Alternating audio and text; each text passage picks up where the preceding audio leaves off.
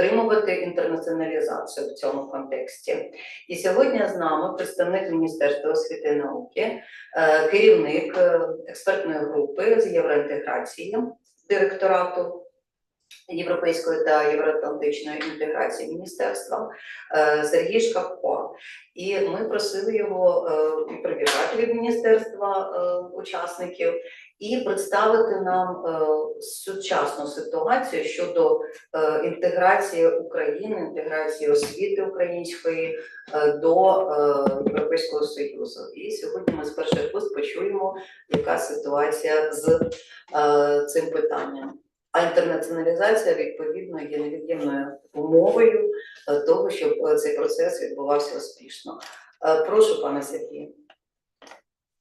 Доброго дня, пані Жанна, пані Світлано, шановні колеги, радий вас всіх бачити після такої невеличкої паузи літньої. Сподіваюсь, всіх була можливість трішки перепочити і набратися сил. І, власне, бачу багато знайомих облич і, власне, не можу не відзначити, що дійсно Національний Еразмус плюс офіс є тим майданчиком, який завжди збирає всіх тих, хто вболіває за вищу освіту, за її інтеграцію в європейський простір вищої освіти. Власне, завдяки своїй щоденній праці робить ті кроки, які є необхідні для того, щоб наші освітяни користувалися всіма тими можливостями, які є відкриті, і, власне, мали можливість саморозвиватися, самовдосконалюватися і, власне, ділитися кращими практиками з європейськими партнерами. Власне, від імені Міністерства освіти хочу вас всіх привітати, побажати дійсно сьогодні плідних дискусій. Порядок денний досить амбітний, дійсно запрошені висококласні експерти, які також готові поділитися своїми міркуваннями, своїми думками. Власне, сьогоднішній наш рух євроінтеграційним треком, він не зменшується, він тільки поглиблюється, пришвидшується. Всі ми в очікуванні відкриття переговорних кластерів. Власне, за тиждень у нас закривається скринінг останнього кластеру і, власне, далі вже буде м'яч на полі Європейського Союзу. Всі ми глибоко сподіваємося, що ті певні труднощі, які виникають в процесі переговорів, через певні причини вони будуть усунуті, і ми, власне, зможемо перейти до того етапу, який, власне, є вирішальний етапу переговорів, і, власне, спробуємо провести його максимально якісно з врахуванням наших національних інтересів для того, щоб ми стали членом Європейського Союзу в максимально вигідній позиції. Власне, хотів би також кілька слів, невеличку таку презентацію зробити, власне, того, що пані Світлана озвучила, власне, певних ініціатив і нашого бажання щодо зміни статусу України в програмі Еразмус. Власне, після проведення білатеральної зустрічі в квітні цього року в Брюсселі українська сторона подала запит на прискорену інтеграцію. Власне, участь в програмі Еразмус – це є один з інструментів. І, власне, в скринінговому звіті, який ми отримали в липні, цей наш запит був задоволений. І, власне, в серпні ми отримали певні сигнали від європейської сторони щодо можливості і необхідності здійснення вже конкретних кроків. Тому, з вашого дозволу, я коротенько окреслю те, що, власне, що ми маємо зараз і, власне, що нам потрібно зробити, щоб університети розуміли, який масштаб роботи нас очікує. А він дійсно великий, але я переконаний, що ми з цим справимося, тому що, власне, українці завжди дивують, завжди вміють показувати себе з найбільш неймовірної сторони. Тому, з вашого дозволу, я перейду на англійську, тому що буде мені так легше. If we speak about Ukraine's full association to Erasmus Plus program, we should note that we had the complex program, the complex roadmap to be implemented in the nearest 2-3 years. So if we speak about the results of current Erasmus Plus program since 2021 till 2027, also our Ukrainian actors and stakeholders are very active, and from 2015 to 2024, 95 Erasmus Plus CBHA projects involving Ukraine were funded to support higher education reforms. And also Ukraine is one of top 3 countries by the number of partners involved in projects, with nearly 40 calls for proposals available for Ukrainian entities. Moreover, Erasmus Plus program has played a crucial role in supporting Ukrainian students, teachers and institutions in wartime by establishing the Erasmus Plus Solidarity with Ukraine initiative through mobility opportunities, educational resources and cooperation projects. Since the full-scale invasion in 2022, Erasmus Plus has helped to print over 1.5 million textbooks, ensuring that Ukrainian children have access to essential learning materials in their native language. Since 2022, 33 Ukrainians participated in Erasmus Plus mobility, allowing them to continue their education. Also, 100 million euro were reallocated to support projects promoting educational activities and integration of Ukrainians fleeing the war.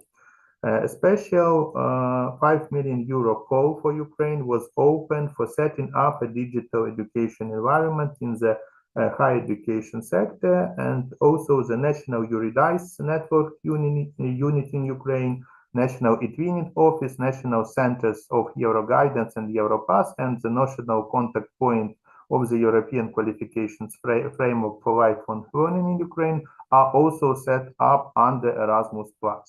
Moreover, the 5th package of sanctions against the Russian Federation adopted in April 2022 implies prohibition on the provision of support, including financing and financial assistance under EU programs, including Erasmus+, to any Russian publicly owned or controlled entities.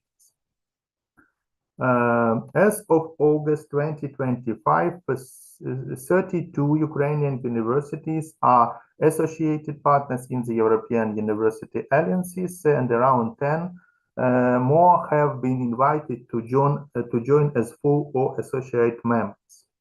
Having successful results in Erasmus Plus in 2014-2020 and since 2021, as a non-associated country, Ukraine is interested to upgrade its status in the program to be fully integrated in all of the activities available for the member states, like mobility of pupils and staff in school education, mobility of staff in adult education, and also Erasmus teacher academies.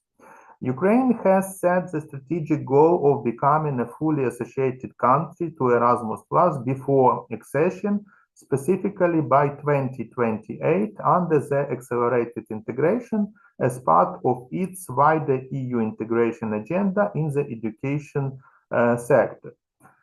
These aspirations were reaffirmed by the EU, as stated in Chapter 26 Screening Report and confirmed during the URC 2025 in Rome on behalf of Roxana Minzatu, the Executive Vice President for Social Rights and Skills, Quality Jobs and Preparedness of the European Commission.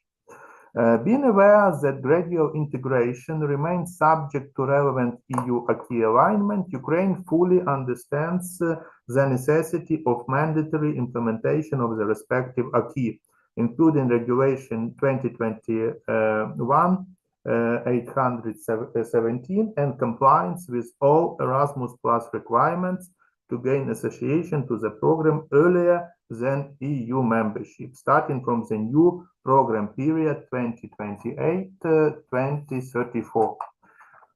To demonstrate strong commitments to move toward Erasmus Plus full association, a dedicated roadmap will be developed by the Ministry of Education and Science and Ministry of Youth and Sports and adopted by the government by the end of 2025.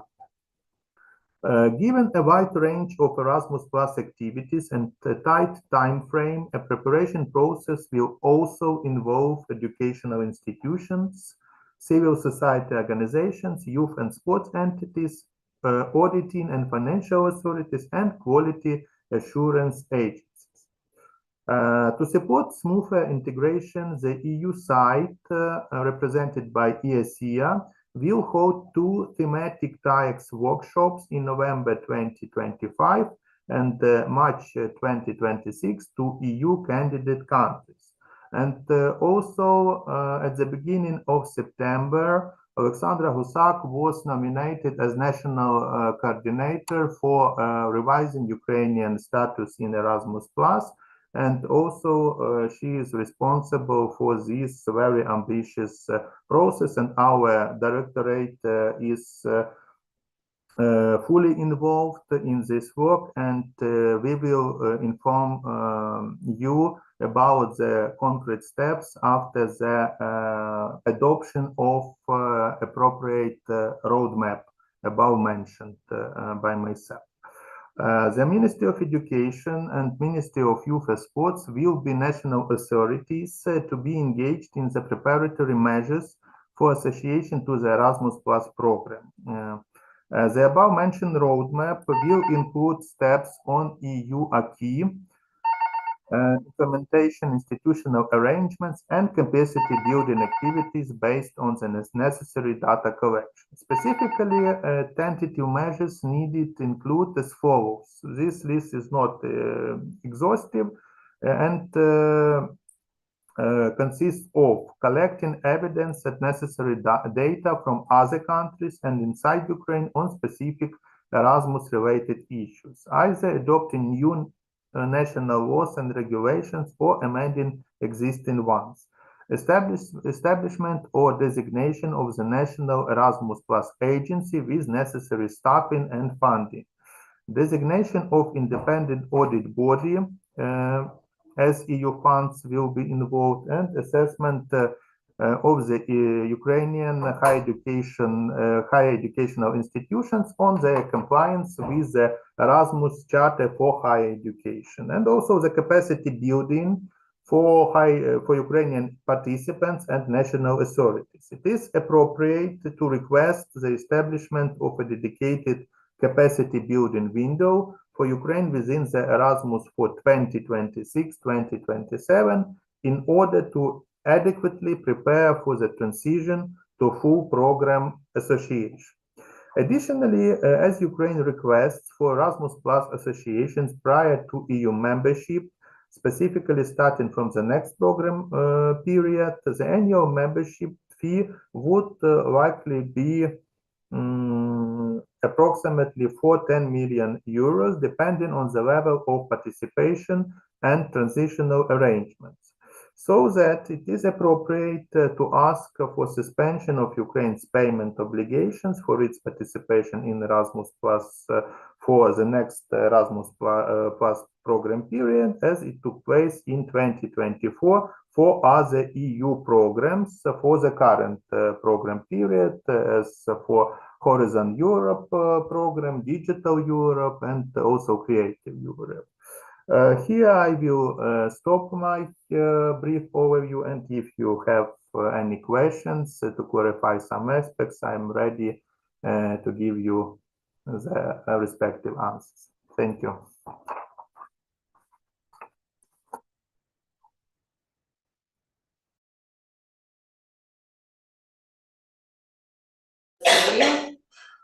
Що ввели нас в курс справ, тому що ну, не вся спільнота освітянська знає, що так динамічно рухається Україна не тільки до членства в Європейському Союзі, а і в тому, щоб стати асоційованим членом вже програми Еразмус+. І тут є свої плюси і мінуси, але це невідворотньо. Навіть якби ми не хотіли, то європейська інтеграція нас змушує прискорити наш рух. І дякуємо міністерству, ми знаємо, скільки роботи виконується. І розраховуйте на нашу підтримку, сподіваюся, всі присутні представники університетів, наукових установ готові також сприяти цьому руху і готуватися до зміни статусу України в програмі Еразмус+. І ми знаємо, що на різних рівнях відбуваються перемовини щодо цих питань, починаючи з парламенту і закінчуючи навіть різними установами, які відносяться до сфери освіти загалом. Бо це буде програма відкрита не тільки повністю для вищої освіти, а і для школи, для професійно-технічної, професійної освіти, для фахової передвищої. І готовність цих заходів також має бути відповідною. Шановні колеги, поки я тримала спіч, чи є у вас питання до пана Сергія? Будь ласка, що би ви хотіли уточнити у Міністерства освіти і науки? Якщо можна спочатку представництву надати слово, бо там зустріч наступна. Пане Сергію, ви зможете з нами ще побути, тому що до нас приєдналась представництва Європейського Союзу в Україні, пані Катерина Духнич, керівниця напряму освіти, і було дуже важливо почути від представництва Європейського Союзу в Україні позицію щодо загалом євроінтеграції України і освіти, і, можливо, і щодо статусу програми Еразмус+. Прошу, пані Катерина. Добрий день. Ви наділили мене тепер такою великою важливістю, насправді, що мені тепер всі на мене тепер дивляться, що я маю розказати якісь інсайти. Насправді, я хотіла би привітати вас всіх на сьогоднішньому круглому столі. І я думаю, що це не секрет для всіх нас, що інтернаціоналізація та дослідження, вони є ключовими чинниками модернізації у зміцненні стійкості системи вищої освіти України. І, звісно ж, особливо в контексті євроінтеграції. Повна асоціація України до програми Еразмус+ відкриває нові можливості, в принципі, не тільки в плані мобільності, так, а й в плані інституційного розвитку та і інновацій. Звісно ж, я хотіла сказати, що ми дуже цінуємо роботу Національного Еразмус+ офісу і усіх партнерів, які працюють над реформами вищої освіти тут в Україні. І що? Я бажаю вам плідних дискусій і натхненних результатів сьогодні, тому що, в принципі, ви є тими людьми, представниками якраз таки тої частини, яка займається реформами в вищій освіті в Україні. Тому мене наділили важливістю, а я цю важливість передаю на ваші плечі. Тому що, по суті, скільки б я не говорила, роботу і, по суті, реформи рухають люди, які присутні сьогодні в цій залі. Тому дякую.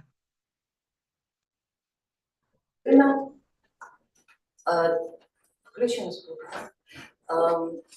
Ми тут хочемо підкреслити також тісну співпрацю Національного Еразмус+ офісу з представництвом Європейського Союзу в Україні, тому що представництво відповідає за багато питань, які стосуються програми Еразмус+, і несе цю відповідальність, і допомагає системі освіти і науки, загалом системам, навіть можна сказати, в Україні інтернаціоналізуватися. Сприяє цьому через різні проєкти, різні заходи. Дуже дякуємо, що це відбувається, і сподіваємося на подальше плідне співробітництво разом з спільнотою освітянською. Дякуємо, пані Катерина, що приєдналися до нас. І ще раз підкреслили те, що підтримка незмінна від представників Євросоюзу в Україні до системи освіти, щодо системи освіти і реформування відбувається. Дякуємо. Шановні колеги, ще раз запитую вас, прошу, якщо є питання до пана Сергія, то можете озвучити. Я бачу рука, пан Едріан.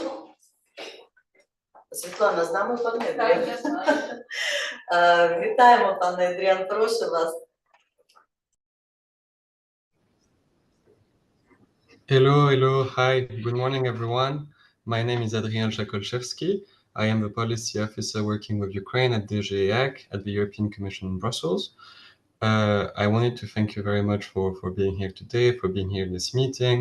In Brussels, I wanted to tell you that we're all greatly admire all the work you do to keep education alive, to keep reform moving forward in Ukraine. It's something that is very, very impressive.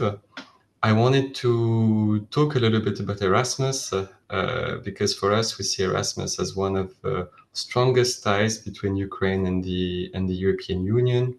As explained very well by Serhi, we saw since 2021, since 2024, since 2014 and even before that Erasmus Plus had very impressive results in Ukraine, with thousands of Ukrainians taking part in exchange projects, with universities being integrating into the European University Alliances. We see also a lot of these capacity building projects that are really changing the quality and the reforms taking place in Ukraine, but also making sure that the knowledge that Ukrainian universities have is also translated into the EU to have this type of, dialogue between the EU and Ukraine on education. And as of this year, our focus is on the next steps for Ukraine, in particular its association to Erasmus Plus, as committed during the URC, during the Ukraine Recovery Conference in July. We are fully on board for Ukraine association to the program. And for us, this is not just a political promise, but it's a concrete commitment for the EU integration of Ukraine. And the work is already underway to make it happen. Association from our side will mean that Ukraine will participate in all the aspects of the program on the same footing as EU member states and other associated countries, which means in practice that Ukraine institution will be able to apply directly for funding in all parts of the program, not only in the international dimension as it's currently taking place. So it means that students will have equal access to mobility opportunities, not only in higher education or youth, but also in adult education, in school mobilities, in vocational education and training. Organization for Ukraine will also be full partners in Erasmus Plus projects across all strands, which increase a lot opportunities for collaboration, not only in higher education, not only in vocational education and training, but also in school education and university alliances and such. So for us, this association is something very high stake, and it's really great to hear the work that the ministry is putting in place to make it happen as soon as 2028. Indeed, work is moving forward. It's really great to hear that someone in the ministry has been nominated to join the TAIEXs, and that a lot of thinking is going on regarding the roadmap for association to Erasmus. It really shows a strong political backing to this initiative, and that Ukraine belongs very clearly to Europe, not just in speeches, but also through access to one of our most important program for people, for education, for youth. And in this regard, I also wanted to thank again and to highlight the role of the NEO, of the National Erasmus Plus Office, which has been truly essential in guiding all institutions and participants for the program. And for us in Brussels, the work of the NEO is even more important today as Ukraine prepares for this new chapter. So from my side, again, the Commission is fully committed to making this association a success, and to see this as the beginning of a new phase in our partnership, and one that will bring Ukraine even closer to the European education area. Thank you so much, and I wish you a very successful discussion today.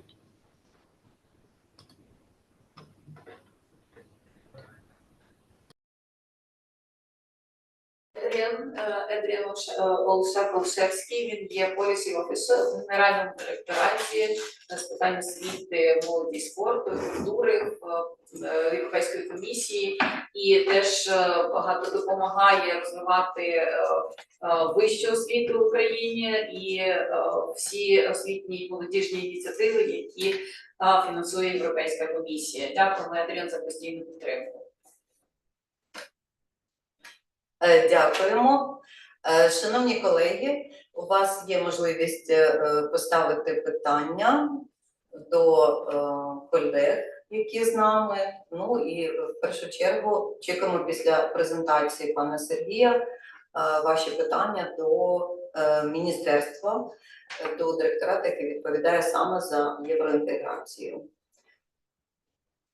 Чи ми сміливо дивимось майбутнє, і питань у нас немає, ми готові. Окей. Я не бачу і онлайн-аудиторія, що піднімала руки. Ну, будемо сподіватися, що якщо питань немає, то освітня спільнота готова до змін статусу і подальших кроків. Побачимо. Дуже дякую, пане Сергію, за можливість почути з перших вуст те, що відбувається зараз, і які плани щодо євроінтеграції і переговорного процесу. Дякуємо ще раз. Шановні колеги, рухаємося далі по програмі. І я хочу запросити до слова пана Володимира Лугового, який є національним експертом з реформування вищої освіти, програми Еразмус в Україні і є першим віце-президентом Національної академії педагогічних наук України. Прошу, пане Володимире, і очікуємо побачити певні настанови, певні перспективи щодо того, яким має бути сучасний університет з точки зору досліджень і освіти, заснованої на дослідженнях. Прошу, пане Володимире. Доброго дня, шановні колеги. У мене дуже складна, але водночас актуальна і невідкладна для розгляду тема. Спробуємо розібратись. Насамперед, методологічний орієнтир моєї презентації – це поєднання емпірії і теорії, чим ми зараз володіємо. Для України важливо не лише знати приклади успішного розвитку вищої освіти в Європі, світі, що безумовно потрібно, а й при цьому системно розуміти і враховувати об'єктивні процеси, що закономірно відбуваються в університетській сфері, незалежно від наших суб'єктивних уподобань і намірів. Тож, логічно і фактично ми це констатуємо, університети є імпактами і індикаторами розвитку.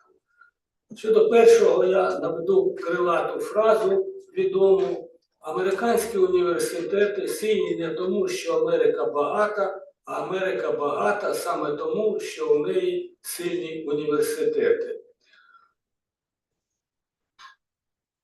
Щодо другого, то у світі, а чи не можна отут прибрати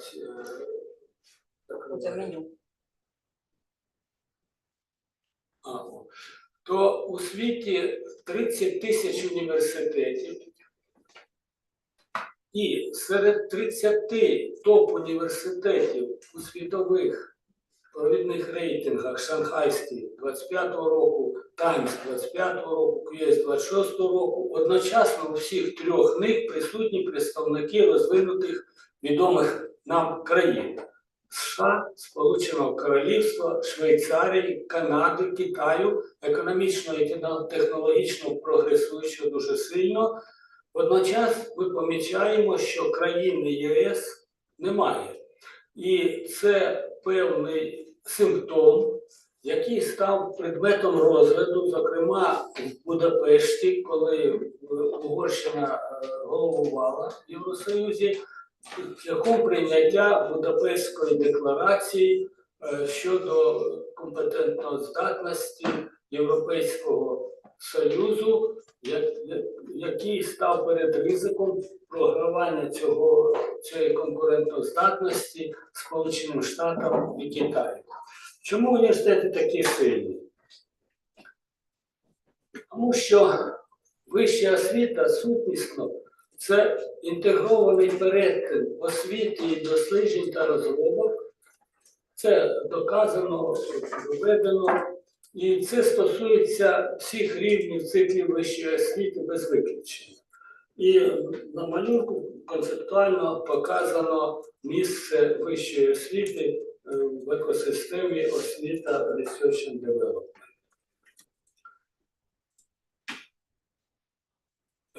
Звідси місія університету як такий головний системоутворювальний чинник і орієнтир для розвитку, можна таку місію визначити таким чином. Для університету надавати вищу освіту, базовану на дослідженнях, інноваціях, творчості. Тут зазначені ключові слова. Щодо топ-університету, надавати вищу освіту найвищої складності, базовану на передових інтенсивних дослідженнях, інноваціях, творчості. Чому такий акцент на дослідженнях і розробках, інноваціях? Тому що саме дослідження і розробки, інновації, вони в сукупності передбачають, формують і реалізують наше майбутнє. А університети – локомотиви розвитку людства. Хочу зазначити, що ці місії задовольняють критерію істинності місії, тобто однозначному розпізнанню за нею, утворення якого вона стосується. В даному разі, що це саме університет або топ-університет, а не щось інше. Ну, наприклад, часто формулюють дуже пафосно місія служити суспільству, громаді, людям. Але не зрозуміло, якої організації ця місія стосується. А місія – це родове призначення. Це може стосуватись дитячого садка, школи, там, районної бібліотеки, кіностудії і так далі. Але важко пізнати там університет. Правильна, істинна місія в університеті закладає апріорну інтеграцію, як ми бачимо, в них освітньої, дослідницької, інноваційної діяльності, а також іманентну дуальність науково-педагогічної діяльності. Певна тавтологія, вища освіта, яка вже є інтегрованим перетином освіти і досліджень, базована на дослідженнях, інноваціях, лише підкреслює принципову значимість research and development для вищої освіти. Закон України про вищу освіту, інноваційний закон 2014 року, вже з багатьма поправками, водночас, відповідно до статті 28, зобов'язує проводити наукові дослідження усі заклади вищої освіти. Також цей закон зобов'язує науково-педагогічних працівників здійснювати наукову діяльність і підвищувати наукову кваліфікацію. Чому така увага до науково-педагогічних працівників? Тому що науково-педагогічні працівники – головний суб'єкт досліджень і розробок в університеті. Не researchers, а саме науково-педагогічні працівники. І приклади США і Китаю, які найбільше вкладають дослідження і розробки у світі. В принципі, у світі фінансування Research and Development йде переважно в позауніверситетський сектор. І от підтверджують такі приклади. У США Research and Development профінансовані в обсязі майже $1 трильйон. З них лише 109 мільярдів, близько 11% спрямовано університету. У Китаї подібна ситуація, там понад $900 мільярдів, 76 мільярдів, 8% йде в університетах. Але чому університети сильні своїми дослідженнями? Тому що в них є науково-педагогічні працівники. І вища освіта фінансується окремою додатковою статтею, зокрема у США, відповідно відповідному академічному році виділено на вищу освіту близько 700 мільярдів доларів.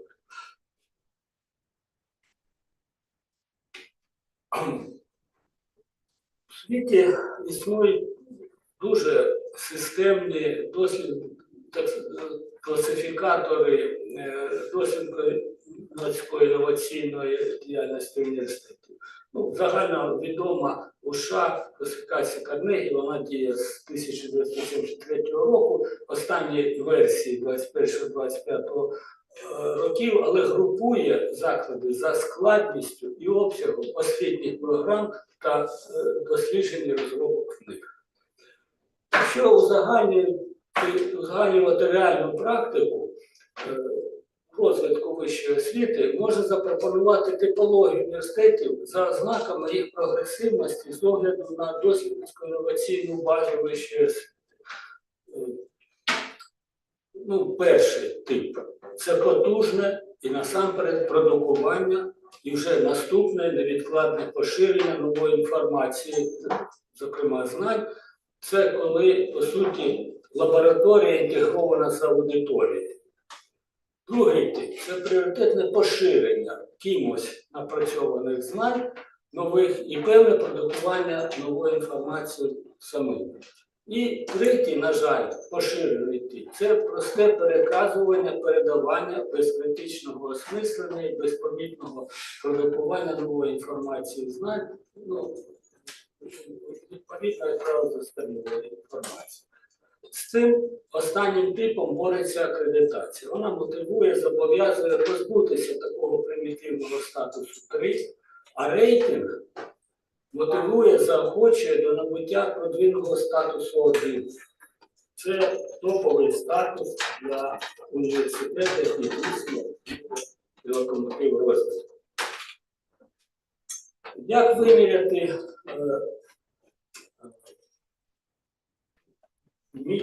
виміряти рівень конкурентоспроможності і здатності впливати на розвиток університету?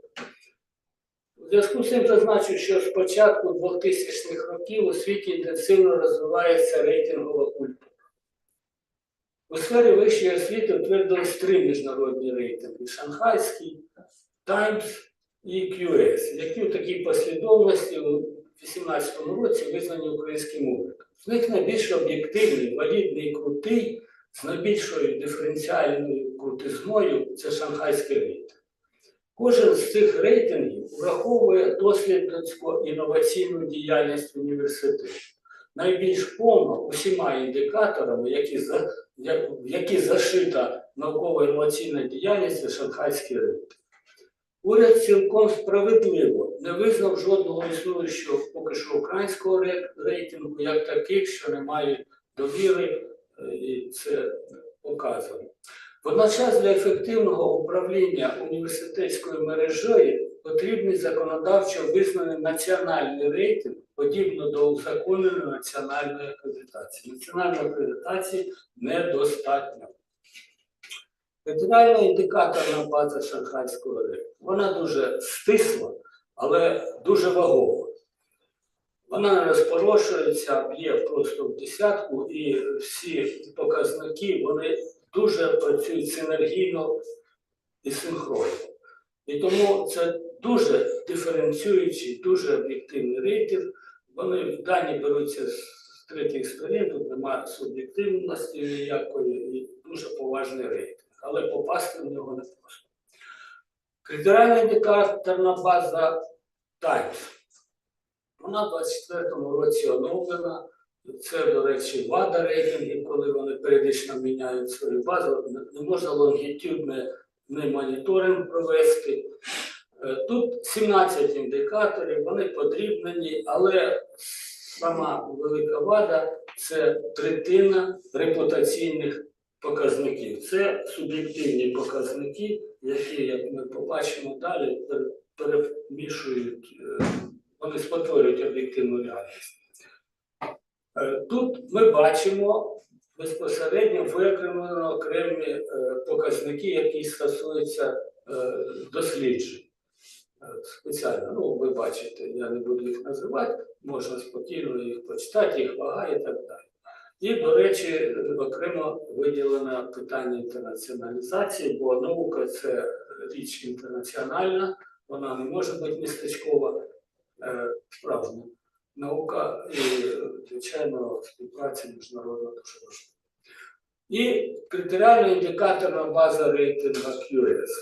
От тут було б краще трохи, 9 показників, нема такої розпорошеності і різновекторності, але тут дуже велика вада, 45% репутаційних показників – це показники суб'єктивні, і вони дуже заплутують реальну картину, і рейтингом дуже обережно треба користуватися.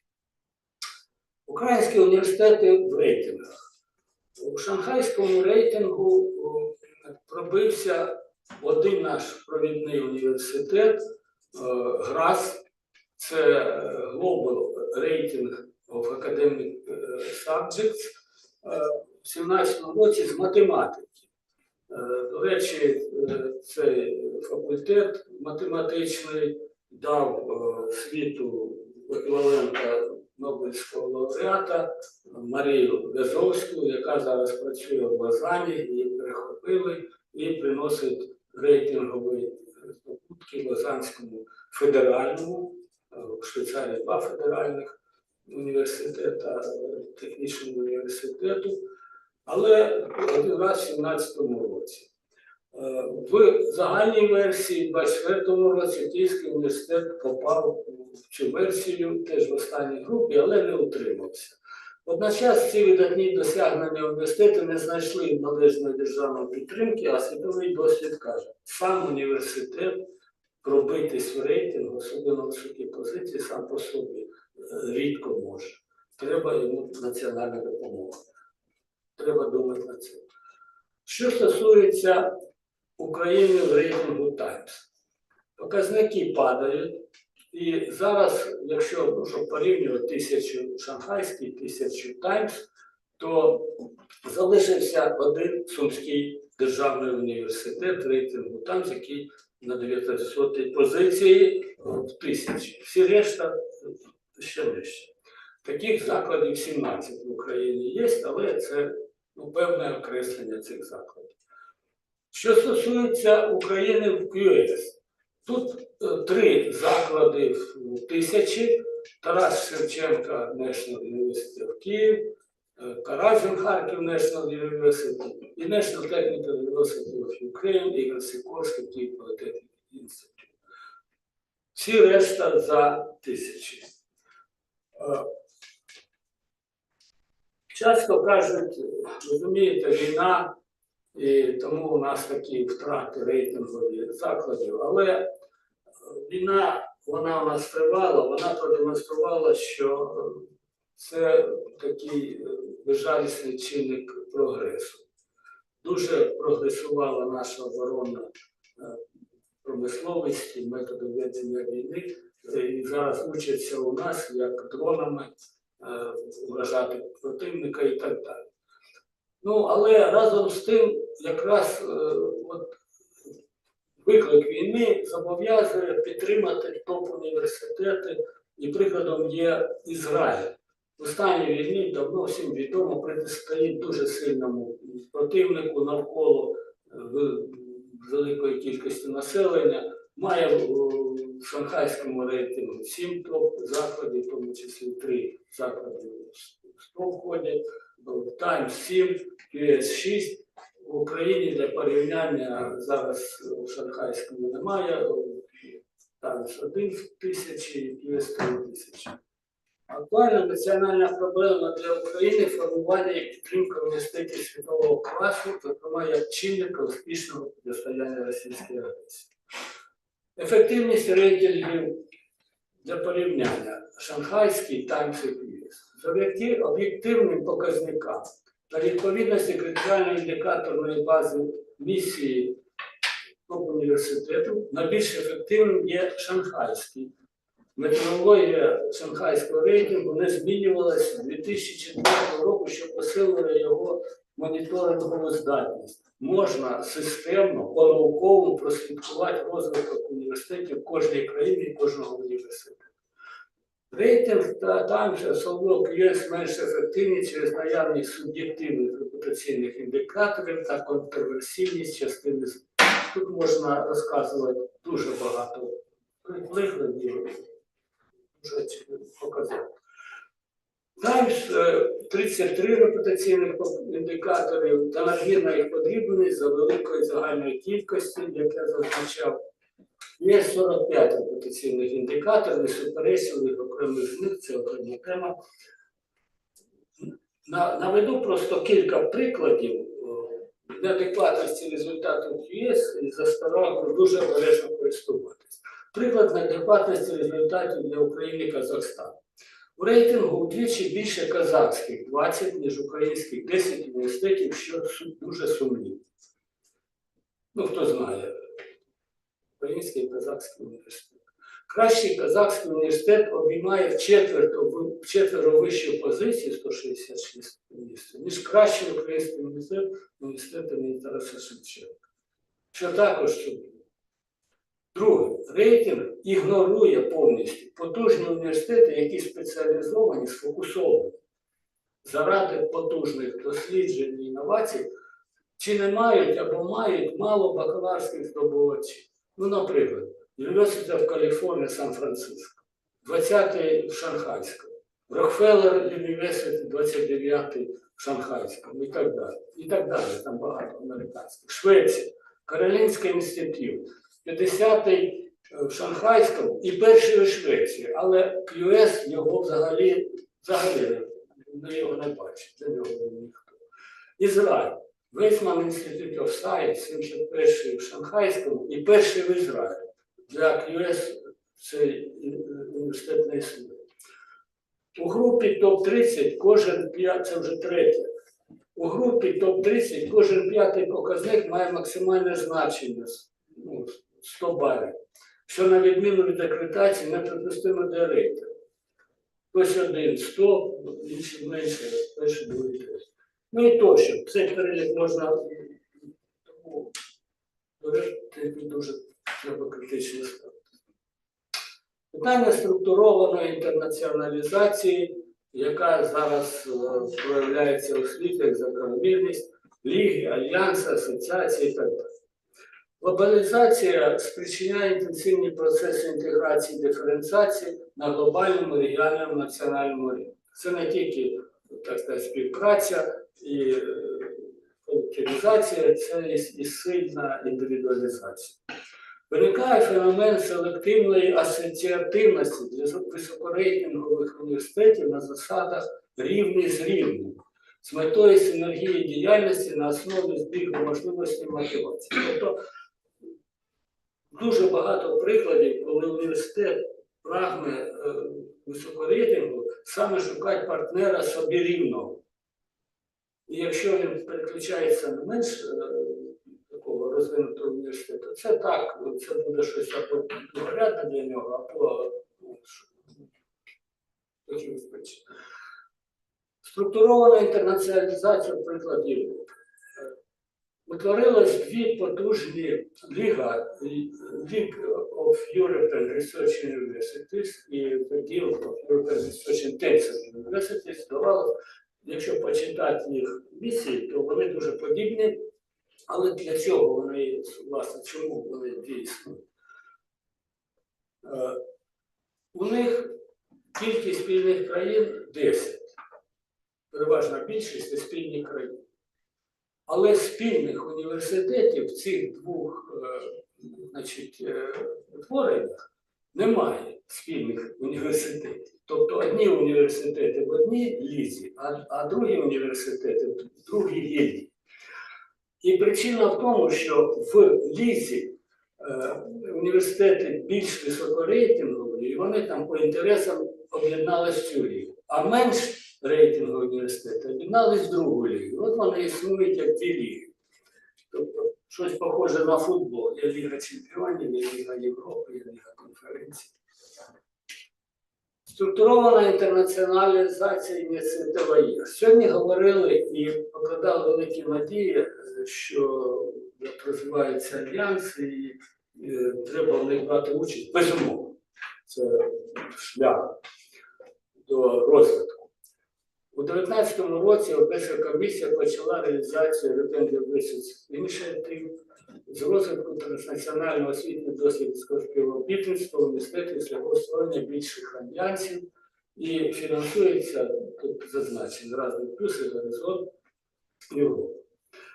Ну і я навожу один приклад, але от навіть в цій книжці, що нам роздали, дуже хороша книжка, тут насправді більше альянсів, але утворений у 2020 році один з перших European Engineering, Learning, Innovation and Science Alliance, в якому асоційованим членом є Київський національний університет імені Шевченка, об'єднаний 10 закладів з 8 країн. Водночас спроможність цих закладів дуже різна.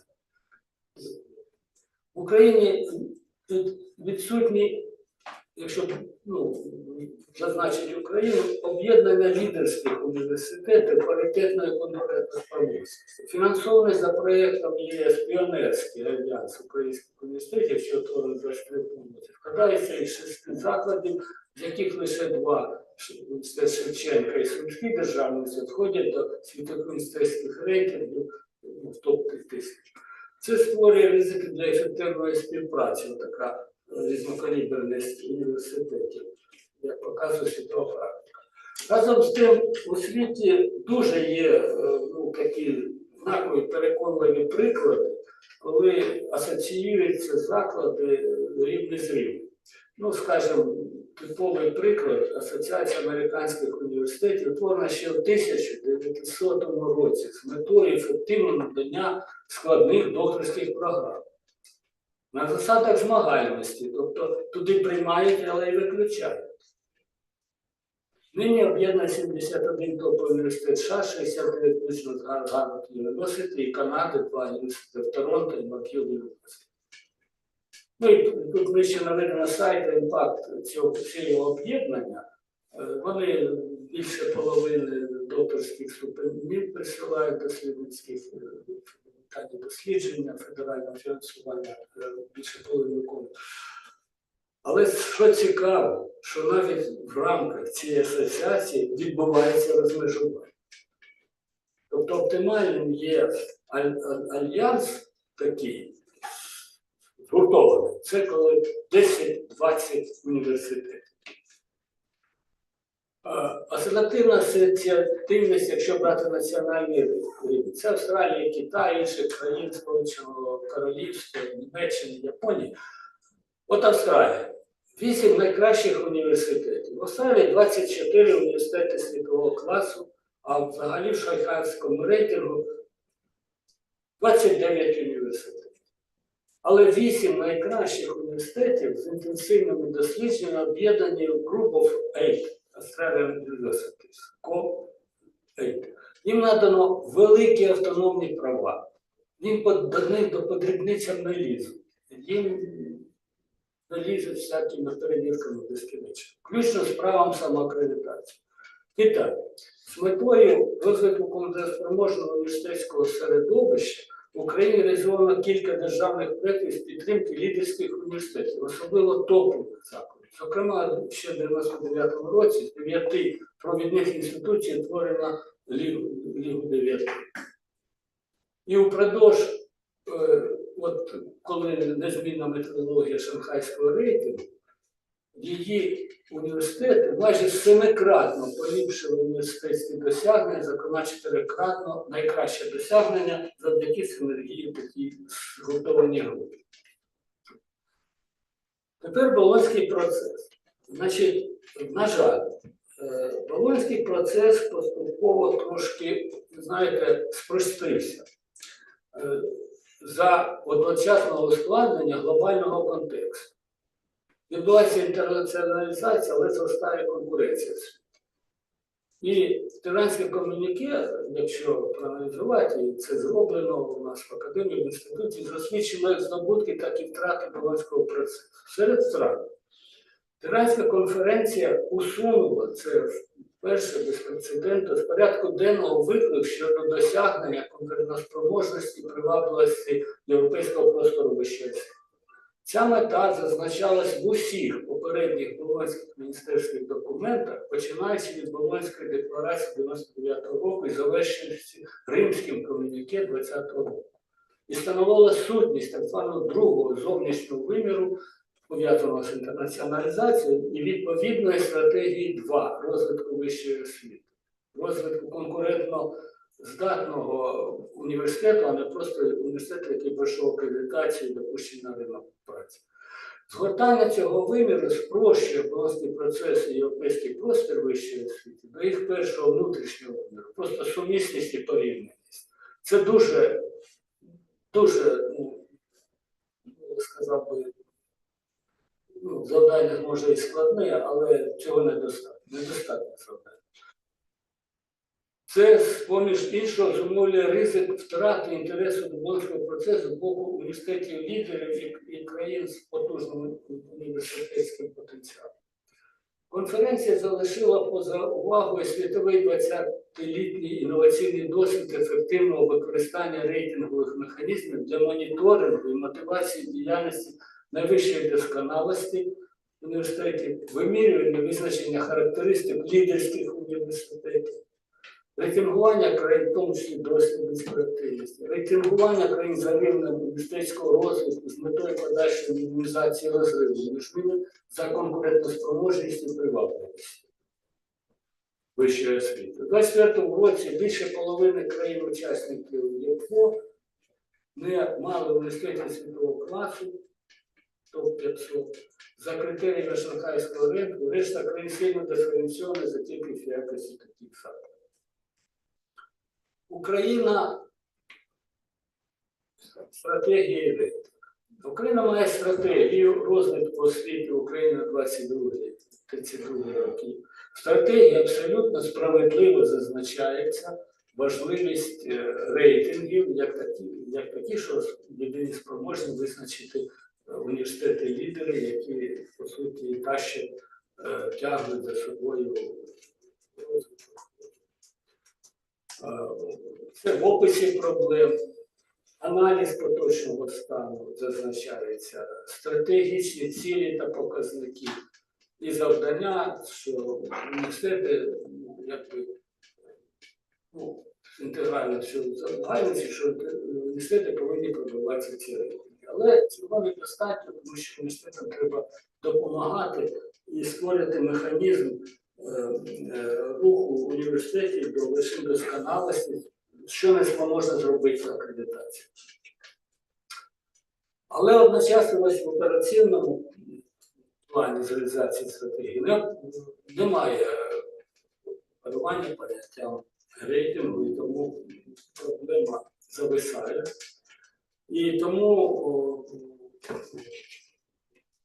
вже на завершення я хочу сказати, що практичні пропозиції, зокрема для операційного плану другого на наступний період, на 25-28 роки, для ефективної побудови ефективної вищої освіти, базованої на дослідженнях і розробках, потрібно законодавче впровадження національного рейтингу закладів вищої освіти, тому що, як ви бачили, в світових рейтингах поки що Україна не представлена достатньо, але національний рейтинг міг бути сходинкою для того, щоб потім шляхом розвитку нарешті сильно заявити себе в міжнародних рейтингах.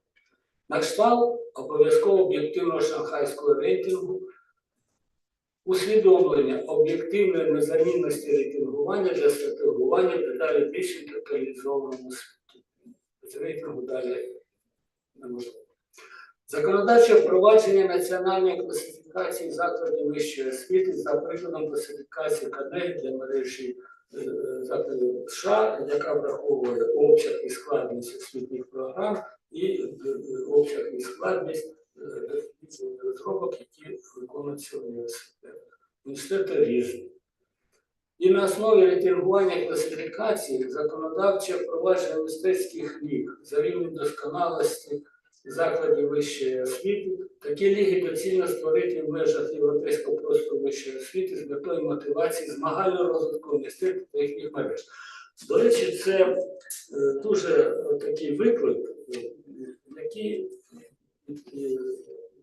проблема, яку треба розв'язати, тому що неможливо діяти за принципом там, один розмір чи один рецепт для всіх. Університети різні. Від, скажімо, в Україні, тут говориться Україну, від Київського університету Шевченка до якогось університету, який десь зареєстрований на одному поверсі якогось приміщення. А закон і нормативка регулює всі. Ну і наостанок, все, що я доповідав, воно це не одноосібні мої дослідження, це дослідження з моїми колегами і партнерами, зокрема Слюсаренко, Талановою, і системно викладені в нашому електронному журналі Інституту вищої освіти, університету і лідерства, який цей журнал заснований за Міжнародним європейським проєктом, і він легкодоступний, і опубліковані актуальні статті, з якими можна познайомитися, детально почитати аргументацію, загальнення, висновки пропозиції. Це направилось чимало. І ще, скажімо, у нас є такий теж цікавий журнал, англомовний, Education Modern Discourses. Він теж електронний, в академії, де можна читати на подібні статті. Ну і паперова публікація. Спілка ректора видавала, але публіковано теж цікаво. Шановні колеги, я дякую за увагу. Всі ми працюємо на перемогу, працюємо на євроінтеграцію України, як сильної університетської держави і в новому статусі, щоб ми були в програмі як асоційовані члени. Дякую за увагу. Дякую, пане Володимире. Шановні колеги, у вас є можливість, у нас трохи менше 10 хвилин на те, щоб поставити питання або прокоментувати презентацію, яка була зараз представлена. Прошу, чи є питання або коментарі? Ну, давайте я тоді поставлю питання, яке взагалі-то хвилює всіх. Я дивуюся, що у вас немає питань. Вже багато хто проходить атестацію наукової діяльності, і наукові установи, і університети. І там є критерії інтернаціоналізації. І друге є так звана формула фінансування, тобто розподілу державного бюджету, де також включені критерії інтернаціоналізації. І взагалі все це, звісно, пов'язано з викликом, який спричинено кількома факторами, в першу чергу війною в Україні, це необхідність оптимізації мережі закладів освіти. Тобто не тільки вищої освіти, а взагалі закладів освіти. Що і відбувається? Єдине, що поки що використовуються ті критерії, очевидно, які враховані в формулі фінансування і в атестації наукової діяльності. І я хотіла запитати Володимира Іларіоновича, як ви вважаєте, наскільки важливо, щоб критерії, які стосуються інтернаціоналізації, були включені в ці певною мірою рейтинги університетів, і чи потрібно внести ще якісь або вдосконалити, на вашу думку, з того, що ви презентували?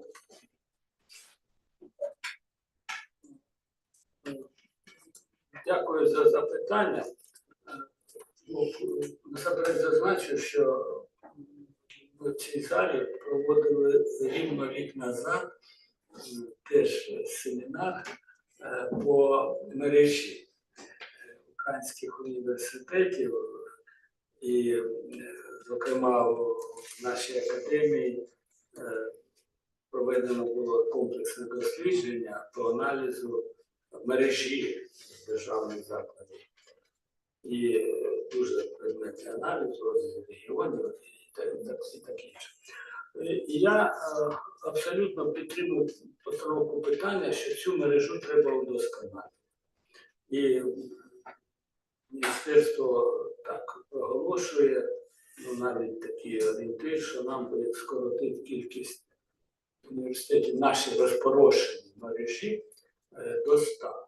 А що таке розпорошеність мережі? І, до речі, слава Богу, вже той університет укрупнили, приєднали. Значить, тому що в одній з наших публікацій в університеті, в журналі університету ЄС, там було зазначено, от університет собі функціонує, у нього кафедра. На кафедрі 5 живих осіб. Кафедра читає дисципліни в 3 галузях знань – з фізики, інженерії і права. Ну, скажіть, будь ласка, цей науково-педагогічний працівник, він буде проводити дослідження, ну, є час, або розуміти, що робиться, якщо сам не може, то хоч розуміти, що робиться в інших провідних університетах з фізики, там, інженерії і права. Ну, наприклад, такі викладачі фізики і інженерії, чи можуть вони розуміти, як в університеті Мельбурна управляють комп'ютером силою думки? Ну, звичайно, ні. Вони навіть і не знають про це. От. Але разом, ну, слава Богу, вже об'єднали. Тобто йде процес, дуже складно процес об'єднання. Але зараз атестація проведена якраз наукової складової університетів. І, до речі, дуже символічно, що коли проводилася атестація вона університетів наукової діяльності, то проводилась за прикладом United Kingdom, там у них є Research Excellence Framework. І ми ще, там, по-моєму, в 2014 році проводили дослідження і рекомендували для перенесення на Україну під методології оцінки досліджень. І зараз ця методологія затверджена Кабміном, вона реалізує. Але символічно, що ми вносили пропозицію розділити університети і наукові установи, не робити загального рейтингового порівняння. Тому що наукові установи фінансуються по одній статті Research and Development, а університети фінансуються по 2 статтях. Це High Education, це науково-педагогічна діяльність, яка передбачає наукову діяльність, плюс Research and Development активно. Тому університети виграшно проводять. Я цілком підтримую, що в процесі такого ранжування наукової діяльності університетів треба використовувати показники міжнародної взаємодії, тому що це показник, ми говорили про альянси, асоціації, того, що вас визнають. Якщо вас в світі визнають, з вами співпрацюють, вас беруть до співпраці, це значить, ви чогось в цьому плані варті. І тому я вважаю, що це повинно бути аксіоматично. І удосконалення мережі треба продовжити, як міністерство планує, що залишити Україну приблизно 100 університетів, але більш потужних.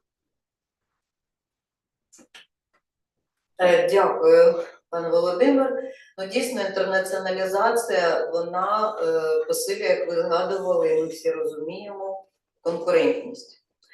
І чим більше ми наближаємося до Європейського Союзу, тим краще треба це розуміти. І зараз вже є тенденції, які демонструють те, що ми втрачаємо абітурієнтів з різних нам зрозумілих причин, які виступають за кордоном в університеті. І це посилиться, ця тенденція надалі.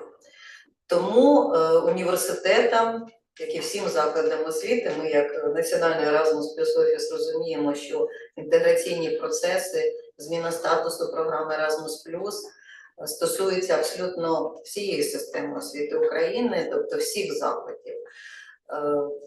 Це буде виклик, щоб конкурувати з іншими університетами. Ну, сподіваємося, що все ж таки ми зможемо це завдяки системній політиці України щодо оптимізації, вдосконалення мережі закладів освіти. І дійсно критерії інтернаціоналізації також демонструють дійсно якість освіти, заснованої на дослідженнях. Тобто університет проводить дослідження і імплементує в освітній процес ці результати. Це наша мета з вами. Я всім дуже дякую. Наша перша частина завершена. Зараз невеличка перерва, 15 хвилин. Після цього ми почуємо виступ нашого експерта, європейського експерта, представника одного з топових університетів Європи, Маастрихтського університету. І пан Ян є експертом саме з інтернаціоналізації. І я впевнена, що вам буде дуже цікаво, я вже бачила цю презентацію, буде дуже цікаво послухати, побачити, що відбувається в європейських університетах, в просторі освітньому, і які рекомендації озвучить наш шановний експерт. Дякую. І так, в 11:30 ми з вами повертаємося і продовжуємо нашу роботу. Дякую. До зустрічі за 15 хвилин.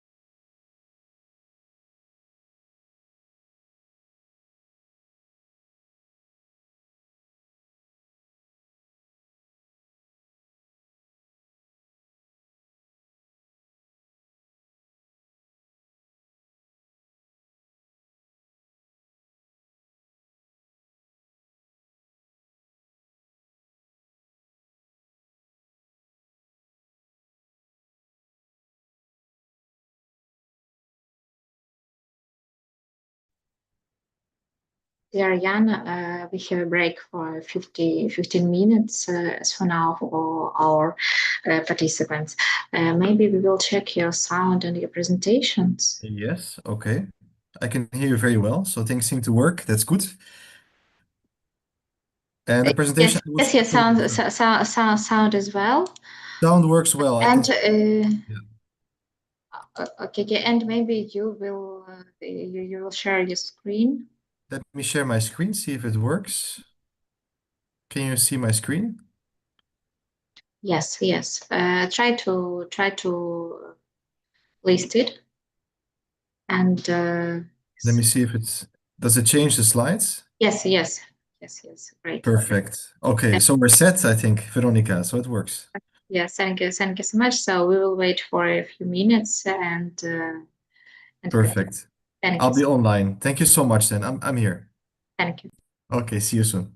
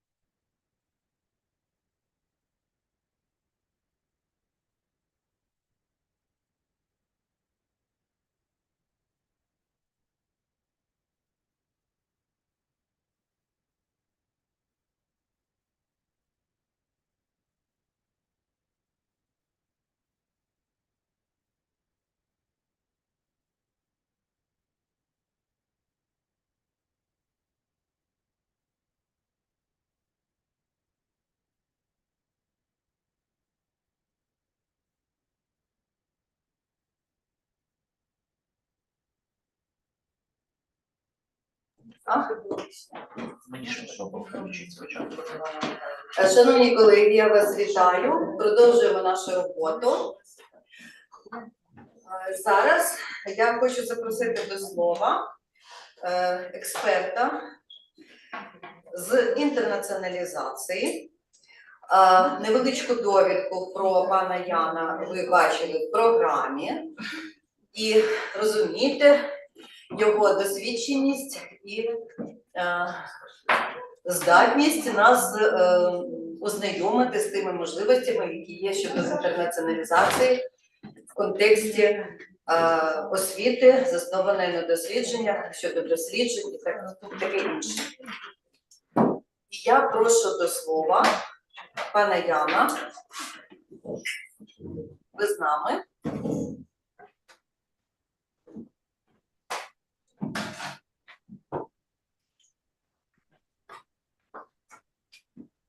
Вероніка.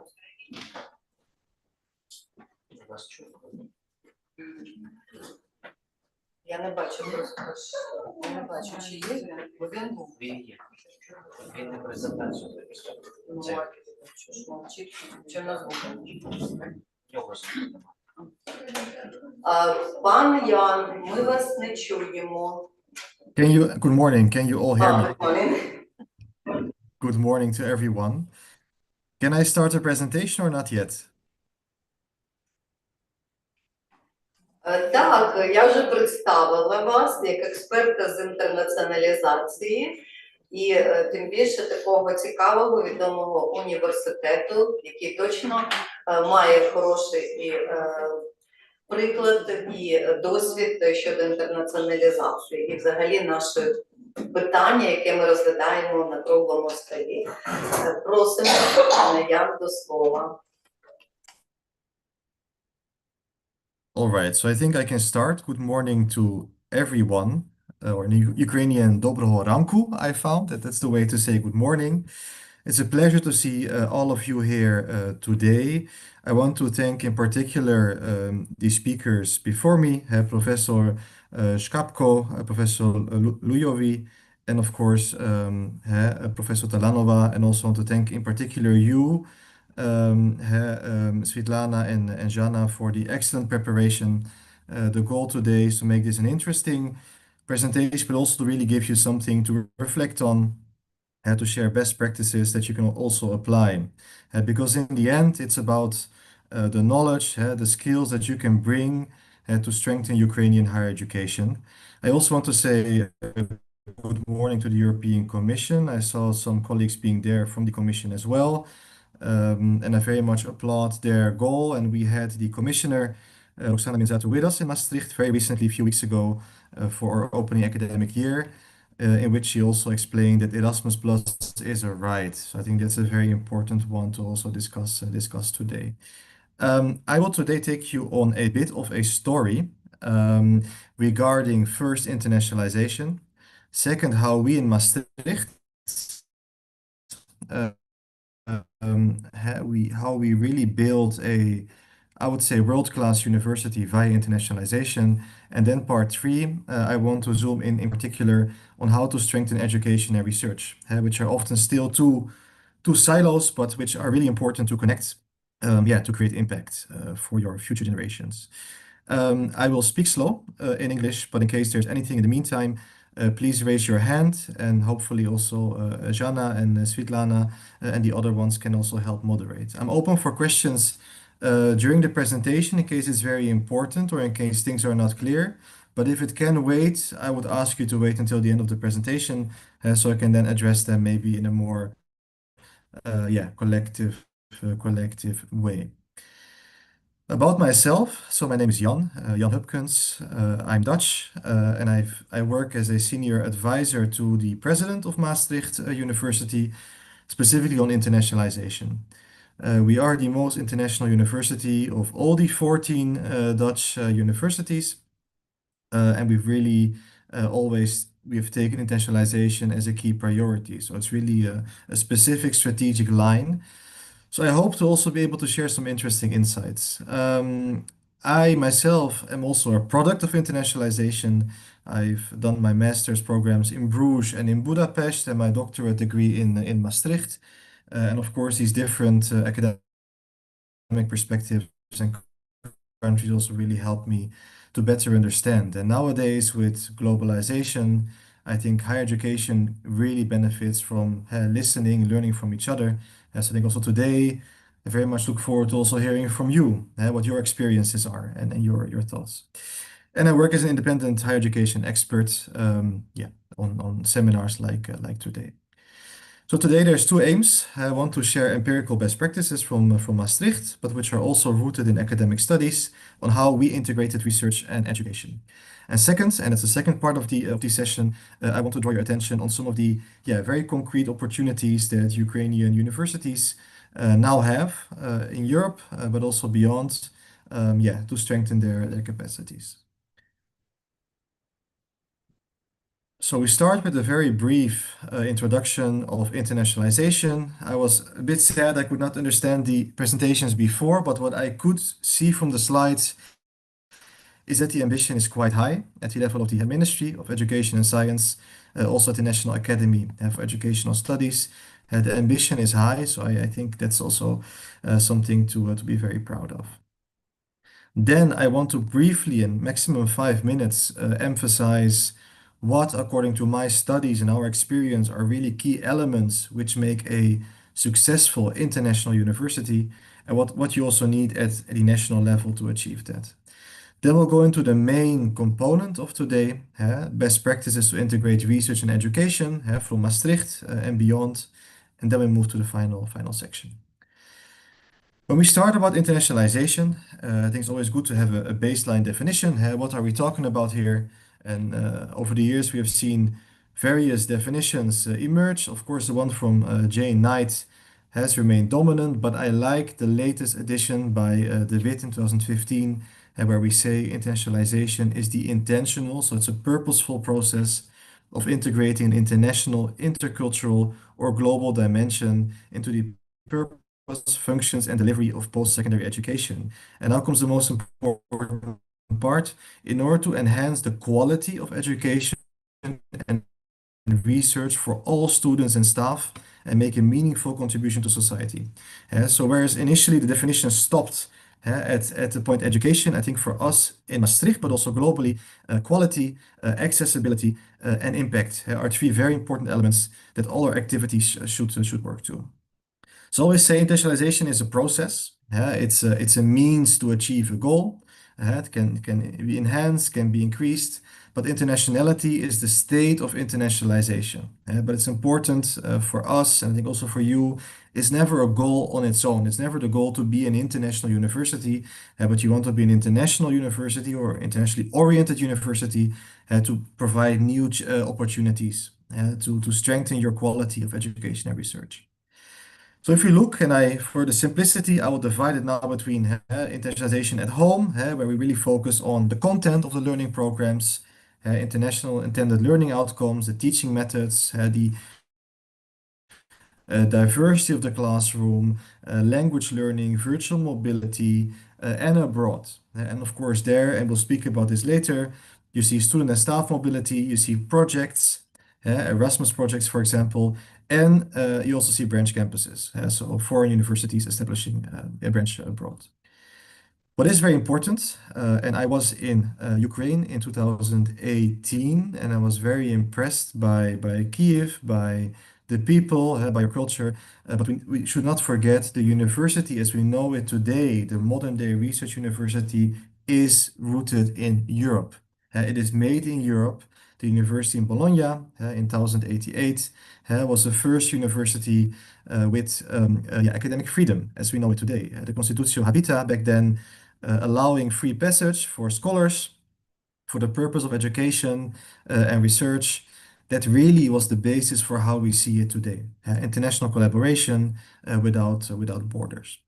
Of course, we then see that nowadays, especially after the Cold War, the increase of global trade, English as a medium of instruction, technological advancement, that our world is becoming a global village, and we know how to find each other more and more. But I want to just stress that we are in Europe, we speak about the European higher education area, European research area, but our history is a very long one and a very important one. Very briefly, and I think you're all familiar with this in your own strategies, but why internationalization is important for us, it's of course a means to enhance the quality and competitiveness. We improve the learning outcomes, we can attract talented lecturers and students, but we can also compare how we are doing. So the benchmarking, for example, via the Bologna process, but also international quality labels. And Maastricht University is the only Dutch university which has the certificate for quality and internationalization. It's called Sequent. It's a label offered by the European Accreditation Agency that really helps you. You have site visits. You have to really prove that the quality is very strong.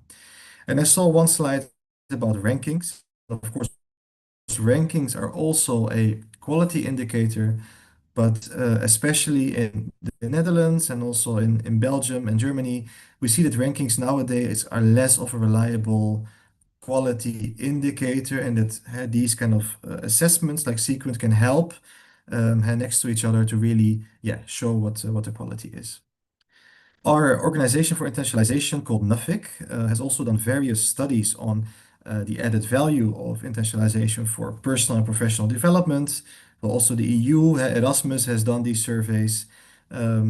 What we also see as very important is the labor market is changing. And you see many professions that are here today might be different tomorrow. It requires new skills. And internationalization can, of course, also help to partner with universities which are maybe further in certain fields than you are or than we are, and to bring additional opportunities. Point 3, and Maastricht University was a university which was launched after the closure of the coal mines. So the region Limburg, where our university is located, used to be one of the richest areas in the country, but then the coal mining industry collapsed and the whole region was thrown into poverty, very big socioeconomic challenges. And the university was launched in 1976 to really bring that change. And via internationalization, attracting talent, attracting international companies, creating employment, we really contribute to regional and national development. So I would say that internationalization also has a very important task in reskilling or upskilling the population and bringing research to society, and so valorization. And finally, of course, in the world of global politics, higher education is also important in terms of science diplomacy to strengthen collaboration and profiling of the reputation of the country. I like this categorization of different areas of internationalization. So internationalization in and of policy, involvement of staff in international activities, an international curriculum. And today we will mostly zoom in on building that international curriculum with a strong research component. Then, of course, study opportunities, the integration of international students and staff. And 6, of course, also co-curricular units and activities. If we move to part 2, which I think is quite relevant, is some elements that studies, but also our own experience in Maastricht, and we do networks that show what are key defining elements of an international university. And in the end, a lot also depends, of course, on leadership, an inspirational long vision, leaders who can take the academic community along, hold on to that target, and remain persistent. And I had a look at some of the strategies of your universities, Taras Shevchenko University and the West Ukraine University, who are already building that, who are building that long-term vision, and really set it as a priority. Second, a welcoming international environment for all. So you also building the professional services within the university, both for students and staff, to also make it attractive, to host people, whether it's short-term or long-term, but to be an inclusive environment. Third, and that's a bit of a more challenging one, having a strong international reputation. So for example, we see that being a niche institution can often help to profile yourself. Well, in Maastricht, I will speak about this, we have problem-based learning as a very innovative educational method, which is very, very student-centered. And we were the pioneer in Europe. But sometimes an educational approach or niche programs or focus or strong quality assurance profiling can really help to build that reputation. We always say, because we're a young university, we are the youngest university in the Netherlands, reputations change over time. So sometimes it also helps that there's room to improve, to further build that reputation. If you look at the European Commission, for example, we are now one of the main suppliers of graduates for EU institutions in Brussels. So I think that also employability, that can also really help build your reputation. And finally, and for me, actually, the most important one is strategic planning. So setting clear objectives, measuring them, benchmarking where you stand. So continuous reflection, we call it PDCA, plan, do, check, act, but non-stop room for improvement, transparent within the organization. And as a last point, even if you can have a very solid strategy, always keep room for innovations, whether these are managerial, whether these are new initiatives. I will speak a bit about the European University Initiative as well, which we launched in 2018 in Maastricht, but always keep room to launch new big projects, moonshot projects, keep on improving. What we also see as very important is that you should have a strong governance structure for internationalization so that you can plan and can implement the goals that you set across the university. What you often see is that universities have a strong strategic vision, but that implementation then becomes more difficult or lags behind. So in Maastricht, what we did was to, at every faculty, we have 6 faculties, at every faculty you have one portfolio holder as a senior academic in the faculty board, responsible for internationalization, working together with the leadership at the central level to implement all the actions set. For us, that works very well. And I'm always willing, if you are interested in also our governance, to schedule a one-on-one call or a meeting with you to explain that further.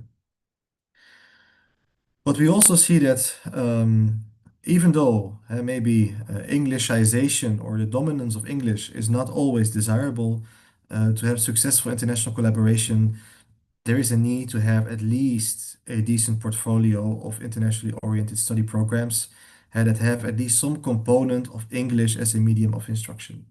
They do not have to be full programs, they can be courses, but there needs to be some alignment there. And teaching staff, of course, also needs to be trained to operate in a more international context, dealing with cultural differences, linguistic differences. A set of pioneers, I call them here education and research stars, but I think every university should have a few visible faces of the internationalization policy that can help bring the message across, gather support.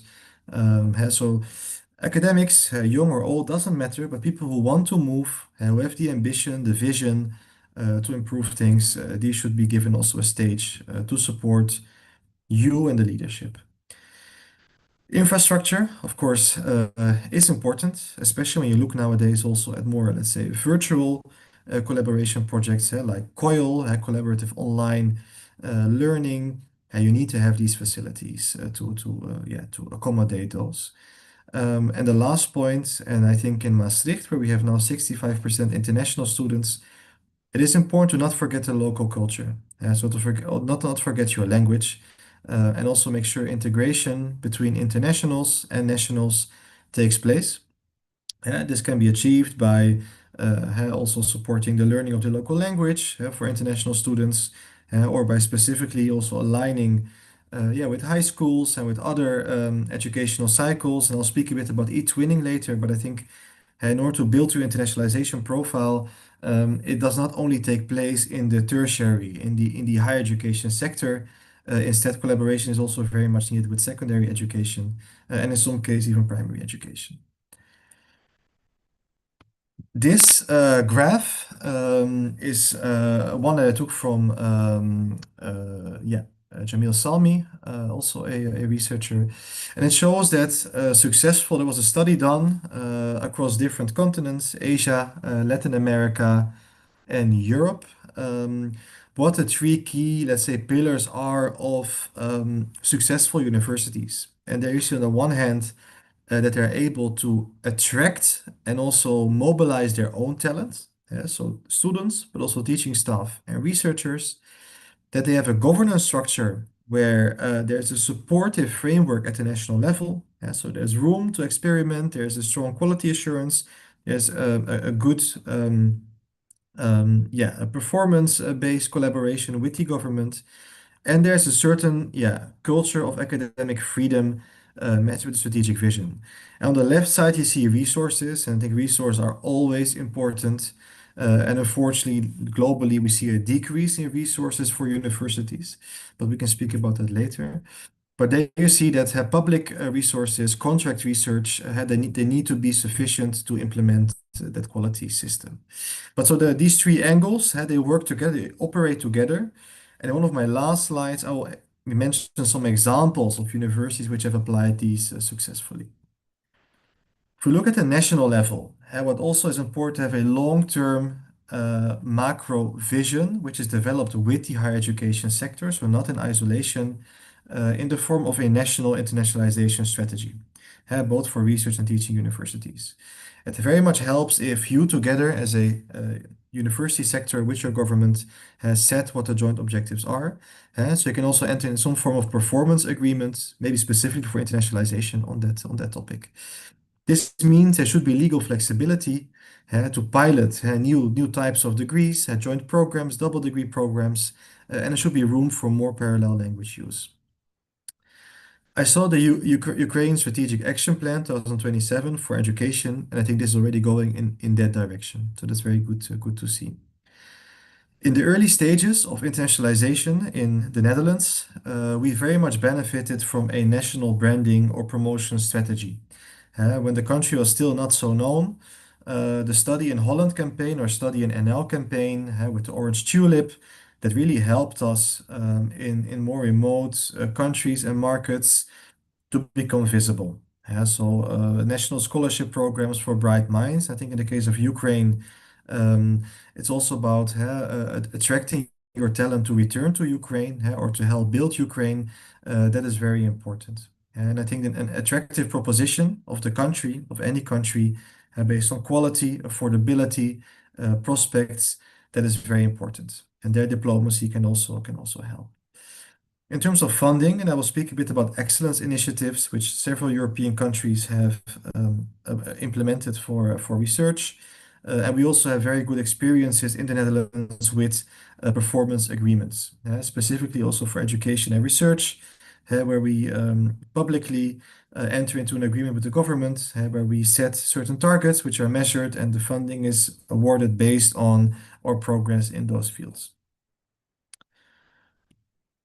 If you look at the countries with the largest proportion of international students, of course, you see many of the Anglophone or English-speaking countries on top, Australia leading the way with 30% international students, followed by the UK. The Netherlands, as you can see, with 20% is also quite a big player for the small country that we are, and Germany and France are following after. The USA now looks smaller with 10%, but it's not about absolute numbers, but about relative numbers, because the country, of course, is much larger. We, however, also see that things are changing. We see restrictions in some top destination countries, and that also means that new destinations are becoming more popular and gaining popularity. And I think when academics, but also students choose a destination country, they look at quality, career prospects, and affordability, and also the opportunity to stay working afterwards, so the post-study work visa. If you look at some case studies of maybe non-traditional countries, there are some with a very strong internationalization strategy. If you look at countries like Japan, want to double the amount of international students in the country, who have a major push to send their students abroad. If you look at Germany and France, a bit closer to us, a bit closer to home, also there we see very, very strong ambitions leading the way. What all these strategies, and I just picked out 4, but I could have also listed 10, but what all these have in common is that they are combining reputation, profiling, more English medium of instruction courses, so more English level education, and strengthening partnerships as well. So I think that's what we see altogether. It's a combination of those three.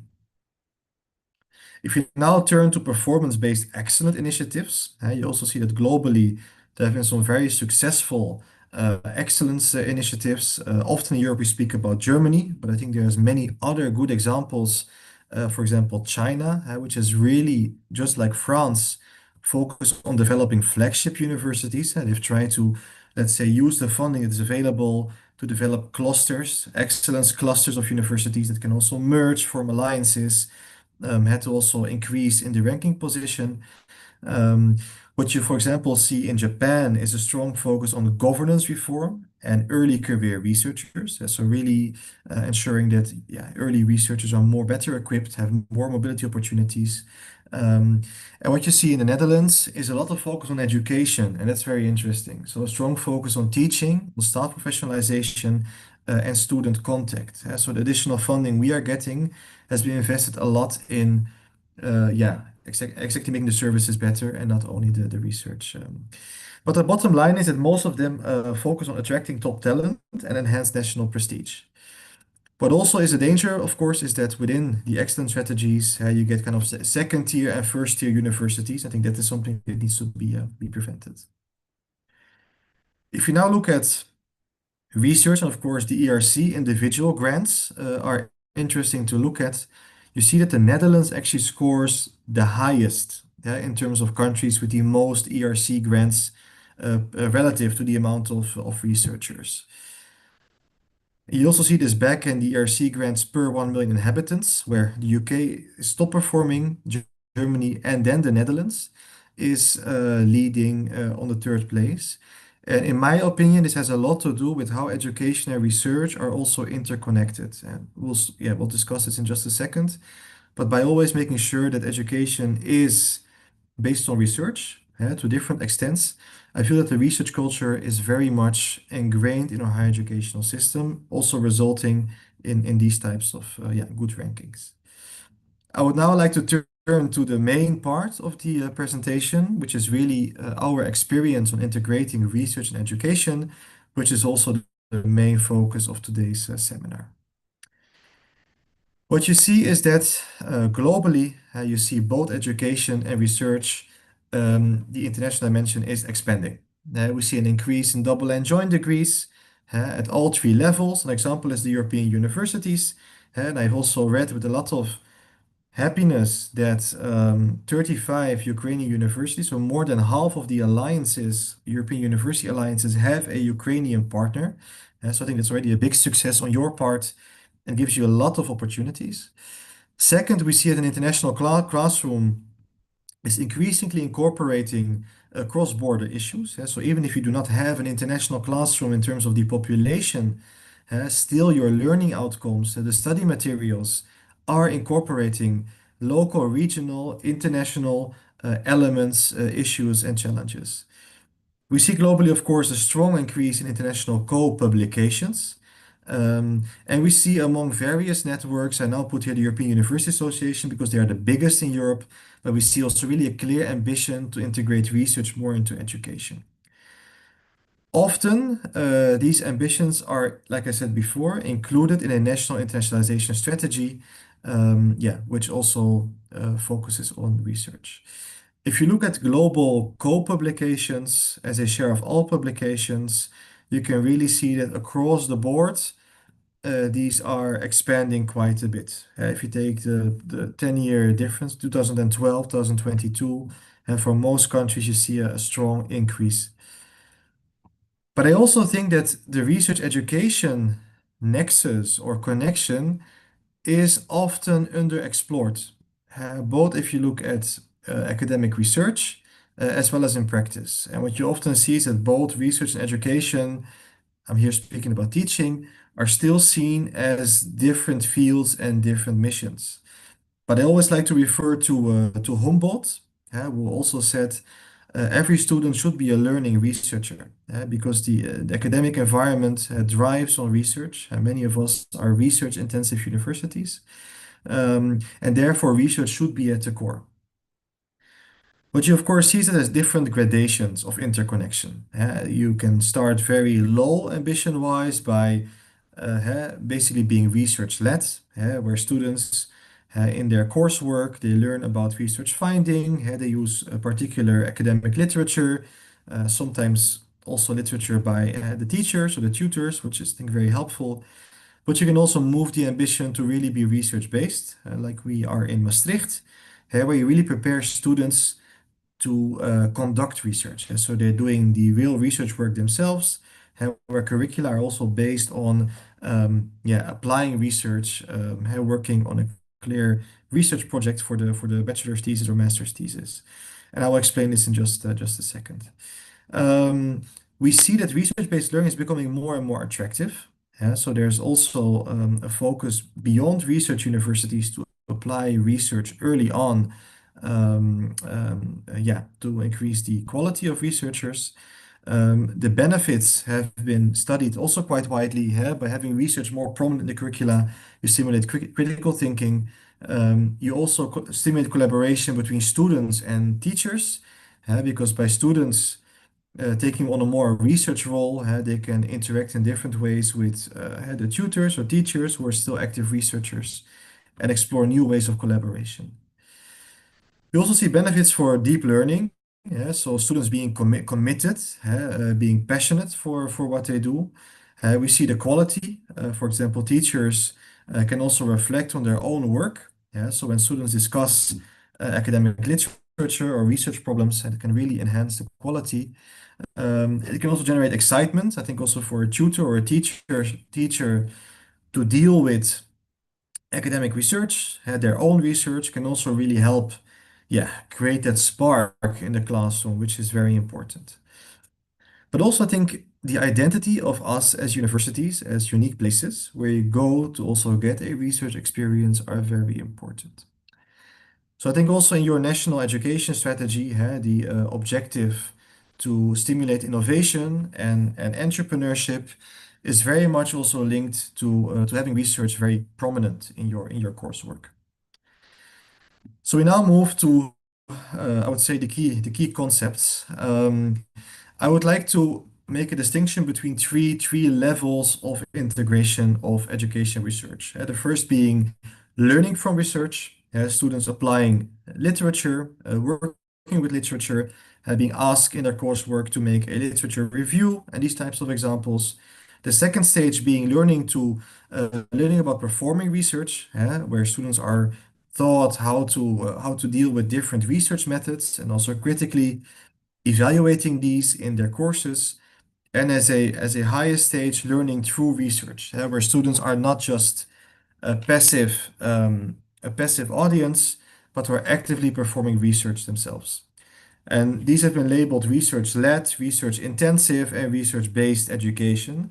Today, I will speak mostly about research-based education, so the highest level of ambition, because that is what we in Maastricht mostly apply. But like I said before, there will be a difference between content and process, and that's very important to remember. I will also share after the presentation with the National Erasmus Plus office also a list of references of important works that you can also check and read upon to get inspired. I like this graph because it really makes the difference between students as audience and students as active participants and producers of research. And I think it's very important to dare make a distinction between content and processes. But I will not go because of time too much into this.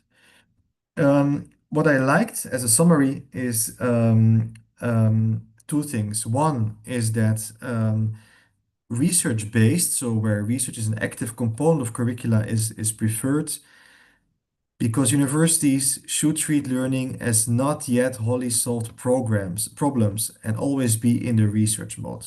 So the curiosity, which is at the basis of academia, makes it we're always in research mode, and students should always be exposed to that. What I said before, the teaching research nexus is a continuum where you can move at different stages. I think university can start step by step and then expand to make it more prominent in their work. And of course, this can take place at different educational units. It can take place in the whole curriculum, on the course level, on the lecture level, even a working group meeting of students. So there's different gradations. I included some examples here from Dutch universities. For example, University of Leiden.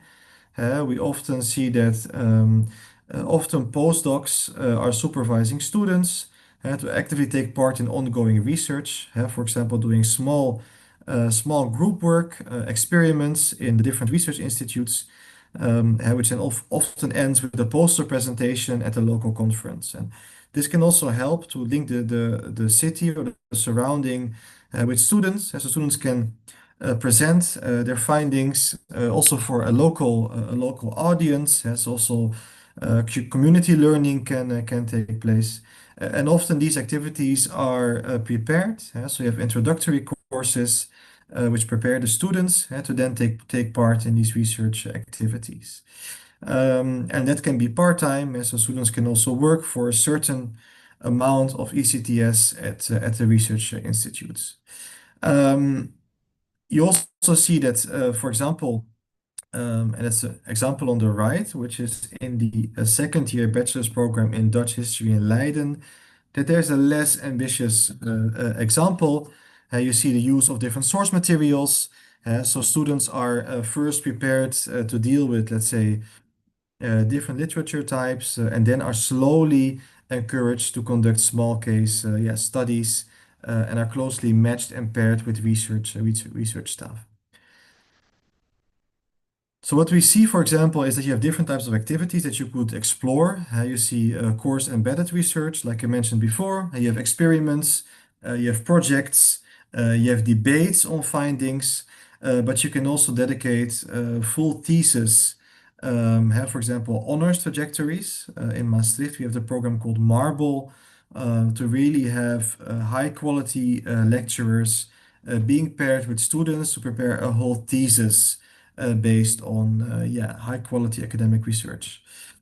In Maastricht, we also see that competitions often work well. To also have students be able to participate in research competitions, to pitch ideas, to prepare research plans, and to also give visibility as university to these types of activities. It really helps to enhance the prestige. And that's important because in the end, it's also about making the university research better and not just making the student better. That's an interesting research by the University College London, a connected curriculum project. Moving to a different example, the IT University in Copenhagen also had a very, I would say, clear overview of different research-based learning activities where they distinguish between curricular and extracurricular, and also distinguishing between awareness, participation, collaboration, and co-creation. On the awareness side, you can see, for example, coffee talks or presentation series. You see the integration of research by the own university also in the courses, supervision by active researchers. If you then look at participation, you really see projects, research projects. You see events, workshops. If you then look at collaboration, you see, for example, study groups, bringing students together to jointly work on research, programming events, and in co-creation, you really see the publication of research projects based on the thesis. You see specific programs, junior research programs. But I think it's a very interesting example to look at on how you could design this also at your universities. And there's many. I mean, it's full of examples of universities that apply research-based education. But yeah, like I said, I will share a list also with the most relevant ones for you afterwards. Some requirements or prerequisites is, of course, the embeddedness in curricula. Also in the learning outcomes, research needs to be there in different levels. It also needs to be have attention for assessment. So the research efforts need to be linked to both formative and summative approaches in assessment. Mentorship is very important. So the teaching staff ideally are active researchers, or at least those with active research experience. And we see that the mentorship is very important. So for example, I will speak a bit about our honors program, where high quality researchers are paired with students. That works very well. But also university culture needs to stimulate research and needs to be proud that students, even at the undergraduate level, are performing research.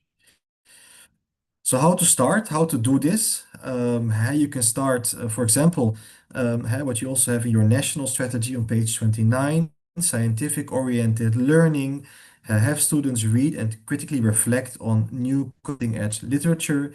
I assume all, if not most of you are already doing this, but at that stage one, to always make sure that the latest literature is covered in the classroom.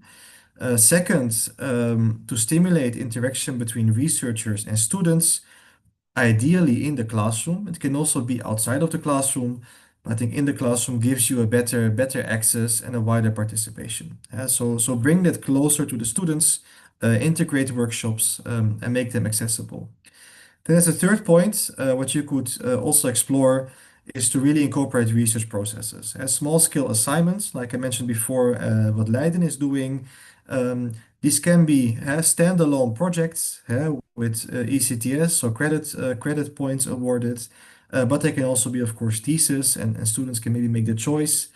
But it's important to make sure that not only, let's say, research masters, but also broader study programs offer these different elective options for students. And also make sure that students understand how performing research can actually help change society, can make a difference, and how they can also better increase their chances at the labor market. We have last year done a very big survey among 1,500 international students in Maastricht. And there we also saw that a lot of the ambitions from the students are linked to labor market perspectives. So I think that making research more attractive also as a way to then work in both the private or public sector or academia, that is very important, and also to inform them clearly how it can affect their next steps. Well, studies, of course, also show that research assignments can be academically challenging. So I think in introductory courses, solid preparation is very important. And there needs to be some sort of constructive friction between having students go at it alone, so challenging them to perform research autonomously, creatively, and support. And that is a fine line where support needs to be available, but it needs to be constructive, it needs to be supportive, with still enough room to pursue their own research interests. And of course, funding incentives are very important. You also, in your higher education reform, and I think the ministry can also confirm that later, you're already working with performance agreements, with also research activities being part of that framework. If we now turn to Maastricht University, like I said before, we are the European pioneer in problem-based learning. The first university was McMaster University in Canada, but we were the first European university to incorporate problem-based learning. We actually had a visit a few weeks ago by Kiev Mohila Academy, who also want to work with us on educational reform. But problem-based learning gives you many opportunities to integrate research, and I will now explain why. We are also, and maybe it's very interesting, but it's a very unique approach in Europe. We are a leading university in reforming academic assessment. What we have seen so far is that also for academics, there's always a certain pressure between research and teaching, with the reputation of academics being often judged by research output, by grant allocation, the obtainment of grants.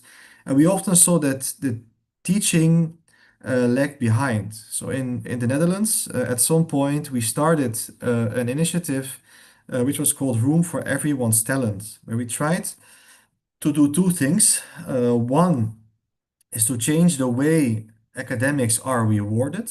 We call it room for everyone's talent, where we say every academic needs to have a baseline level of activity in research, in education, in valorization. So they need to always engage in these activities. But on top of that, they can become leaders in one particular field. They can say we want to focus more on teaching, we can want to focus more on research or more on valorization or even leadership.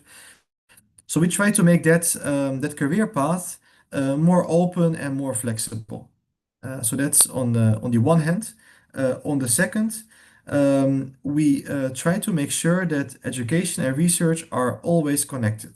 So that in every study program, research is embedded, that the profile of employees also correspond to that. So our we call that UFO, University Functioning Profile, always incorporates a requirement to incorporate research in all teaching and teaching activities. So this national initiative has also gotten a European chapter called COARA. So it's the Coalition of Advancing Research Reform. And my president, my boss, has been the first chair of that initiative. So also in Europe, we see that this is becoming more of an important topic. This also addresses a bit the imbalanced reality, where teaching is often prioritized less than research. In our opinion, they go hand in hand, and solid research should inform teaching and the other way around. So like I said at the beginning of our presentation, we are the most international university in the country. We have a separate Institute for Educational Innovation called EdLab, and I'm always happy to put you in touch with the colleagues there. But we have always tried to remain young and dynamic, and this also corresponds to my first comment, to always keep room for innovation. For example, we have developed Europe's top scoring application for the European University Alliance called YUFE, Young Universities for the Future of Europe. I was very lucky that I could initiate that project with one of my colleagues, but we're also the only Dutch university with the Sequent accreditation. And the Sequent accreditation also incorporates research and education. But if you look how we got there, it was actually a long trajectory. We started with internationalization at the end of the 1980s, early 1990s. We had our first English language course in 1989, which was then very much focused on student exchange. The Erasmus Plus program came up, Socrates, it was called back then, but it was, and Tempus, it was started back then. But that was our first course. And then we saw in the 90s that to also differentiate ourselves from other Dutch universities, and the Bologna process also kicked off, that we could really enhance our international perspective. So it became an institutional priority. Then by the early 2000s, we launched EdLab to also stimulate educational innovation. And actually this year is our 50th anniversary. There will be various online also educational sessions, which I think are also maybe interesting for you to consider. And then in the mid-2000s, you really see that the focus shifted to, let's say, more of a considered internationalization, where there was a clear language policy, where also administrative staff could participate in activities and not just researchers. If you look at problem-based learning, so PBL, which is our main educational tool, we see that it's very suitable to integrate research and education. There are four main elements in problem-based learning. One is that it's student-centered. So students are in charge. Often students lead discussions, they prepare discussions. So there's a lot of self-guided learning. It's collaborative. You work in student groups of maximum 15 students, where you share ideas, where you discuss and test assumptions. It's self-directed because you need to manage your own information. It's also contextual because we incorporate everyday problems in the curricula. And like I said before, you cannot always compare it, because we also have the benefit that the small class size also makes it easier to interact and to reflect. But a very important component is active tutoring. So our tutors actually work as not only as lecturers but also as guides and as inspirational figures and research models to also guide the students to explore their research potential. We have identified a set of overarching research skills that every student needs to have. This was formatted 2017, and I will share the document with you as well afterwards. But it means that students need to know how to conduct research design, how to collect data, and how to perform analysis. It's actually one of the overarching learning objectives at Maastricht. One of a best practice example, I would say, is our Maastricht research-based learning. It's called MARBLE. It's an excellence program for very motivated third-year bachelor students. So we have freed up a slot in the bachelor's thesis to really perform customized research together in a partnership between a student and experienced researcher. Marble also incorporates a research course. So what I said before, there's always a very strong introduction in terms of skills and exposure to what's already ongoing at the faculty. All faculties offer this program, so it's accessible for all students. And actually many inspiring projects came out of Marble that were also then financed later, which were shared also with the city and with the region. And we see both Dutch and international students very much taking part in these activities. What we have done is for all faculties to make an inventory of what types of research-based activities are taking place. So in all study programs, there's a reflection on this. This can range from the literature engagement to really journal club sessions to discuss literature findings to really going more, let's say, to more substantial projects. But also this I can share as a link. What we see is also at the undergraduate level, so the bachelor's level is very important to early start on to enhance the understanding for students of what is research in practice, what does it entail, and actually motivate them that they're able to do so. And what we also see in Maastricht is that community-based research, so actually research which is focused on the direct community or making an impact on the community, can also add meaning and motivation. So we see it's called the 4C model, which is also applied in Maastricht, where you see that there's a combination of learning tasks, supportive information, procedural information, and par-task practice. So where you see that the university can actually support students by the content of the educational program, but also by the way students are supported to conduct research. What also helps is to depart from final research competencies. So if you look at the learning outcomes of the study program or the course, these research competencies are very clearly specified, so students also know what they are working towards. I wanted to use the Mentimeter poll. I don't know with time how we are time-wise. I want to ask the colleagues as well, but also get a bit of a feeling of where your university is standing. If we have no time, we can also maybe open the floor for input. I'm very curious on where the university stand. Are you mostly... Час є. I'm sorry? Часу достатньо можна провести. So I'm very curious to know, is your university more research-based, where you already are quite advanced? Is it more research-informed or oriented? But we can also have an open round of discussion. But I'm very curious to where you stand. So what are your priorities? What are the ambitions of your university? And what are you still missing to give research a more, let's say, prominent place in the curricula? So I think I will finish here this first part of the presentation, and I'm very happy to open the floor for questions, but I'm also very curious to know from you, where do you stand? So we can use the Mentimeter, but we can also do a round across the universities. I also leave it up to the moderators. Thank you so much.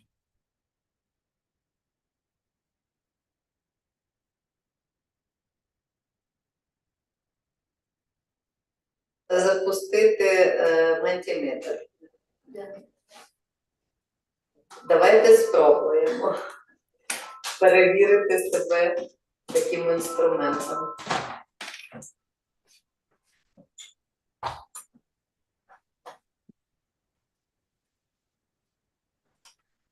So I'll go back to the slides. You can use the Mentimeter. You can scan the code, or you can use the link. Можете відсканувати на свій телефон і подивитися. Цікаво.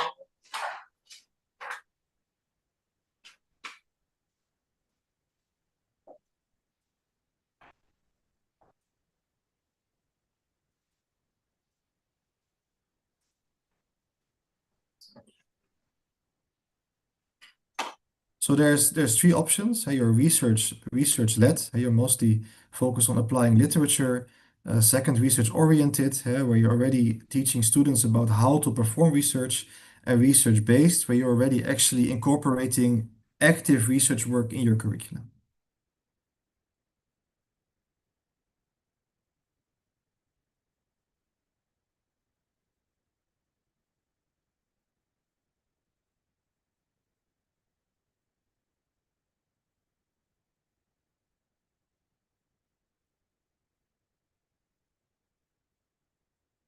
So I will now open the Mentimeter.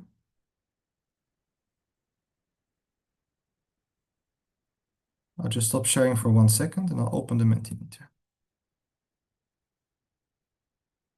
So please take your time to fill in the responses.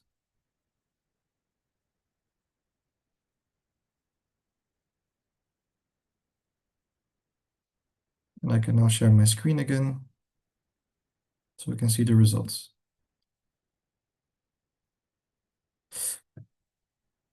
So those of you who have responded so far, you know, it's still working. Let's wait for 1 more minute to finish the input, and then we can discuss.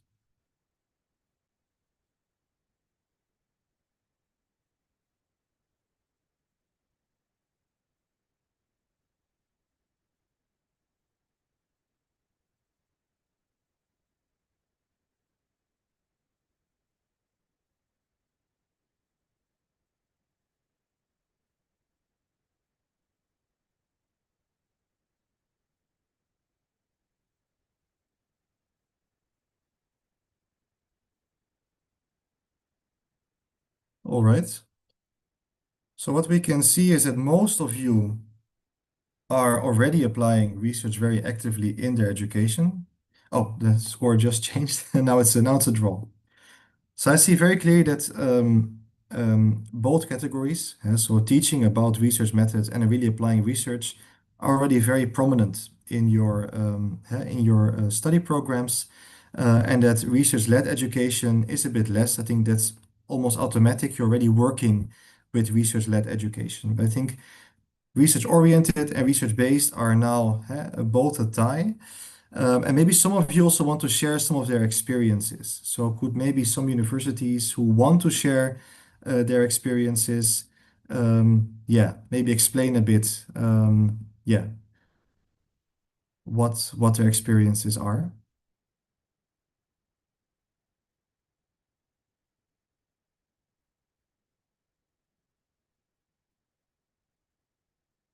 If not, that's also fine. Then we go to the next question.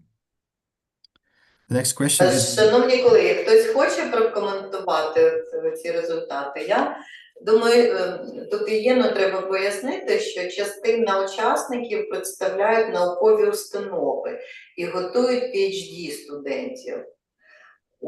То зрозуміло, що дослідження є частиною підготовки.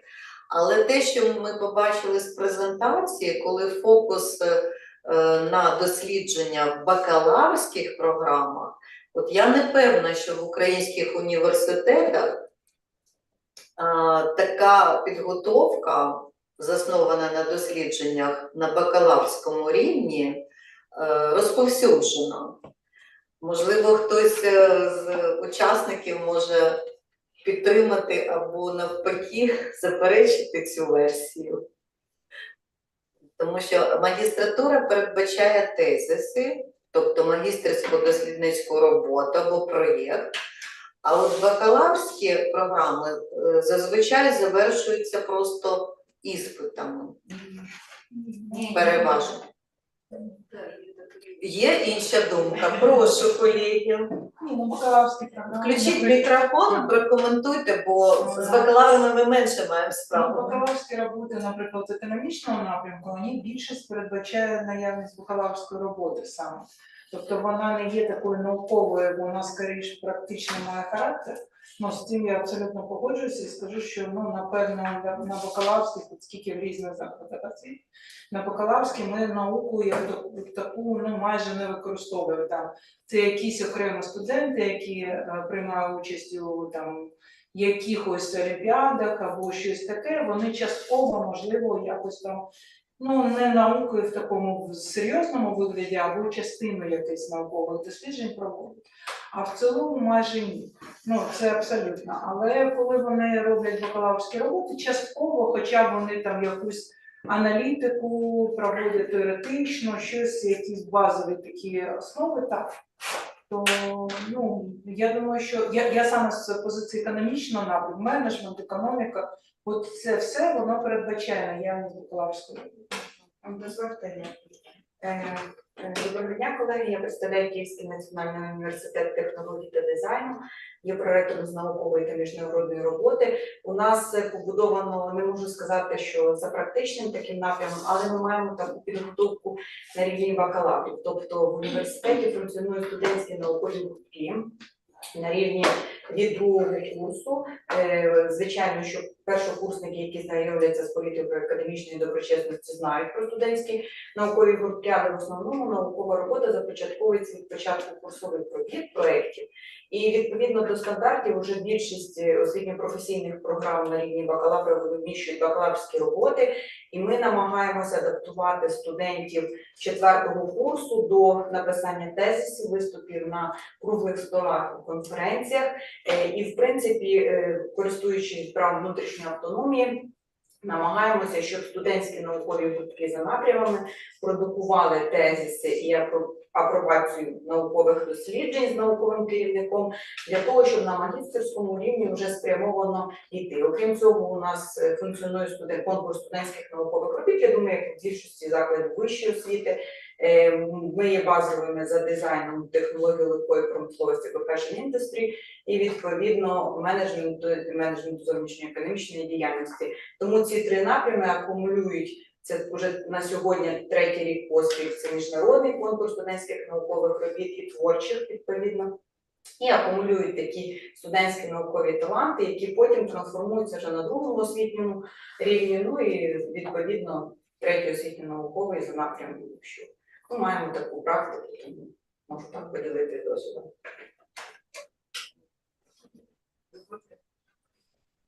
Так, прошу, ще є коменти, а потім, можливо, Ян прокоментує те, що почув. Прошу. Добрий день, шановні колеги,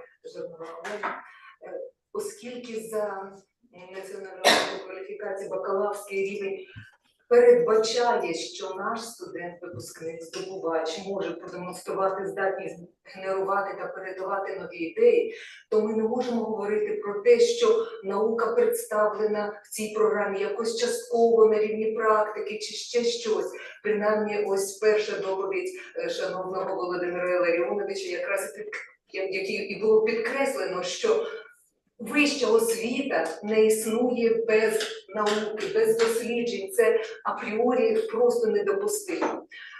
Інше питання, яке порушила пані Жанна, і дуже хороше питання, наскільки ми готуємо на бакалаврському циклі або розвиваємо здатність до написання магістерських тезисів, магістерської роботи. Якщо не передбачена бакалаврська робота, то, безумовно, ми маємо її нівелювати такий виклик в цій програмі тим, що ми запроваджуємо поетапно, наприклад, здатність до реферування, тільки до серйозного реферування, не реферат, як скачений з Гугла текст, згенерований за допомогою штучного інтелекту, яким у нас зараз володіють всі здобувачі. А ми займаємося серйозно реферуванням, ми займаємося серйозно анотуванням, ми займаємося принаймні на рівні запровадження курсових робіт от розвитком цієї здатності до генерації нових ідей.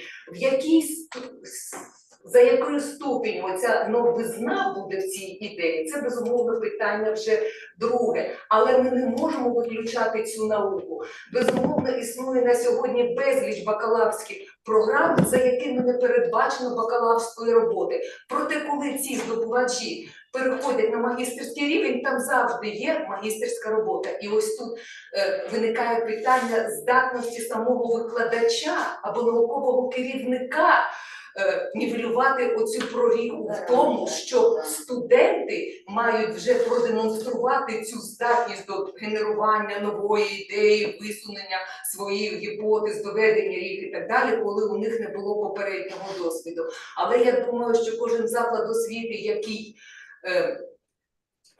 окреслює результати навчання без написання бакалаврської роботи, передбачає, що ця освітня програма все одно буде спрямована на те, аби забезпечувати у здобувача здатність генерувати нові ідеї. Тобто, я думаю, що всі наші бакалаврські програми все-таки відповідають стандартам і готують здобувачів, які відповідають вимогам національної рамки кваліфікації. Дякую. Дякую. Можливо, тут і питання до Єна поставити. А чи всі бакалаврські, наприклад, програми в Маастрихтському університеті передбачають тезиси? Чи це залежить від освітньої програми, від напряму підготовки? І можуть бути тільки іспити, наприклад, по завершенню освітньої програми? Can you please translate? I don't have the translation here with me. Could you please translate the question or the comment if you can?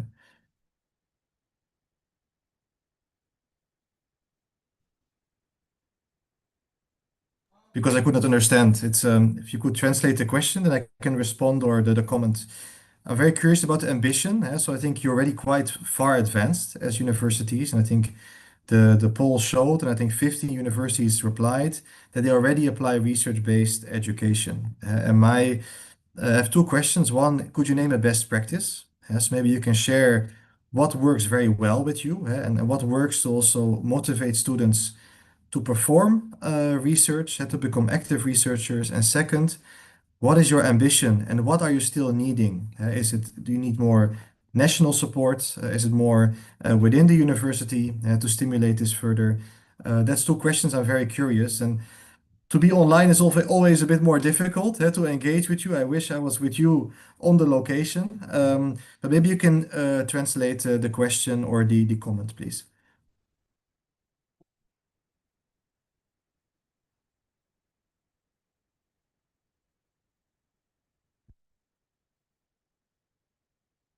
Can you hear me? Am I audible? Yeah.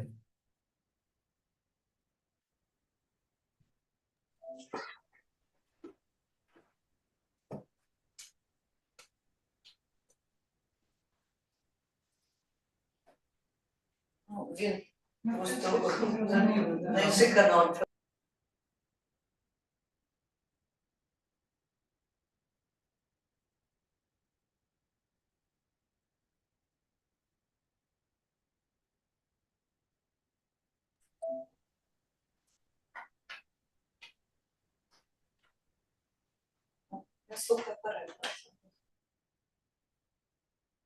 So maybe to summarize the comment from the two colleagues, that would be good. So I know what the topic was, and maybe somebody else wants to share. What is your ambition as a university, and what do you still need? Yeah, can you hear the translation? Because there was the translation for the questions from the audience we have. Yeah, I cannot hear it. Somehow I cannot, I'm trying to access it, but it didn't work for me. All right, I'm trying it again. Yeah, I'm trying it again, but I could not get the English. Now it works. Yes. I don't know what was wrong before. I'm sorry.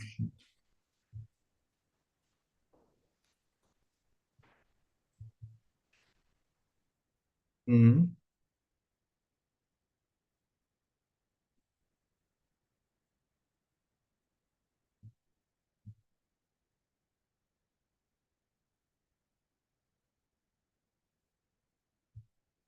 Yeah, no, it's for all programs. So the thesis is a requirement for all study programs, and the research competencies that need to be obtained via the thesis are included in the learning outcome. So for all study programs, there is a mandatory thesis requirement already at the undergraduate bachelor's level.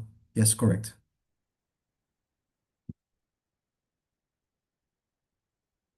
If I can add one point, we have seen a lot of interest from students to actually conduct research together with industry.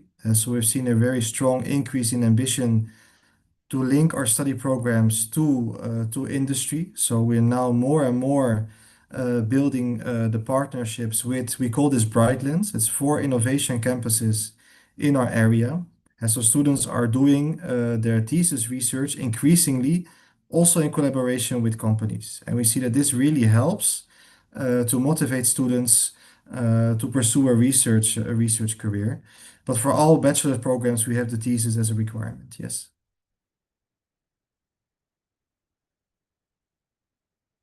And maybe some colleagues also want to share from their side.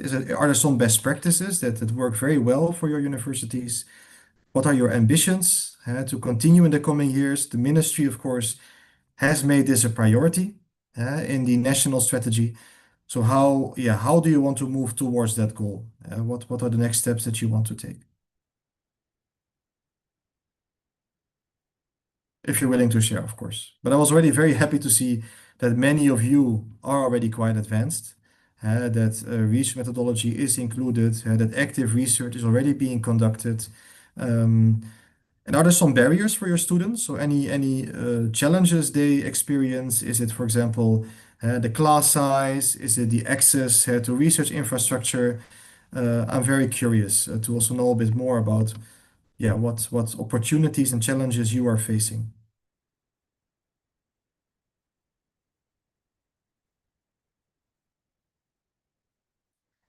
In case not, I'm also open to schedule Я meetings. так розумію, що я не почув коменти учасників. Якраз і була мова про те, як відбувається така підготовка, в першу чергу на бакалаврському рівні в Україні, яка заснована на дослідженнях. Для нас це не дуже розповсюджене явище, але поступово відбувається такий сув до підготовки і на рівні бакалаврів, розвитку здатності до проведення досліджень, можливо, професійного характеру, щоб вже на ринку праці застосовувати ці здатності. Не обов'язково йти навчатися в магістратуру. Такі часи, коли викликом є вміння критично мислити, проводити дослідження в межах своєї професії. У нас і стратегія, і національна рамка кваліфікації, і стандарти вищої освіти, які зараз оновлюються, враховують оцей принцип навчання на основі досліджень, в тому числі для бакалаврів, тому що в Україні бакалаври раніше вважалися неповною вищою освітою. І ми проходимо цей шлях, намагаючись змінити це таке ставлення до бакалавра на те, що це повноцінний професіонал, готовий до роботи на ринку праці, використовувати здатності і до досліджень. Поки такий процес. Це таке резюме таке роблю по тим коментам цікавим, які прозвучали від університетів, які тут беруть участь.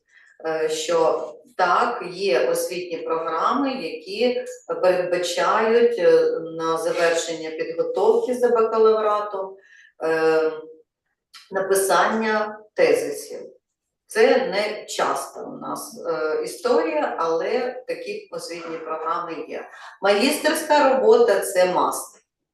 Це завжди наявно. От. Якщо ще є комент, то прошу, тому що ми вже маємо зробити перерву і на 30 хвилин, і потім продовжити нашу спільну роботу. Прошу, Єн, якщо є коменти або питання.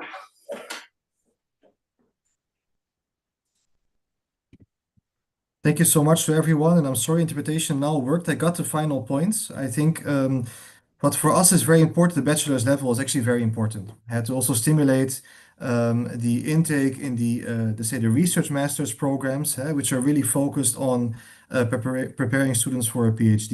So for us, the bachelor's level is actually key to arouse research interest, to make a solid foundation for the master studies. So I think for us, a priority has also been to introduce Marble, which I presented, the research-based program, especially at the bachelor's level, to at an early age involve the students.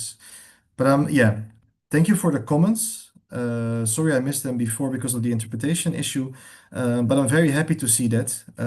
And I also encourage you to continue at the bachelor's level. And I and my colleagues are also able to maybe share specifically for the bachelor's level some examples on how we did that. So how we moved to incorporate the thesis requirement, the honors track into the bachelor's curriculum. And the honors track was important to make it also some prestige, to give the bachelor's thesis research also the prestige it deserves. Thank you very much.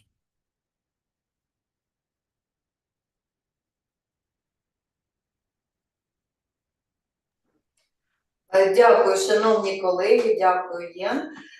Маємо невеличку перерву на 30 хвилин для того, щоб відпочити, тому що особливо Єн, тому що в нього ще одна презентація, яка передбачає саме для українських університетів певні опції, можливості щодо інтернаціоналізації. Це ми почуємо в другій частині виступу Єна після перерви. Отже, зараз 12:50 майже, значить тоді 13:20 ми повертаємося сюди, в аудиторію і продовжуємо нашу роботу. І ті, хто онлайн-учасники, просимо вас залишатися в Zoom, просто виключити звук і відео, і ми зустрінемося за півгодини. До зустрічі!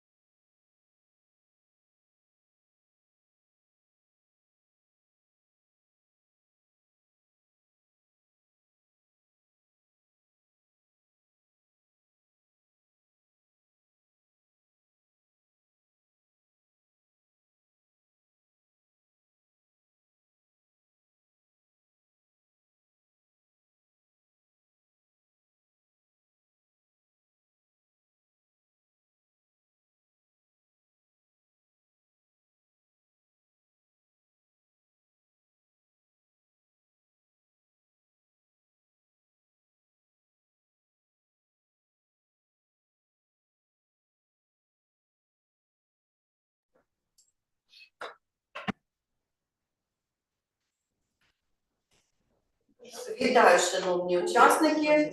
Ми знову з вами. Невеличкі були технічні проблеми. Сьогодні у нас вони повторюються, але ми їх вирішили, все добре. І я прошу до слова нашого європейського експерта Єна.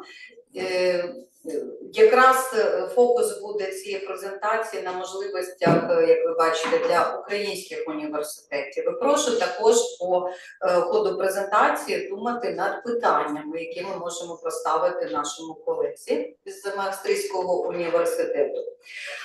Єна, дуже прошу говорити більш повільно, щоб перекладачі встигали перекладати, а то вони на це трошечки пожалілися, що дуже швидко виступає експерт. Тому прошу трохи повільніше виступати, добре? Шановні колеги, ще раз вітаю, продовжуємо нашу роботу і прошу до слова пана Єна.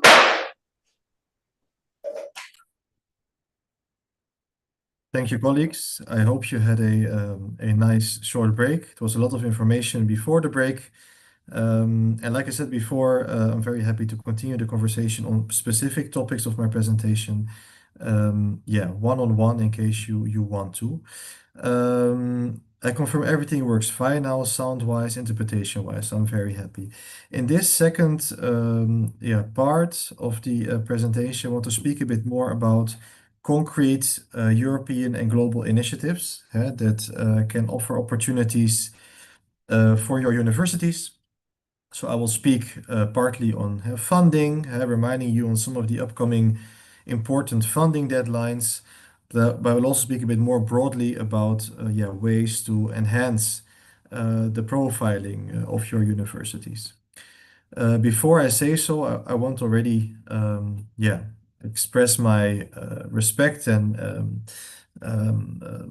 for all the work you have done, how successful you have been, regardless of all these difficult circumstances. You've scored on so many European competitions very highly, been very active. So I want to just, before I start, express my word of admiration and respect for all the work that you are doing.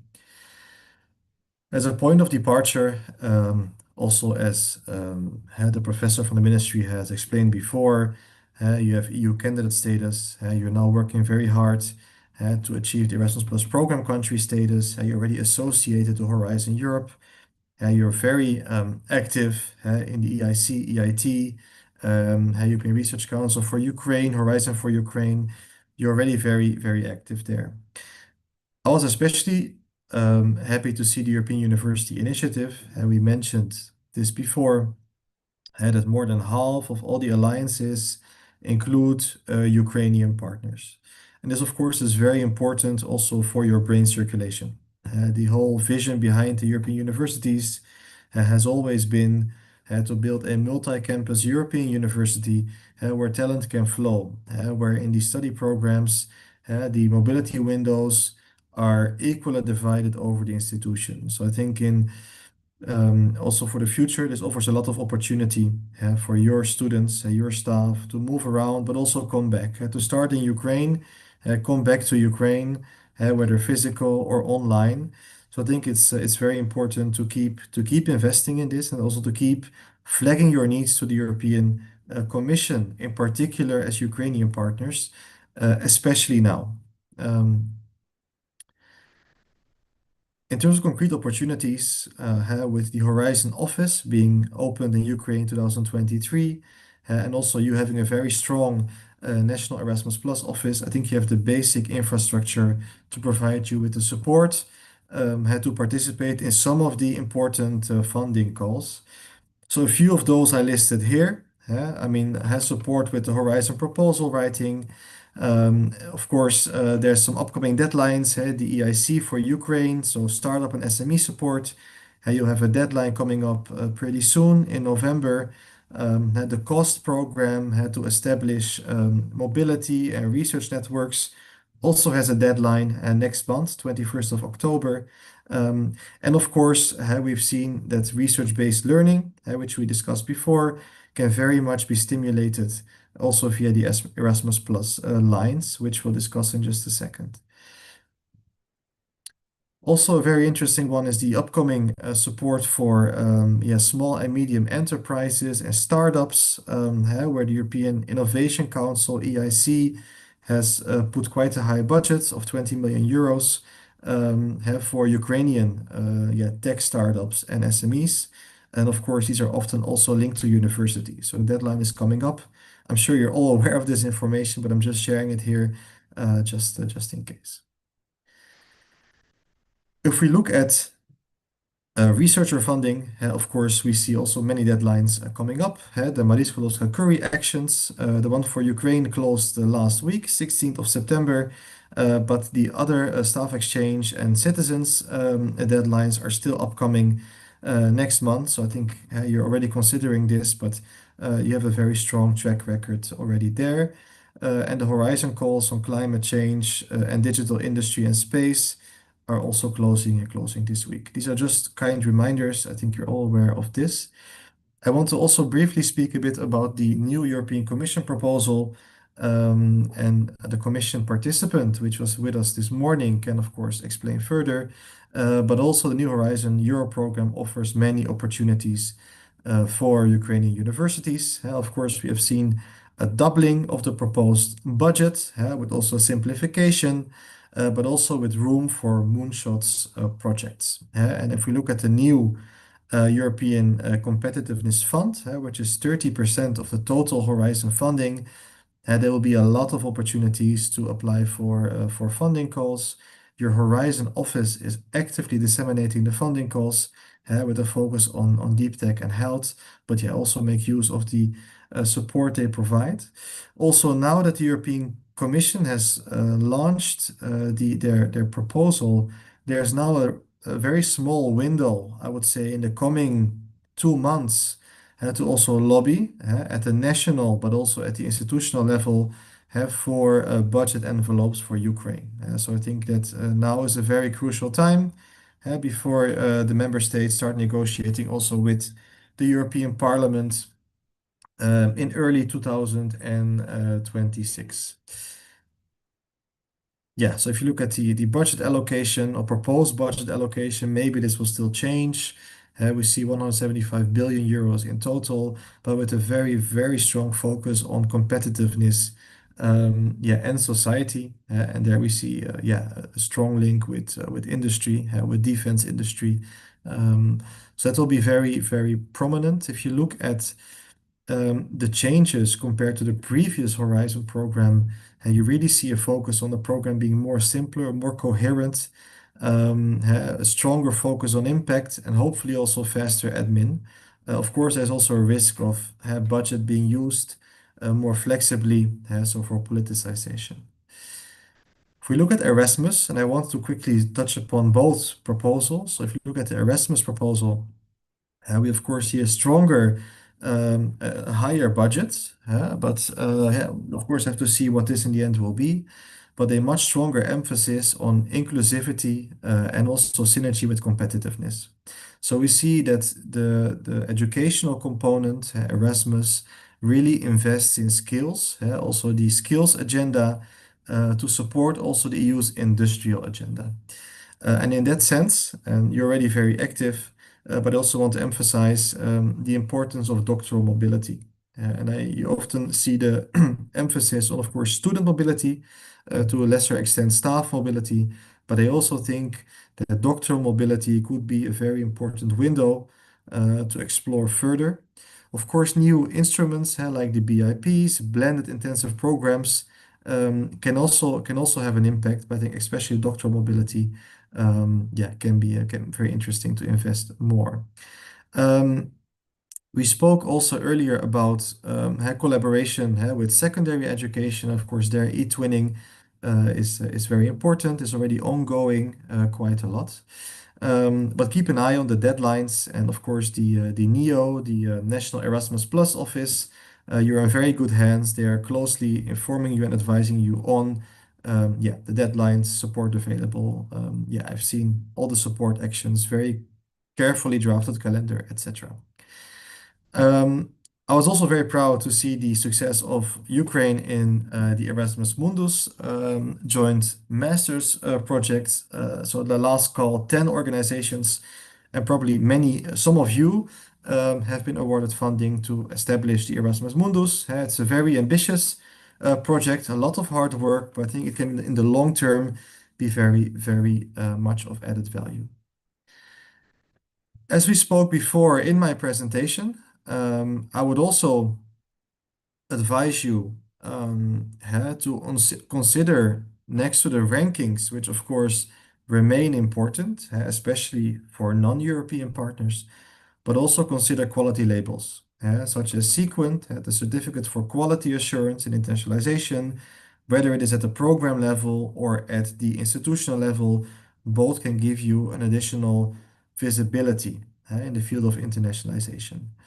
Also, participation in European university networks can be beneficial, especially also for the lobby, like we discussed for Erasmus or for Horizon. So next to alliances, which of course focus on educational integration, being part of university networks, could also be very important. And so far, I have not seen Ukrainian universities very active, at least in our European network. So this is maybe a chance to explore specifically for the lobby part. In terms of quality assurance, you're already very active in the Ukrainian Quality Assurance Forum, so that's well established. But I also think that your visibility as universities, as a higher education sector, could also be shared even further. The UNESCO World Higher Education Conference will take place in 2032. It's still far from here, but I think these are some of the strongest, biggest global higher education conferences where Ukraine should be present and should also share their story of resilience to build and rebuild your higher education sector. What I would also recommend is to work towards deep strategic partnerships inside, I think now predominantly inside, but also outside of the EU.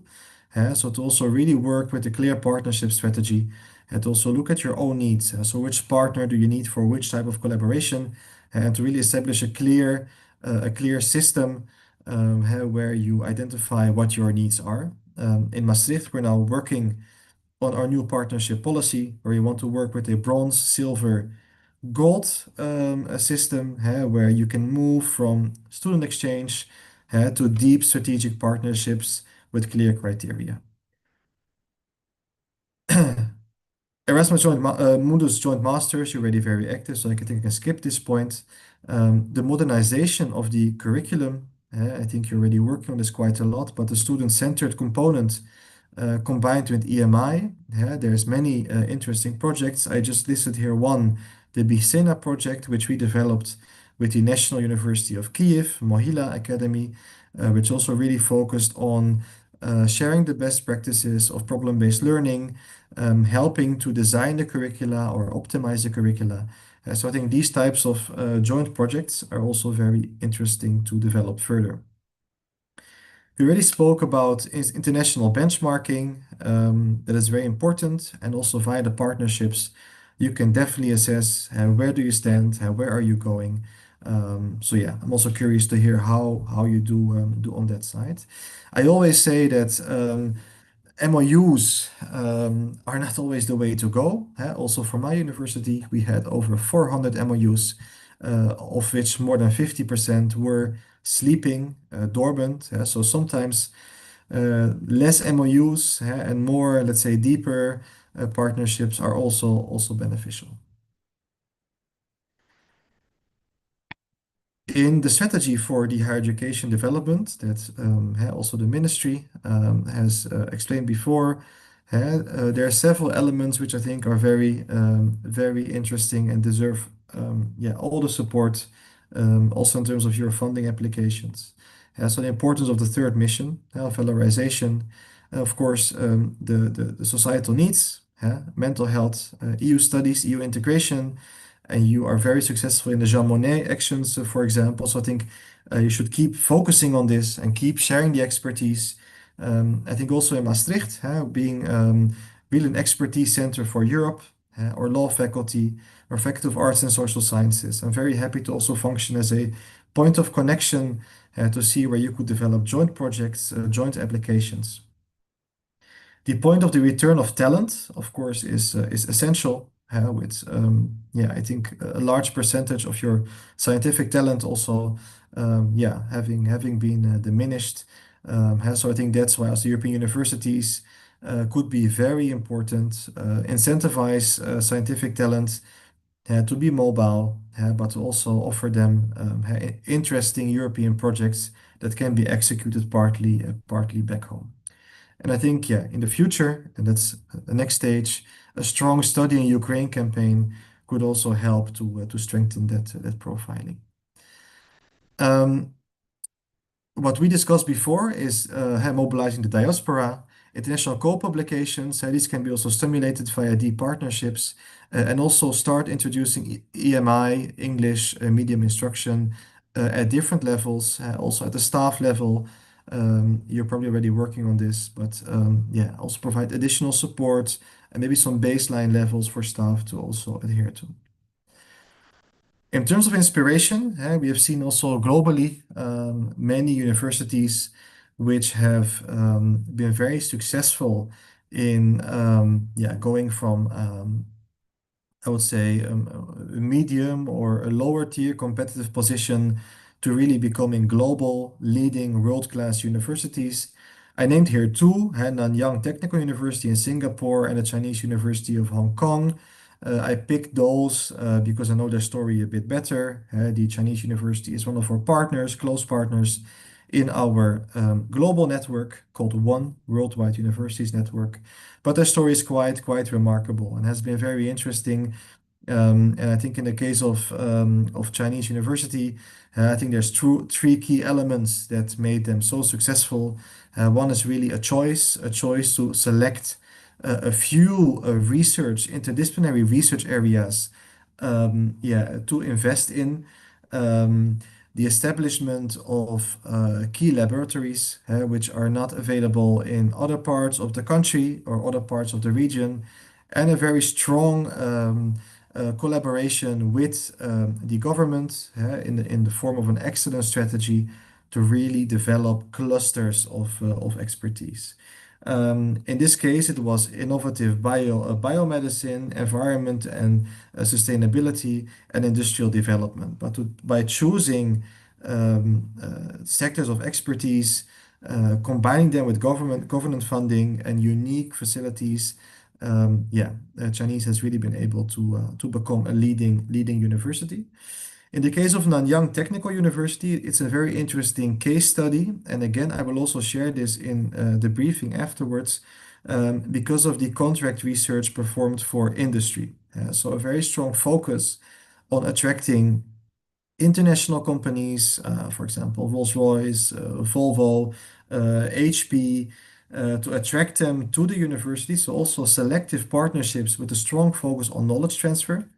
We spoke before about research and industry. This is really a case study that can teach us quite a lot about how you can combine research-based education with industry to really generate innovation.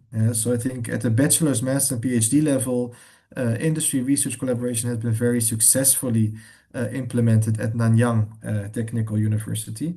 Also, for example, a Global Innovation Alliance, which really allows for connecting innovation offices across the world. At UM, there's also some interesting resources that you could take part in. For example, our Educational Innovation Institute, EdLab, is organizing webinars on pedagogics on 2 October 2025. I will share the link and the options also with you, but it's an open invitation to also engage with us on topics such as research-based education and learning. And I think for now, regarding this part, that was what I wanted to share, and I'm very open to discussion. I once more want to express my deep respect for your resilience and all the work that you are doing. And I hope to also be with you again in Ukraine one more time. So thank you very much. I'm happy to answer any questions, comments. And I also propose that via the National Erasmus Office, I share a briefing with key studies on research-based education, as well as an overview of the most important opportunities that were listed in the slides here. So I kept it quite brief for this session. I think you're already quite up to speed, doing a lot. And I think, the advice given before to invest in networks, invest in international quality labels and profiling. I'm very happy to also further share my expertise one-on-one with you. So thank you very much, and I'm open to answer any questions that you might have.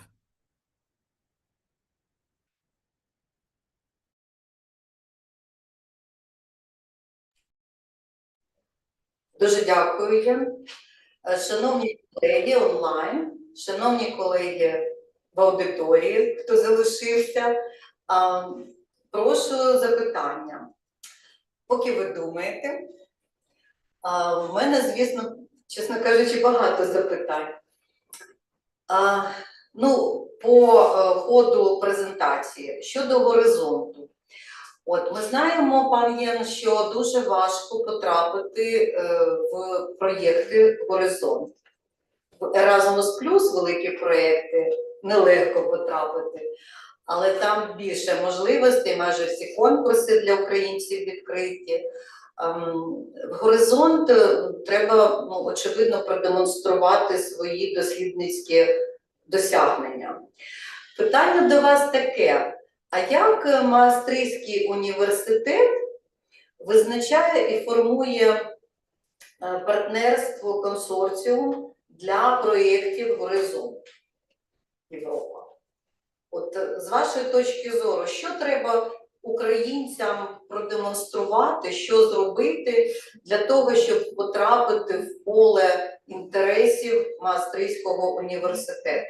Крім того, що ми дякуємо за підтримку України, безумовно.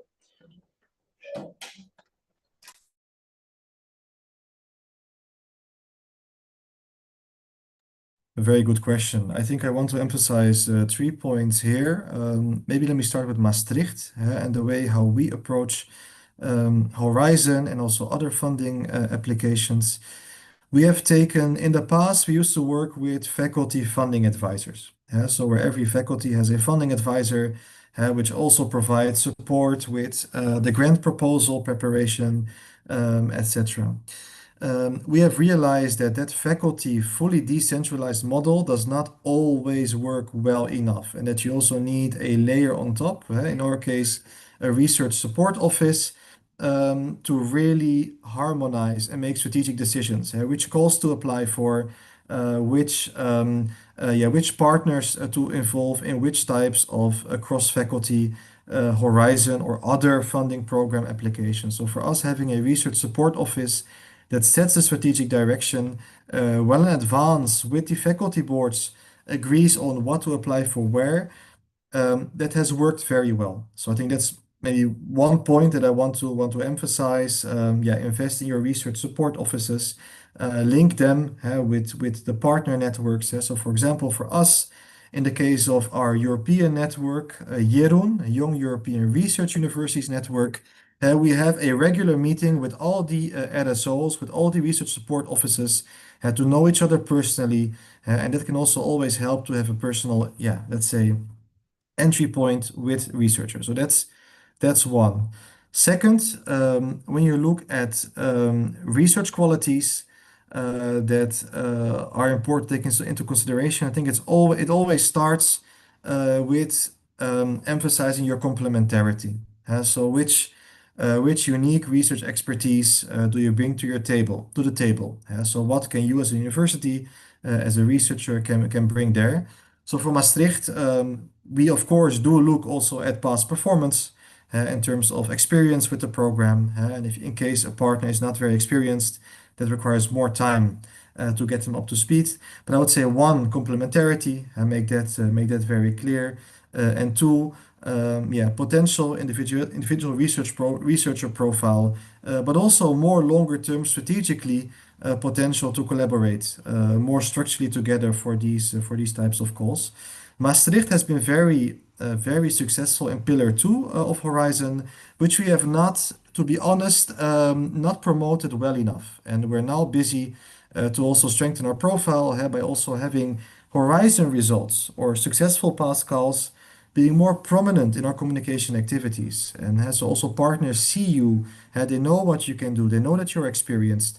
And again, in addition to rankings, these are also ways to profile your universities. Thank you.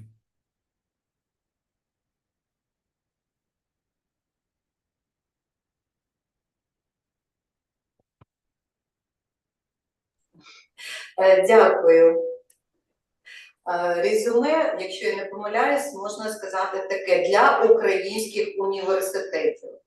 Цей профіль, дослідницький профіль університету має бути продемонстрований потенційним партнерам по горизонту через демонстрацію результатів досліджень, які проводить Український університет, через конференції міжнародні в Європі, наприклад, або в світі, за участю представників університету. Зрозуміло, що це англійською, принаймні, мовою. І публікації в англійською, принаймні, мовою в визнаних фахових журналах. Принаймні, от такі кити можуть вже допомогти долучитися до горизонту Європа. Ну, а офіс дійсно в Україні вже працює, все інше допоможе, аби був потенціал, з яким можна рухатися. Бо це дійсно поки що виклик для українських університетів. Дуже дякую, пан Єн, за те, що підказали, що і в університеті мають бути люди, які координують цю діяльність. Бо по Еразмусу плюс в університетах є дуже часто вже координатори Еразмус+. Очевидно, координатори Горизонт Європа також би були доречні в структурі університетів. Але це можуть дозволити собі достатньо потужні українські університети, додаткових працівників, які би координували цю діяльність. Дуже дякую. Поки ми If I can add one point питання, можливо. Так, Єн, прошу. For Maastricht Так, to respond to your comment about having funding Horizon officers in every faculty, I would very much advise you to do so. So we can see on the Erasmus side with the international relations offices, these are already very much in place. And the size depends, of course, on the international profile of the faculty.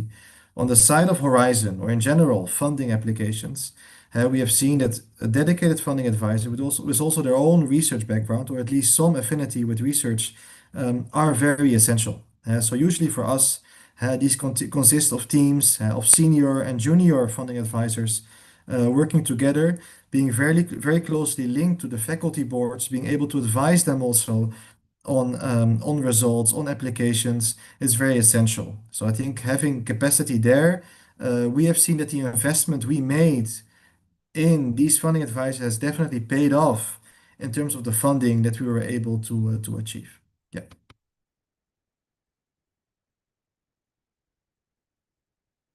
Дуже дякую, цікавий досвід.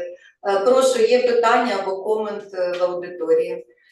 Дякую, пане Єн. Питання. До мікрофона, щоб перекладачі чули. You're welcome. Звісно, кожен.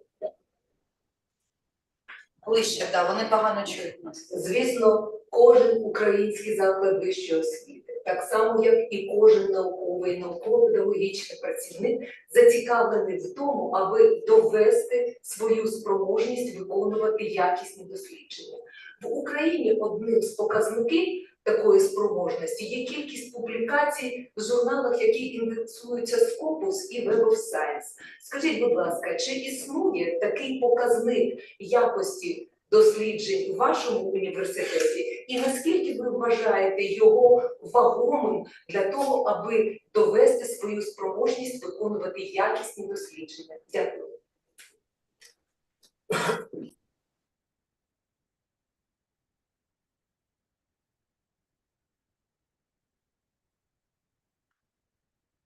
Did I understand you well? The institutional affiliation, is that what you mean? Could you maybe clarify your question one more time?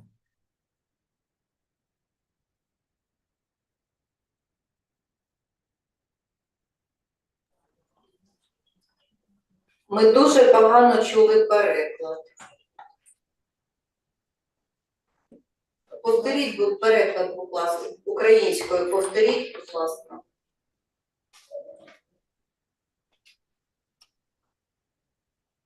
Could you repeat the question, please? I did not fully get the question. You spoke about institutional affiliation, I believe. Could you maybe rephrase the question?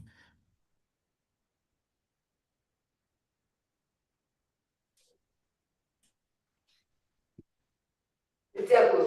Аби довести, що я проводжу якісні дослідження, я маю продемонструвати кількість опублікованих статей в журналах, які індексуються Scopus або Web of Science. Чи існує такий показник якості досліджень у вашому університеті? Дякую. І наскільки загалом він важливий, на вашу думку? Yes, yeah, I understand the question now. Thank you. No, we indeed also have this. We have the index, which also shows the researchers' experience and reach. Like I said before, we are trying to move away more from these indexes at the Maastricht level. Like I told you before, our program to also give attention to education, leadership, and only keep a baseline of research output. That culture change is very difficult, and we're working together with other countries within Europe to make that change. But for now, we're still relying on it. But for our national funding application, it's becoming less and less important. And other criteria are also being considered as well. But for the moment, we still need to. It's the same as with rankings. You cannot just step out of the rankings. I think we had one of our colleagues in Utrecht University, who decided to stop participating in the QS and Times Higher ranking last year or 2 years ago, which was a very bold decision. But still, if partners and potential partners evaluate your strength based on these rankings or indexes, you're in a certain extent, you're forced to keep using them. That's also why with the rankings, we're slowly moving away from them and making a choice for only rankings which also really have a quality indicator which actually tests the quality of institutions and not just funding or surveys which are then focused on reputational elements which you cannot always control. But it's a longer process. But to answer your question, the long answer to your question, the short answer is indeed we still apply those indexes, but at the national level we have moved away.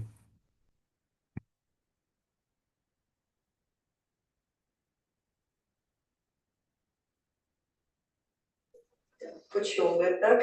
Дякую. Шановні колеги онлайн, можливо, мають питання або коментарі, доповнення, або в аудиторії. Поки ви ще думаєте, в мене ще є питання. Це, якщо дивитися на презентацію, ви згадали дуже важливий показник інтернаціоналізації вже в контексті вищої освіти – це спільні освітні програми. Як правило, спільні освітні програми передбачають іноземних студентів. Тобто тут одразу кілька компонентів і іноземних викладачів. Скажіть, будь ласка, Еразмус Плюс пропонує, звісно, магістерські програми. А чи є в Маастрихту, наприклад, бакалаврські програми для спільні програми на бакалаврському рівні? Тобто магістр PhD, зрозуміло, це достатньо розповсюджено. А от щодо спільних бакалаврських програм, чи є такий досвід?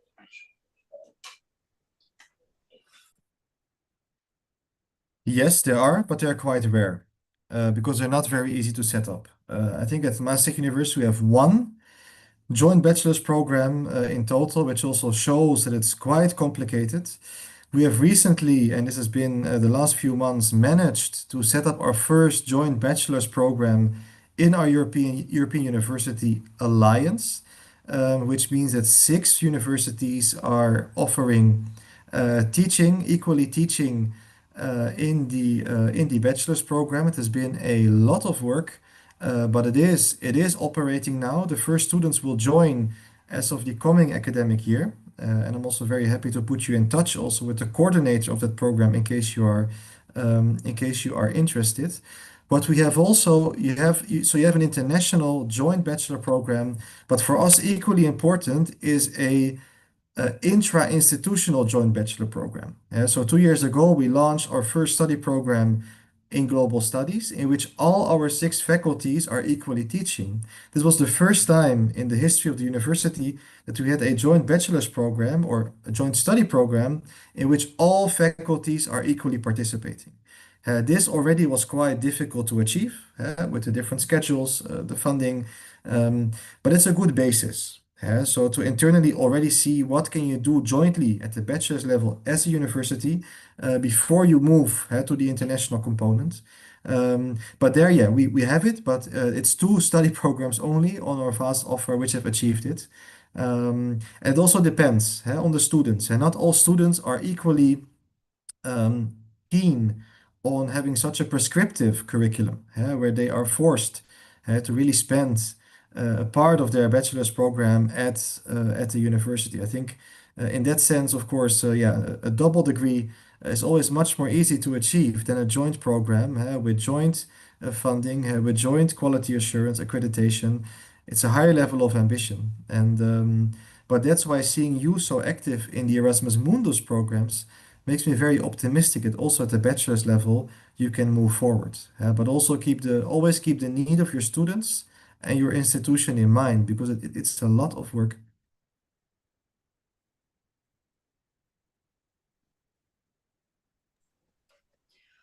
Єн, чи правильно ми зрозуміли, що у вас є спільні національні програми, тобто між університетами Нідерландів? Тобто є міжнародні, це зрозуміло, і є національні. Чи неправильно ми зрозуміли? National, we do not have. What I meant is at Maastricht University, a joint bachelor program in which all the faculties are equally teaching. That is what we developed 2 years ago. And then at the same time, at the international level, we also have a joint bachelor program with 2 other partners, one in Spain, one in Germany, if I'm not mistaken. But it's a very interesting consideration, Jana, to also have a national joint program. And in the Netherlands, we have never been able to get that off the ground, because also often student mobility is always thought of to be international. But if you look at national mobility, so from Maastricht University to Leiden or to Groningen, that is much, much less, except for the medical field, where of course students do a part of their clinical work at other medical centers, but it's very underemphasized. And to have also a joint program at the national level could also for foreign partners be very attractive.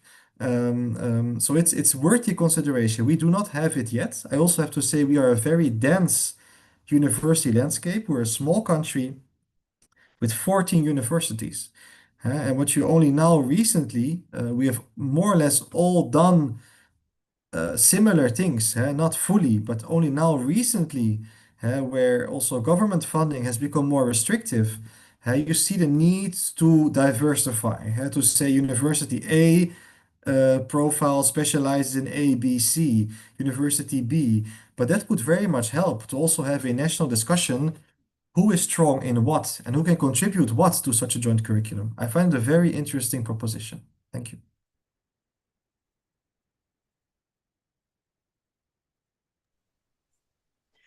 Дякую. Ну, Україна набагато більше має університетів, у нас поки що їх понад 200. І різний рівень забезпеченості ресурсами. І в наших нинішніх умовах актуальним є спільні національні програми. І з цього року положення про акредитацію освітніх програм включає розділ щодо акредитації спільних програм на основі європейських принципів. То ми очікуємо, що, можливо, університети почнуть створювати і національні програми, і продовжать участь в Erasmus+, а саме Erasmus Joint Master Program. От, дуже сподіваємось, у нас вже таких понад 10, так? 10 організацій, не тільки університети, 13, не тільки університети, а й роботодавці, як майданчик для практики, очевидно, стажування, також долучилися до Еразмус Мундус. Сподіваємося, так і надалі буде відбуватися. І у нас сьогодні будуть про це виступи. Ми почуємо випускницю спільної програми, нашу експертку, національну експертку з реформування вищої освіти програми Еразмус+, а потім представники проєктів Еразмус Мундус і CBHE також продемонструють, який досвід вони отримали, що можуть порадити іншим в національному контексті щодо програми Еразмус+, яка сприяє інтернаціоналізації в першу чергу і євроінтеграції освіти. Якщо є питання, є ще можливість для принаймні одного питання або коменту. Окей, начебто поставили ті питання, почули відповіді. We also have a framework for joint PhD collaboration and joint master's levels degree collaboration. So I will see if I can share that also with you. It could be a useful also guide when developing these programs. So I will include this also in the list of references that I will share with Jana and the team. But it's really a topic on its own. I could spend 2 hours discussing joint programs with you as a dedicated topic.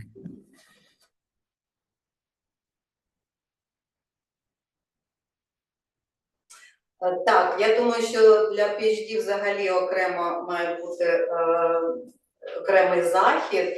Тим більше тут серед учасників є саме дослідницькі інституції, які переважно готують саме PhD студентів. От, і для них це було б цікаво. Ми розглянемо можливості, можливо, там в майбутньому на наступний рік передбачимо. Це дуже цікава історія. І спільні PhD-програми – це один з трендів, очевидно, в світі і в Європі. Ще раз дуже дякую. Маємо рухатися далі. Залишайтеся з нами. І я хочу попросити до слова Марію Мишловську, національного експерта, я бачу, вона з нами, яка є одночасно випускницею саме Joint Master Program, і вона з точки зору студента покаже, в чому перевага і сильні сторони інтернаціоналізації і елементи цієї освіти на основі досліджень. Прошу, пані Марія. Дякую. Я сподіваюся, що вже видно презентацію, і я можу починати. Сьогодні... Дякую. Сьогодні ми вже доволі багато говорили про те, що міжнародна співпраця у сфері вищої освіти набуває такого особливого значення, тому що в умовах глобальних викликів університети шукають нові способи, як поєднати ці локальні контексти з міжнародним досвідом для того, щоб готувати фахівців, які здатні критично мислити, креативно діяти, працювати і ефективно працювати в різних культурних контекстах, різних середовищах, які вже не обмежуються лише українським контекстом.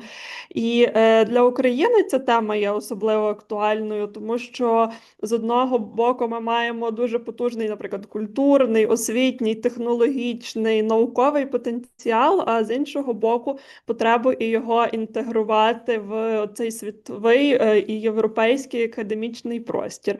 Тому, коли ми говоримо про інтернаціоналізацію вищої освіти, ми говоримо не лише про мобільність студентів чи, наприклад, навчання англійською мовою, А дуже важливим є якраз цей елемент про співтворення знань, коли різні інтелектуальні, академічні традиції і школи починають працювати між собою і починають взаємодіяти. І тому це дуже значною мірою про відкритість до інших досвідів, про готовність трансформувати ці досвіди і готовність застосовувати їх у власному контексті. Таке схоже бачення якраз інтернаціоналізації реалізовується в межах магістерської програми Українського католицького університету спільно з Ноттінгемським університетом у Великій Британії. Йдеться про програму «Майбутнє спадщини. Історія, культура, література», досвідом якої я сьогодні трохи поділюся як одним із кейсів в сфері інтернаціоналізації. Певними особливостями програми, конкретними якимись прикладами того, як це втілюється практично у навчанні, в дослідженнях в рамках цієї програми. Це доволі цікава освітня ініціатива, тому що вона поєднує різні академічні культури і навчальні формати також, і дослідницькі підходи, і формує простір для інтернаціоналізації такого вже доволі вищого рівня. Ну, загалом, просто щоб трошки зрозуміти контекст і про що йдеться, це програма подвійного диплому від Українського католицького університету і Ноттінгемського університету, на якій я навчалася протягом 2 років, тобто 4 семестри. І за результатом цього навчання студенти-випускники отримають диплом одразу від 2 університетів. В випадку УКУ це також зазначаються конкретні спеціальності, такі як культурологія, історія, археологія і філологія. У випадку Ноттінгемського університету в дипломі зазначається назва саме програми «The Future of Heritage, History, Culture and Literature». Ну і зрозуміло, що навчання також на ній відбувається 2 мовами, і українською, і англійською, здебільшого в денному форматі навчання з поєднанням і певних щотижневих і модульних занять, як в онлайн, так і в офлайн форматі.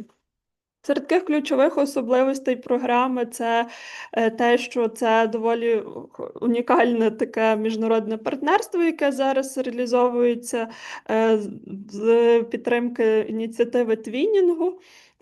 Але це не унікальна програма саме для України, тому що таких наразі реалізовується в Україні кілька. Також особливістю саме цієї програми є її доволі сильна міждисциплінарність, як я згадувала на початку, тому що програма фактично інтегрує і культурологію, і історію, і філологію, і літературознавство, і філософію, і таким чином пропонує студентам більш цілісне бачення гуманітаристики.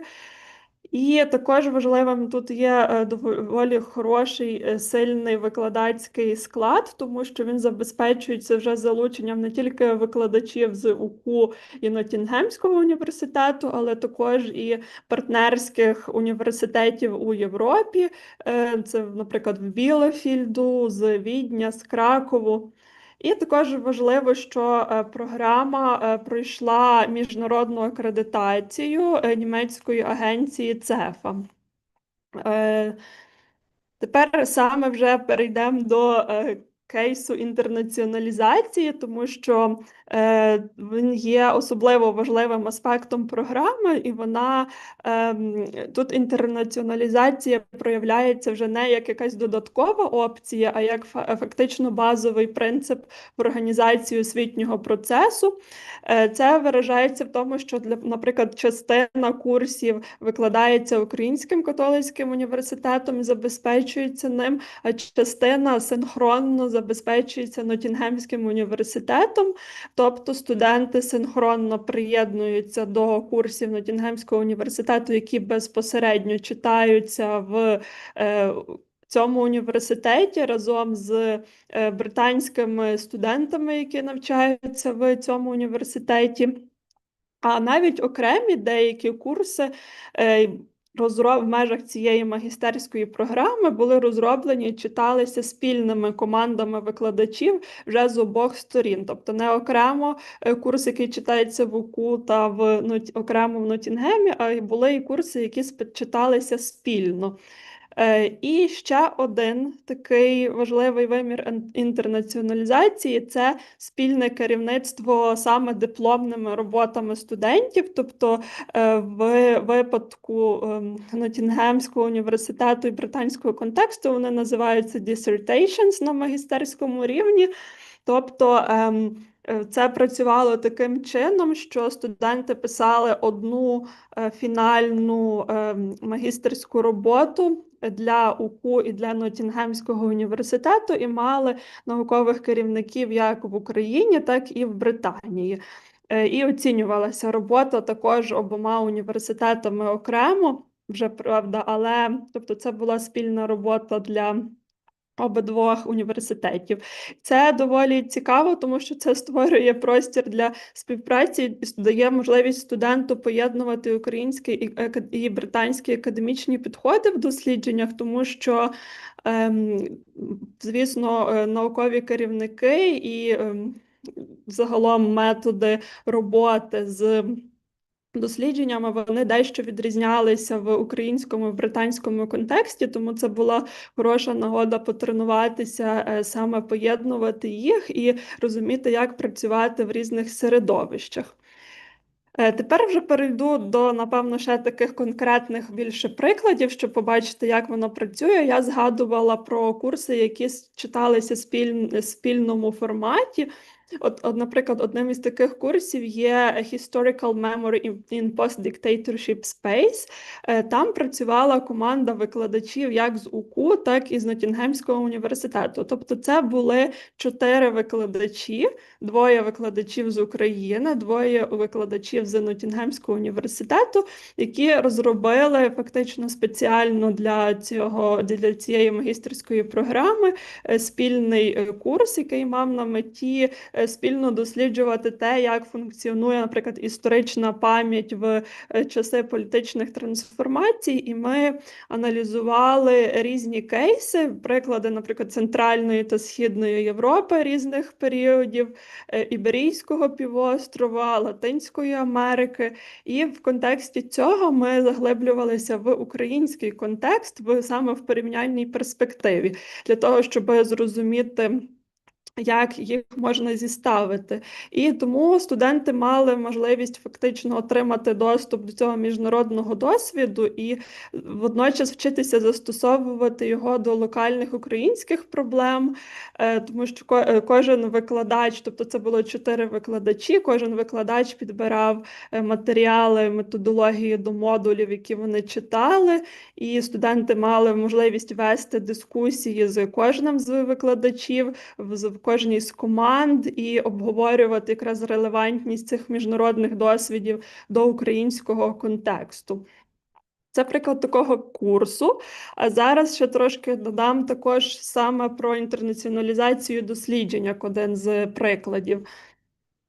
Тому що це доволі цікавий приклад таких, можна сказати, навіть паралельних курсів, які ми проходили в обох університетах. Тобто це були 2 курси, які в нас відбувалися в один семестр, тобто це був 2-й семестр навчання. В УКУ ми мали курс «Спадщина, пам'ять, ідентичність, інтерпретація». Це один з модулів такого 3-семестрового великого курсу, який є основним на магістерській програмі. Це був фактично один з його блоків, а паралельно з цим в Ноттінгемському університеті ми мали курс The Unmasterable Past – Collective Memory in Global World.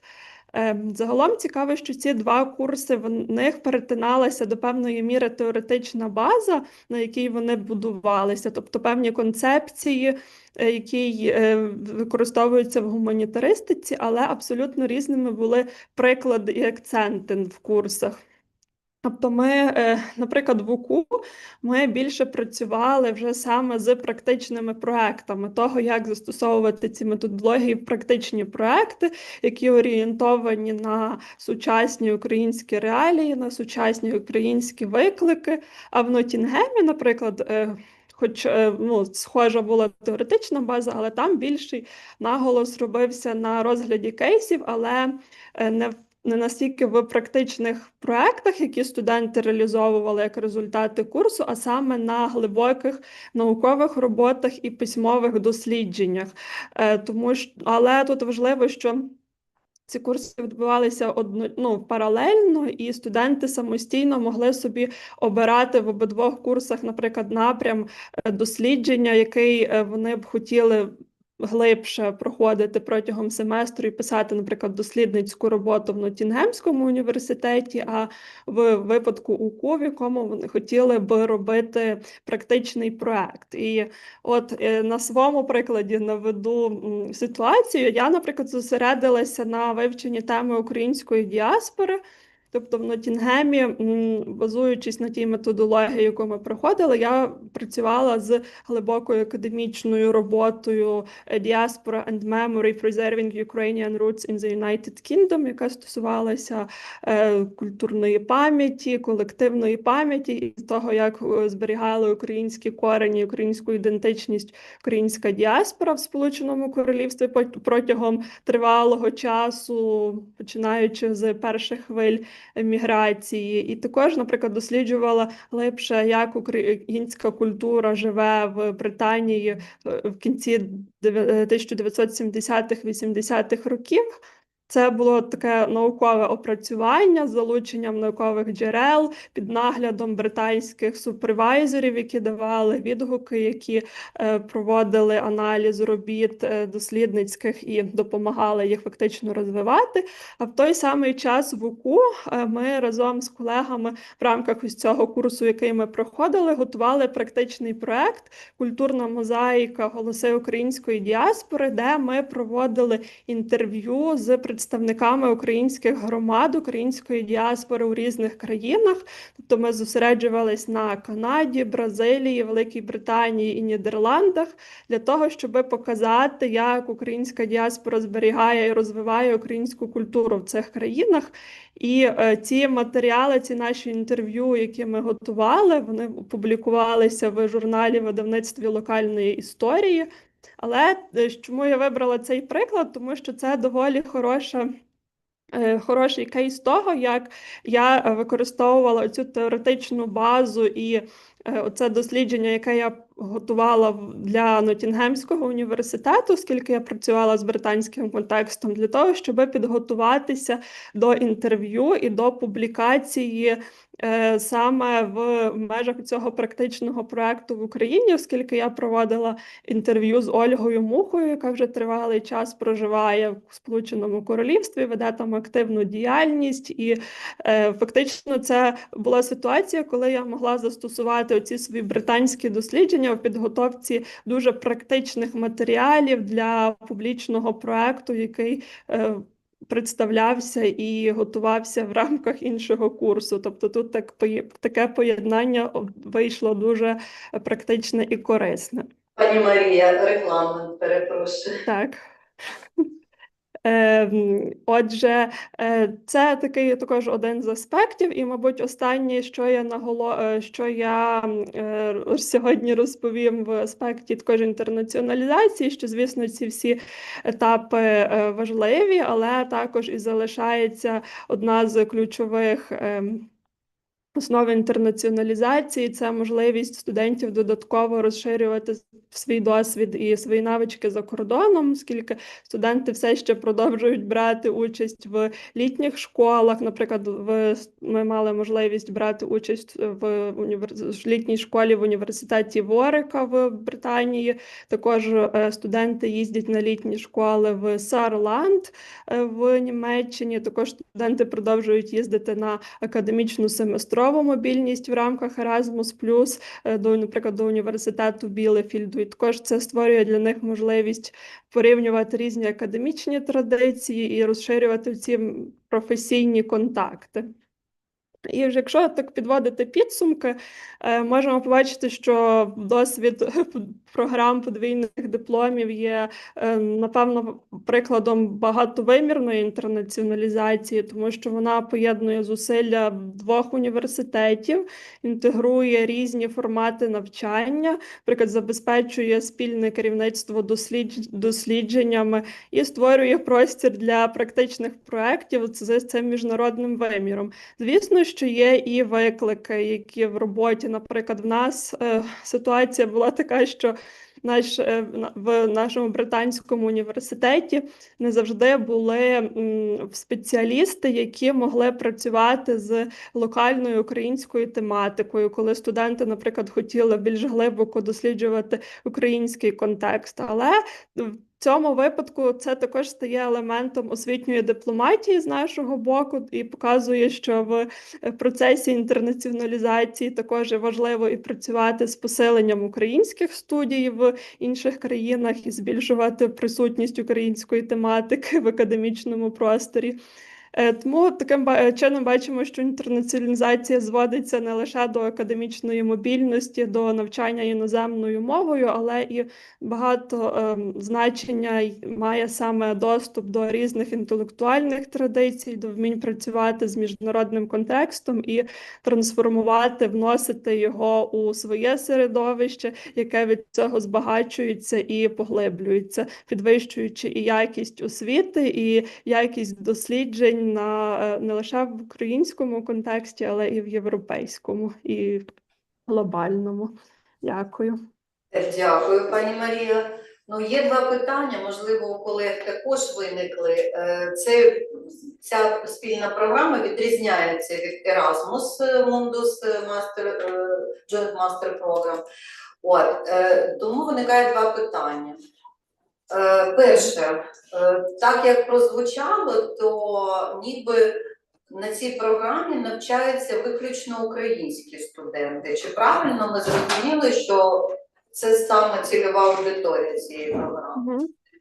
Ну, наразі ми маємо ситуацію, що на ній навчаються українські студенти, тобто це, але програма фактично недавно лише запустилася, це лише 2 роки. Мабуть, цього року лише 3-й набір. Наразі вона стосується більше українського контексту і сфокусована на українських студентів. Але наскільки я знаю, програма планує розширювати на майбутнє міжнародний рекрутинг для того, щоб заохочувати також і іноземних студентів вступати. Так. І ще одне питання, звісно, виникає. Джерела фінансування. Тобто, хто фінансує цю програму? Це за рахунок студентів, університету або якихось фондів, будь ласка?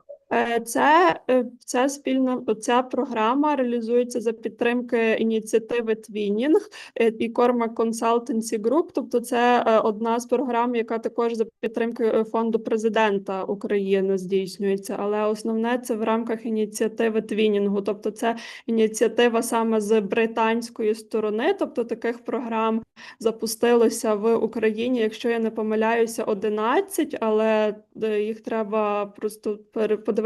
Марія, ми в курсі. Питання, фінансує Twinning програму? Так.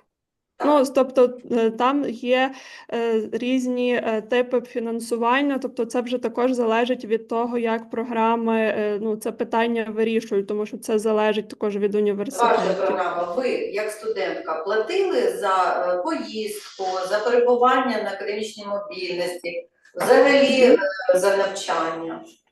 В нашому випадку я була першим набором програми. Навчання здійснювалося повністю на основі повної стипендії, яка покривала навчання і в університеті Ноттінгему, і в Українському католицькому університеті. Але знову ж таки... Тобто обирали найкращих. Дуже дякуємо.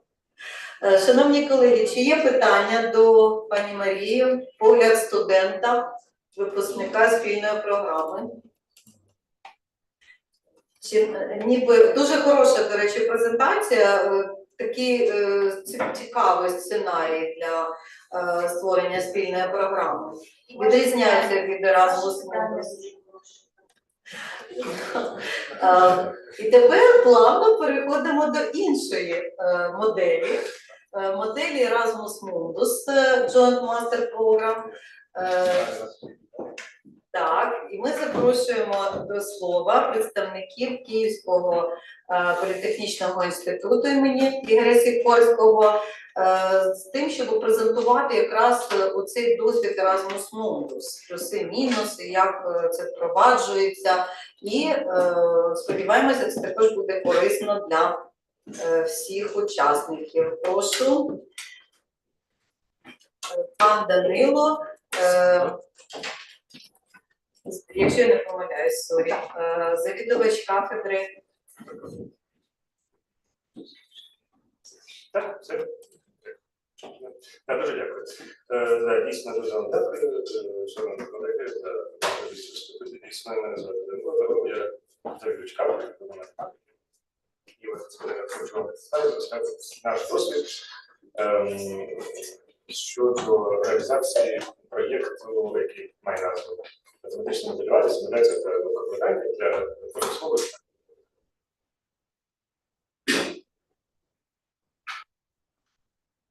Перекладачам, да, треба прямо отак от говорити.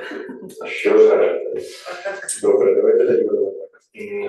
Так, отже, ще раз повторюю, так, що я завідувач кафедри прикладної математики, КПІ, мене звати Данило. Я також керівник проєкту Erasmus Mundus Joint Masters, математичне моделювання, симуляція та викладання для промислових та суспільних викликів. Розкажу трішки про структуру цього проєкту, про особливості учасників, як організованої освіти траєкторії, здобувачі вищої освіти, так, і, власне, які конкретні кроки, з якими ми стикнулися під час його реалізації вже станом на даний момент. Отже, в цьому консорціумі беруть участь 5 університетів.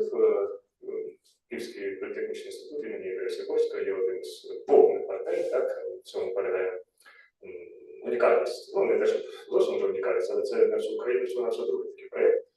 Але він має порівняно з іншим проєктом, який реалізується в університеті Шевченка, свої цікаві особливості, про які я обов'язково розкажу.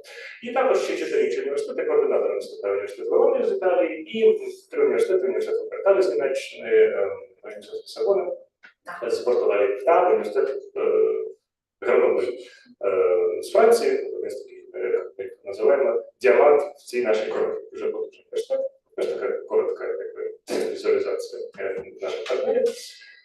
Що полягає особливість? Це, скільки ми з вами знаємо, так, що в рамках Erasmus Mundus під егідою Joint Master розглядають дві принципово відмінні два формати. Так? Це може бути, власне, спільний диплом, так званий Joint Master, або multiple, так, тобто множинний диплом. Ну, називаючи не те, що ми, власне, кажемо, що це про спільну магістерську програму, в дійсності це якраз програма множинного диплому. Ідея в тому, що здобувач освіти на виході отримає на руки декілька окремих дипломів. Один з них буде, якщо ми говоримо про наших студентів, це диплом КПІ, звісно, а інші це, власне, тут написано, так, про які освітні ступені йде мова. От кожен університет в рамках своїх освітніх програм буде видавати відповідний диплом. Пане Данило, трошки повільніше. Так. Цілі програми даного конкретного проєкту, так, були заявлені, що в дійсності нічого такого особливого для моєї кафедри немає, тому що якраз наша кафедра прикладної математики, в КПІ, вона цим напрямком рухається вже фактично десяток років, а саме поєднання математичного моделювання, такого класичного з використанням диференціальних рівнянь, якісь такі класичні математичні методи, і машинне навчання, та штучний інтелект, машинне навчання, те, що зараз є популярним. І європейці, ці наші партнери, оскільки всі ці університети, які заявлені в цій програмі, вони є учасниками європейського консорціуму з математики в індустрії, як мінімум, то завжди у нас такі були дискусії, тому що вони завжди роками займали таку дуже консервативну позицію. Вони стверджують, що ні, прикладна математика – це виключно такі класичні методи, до яких звикли люди там десятиріччями.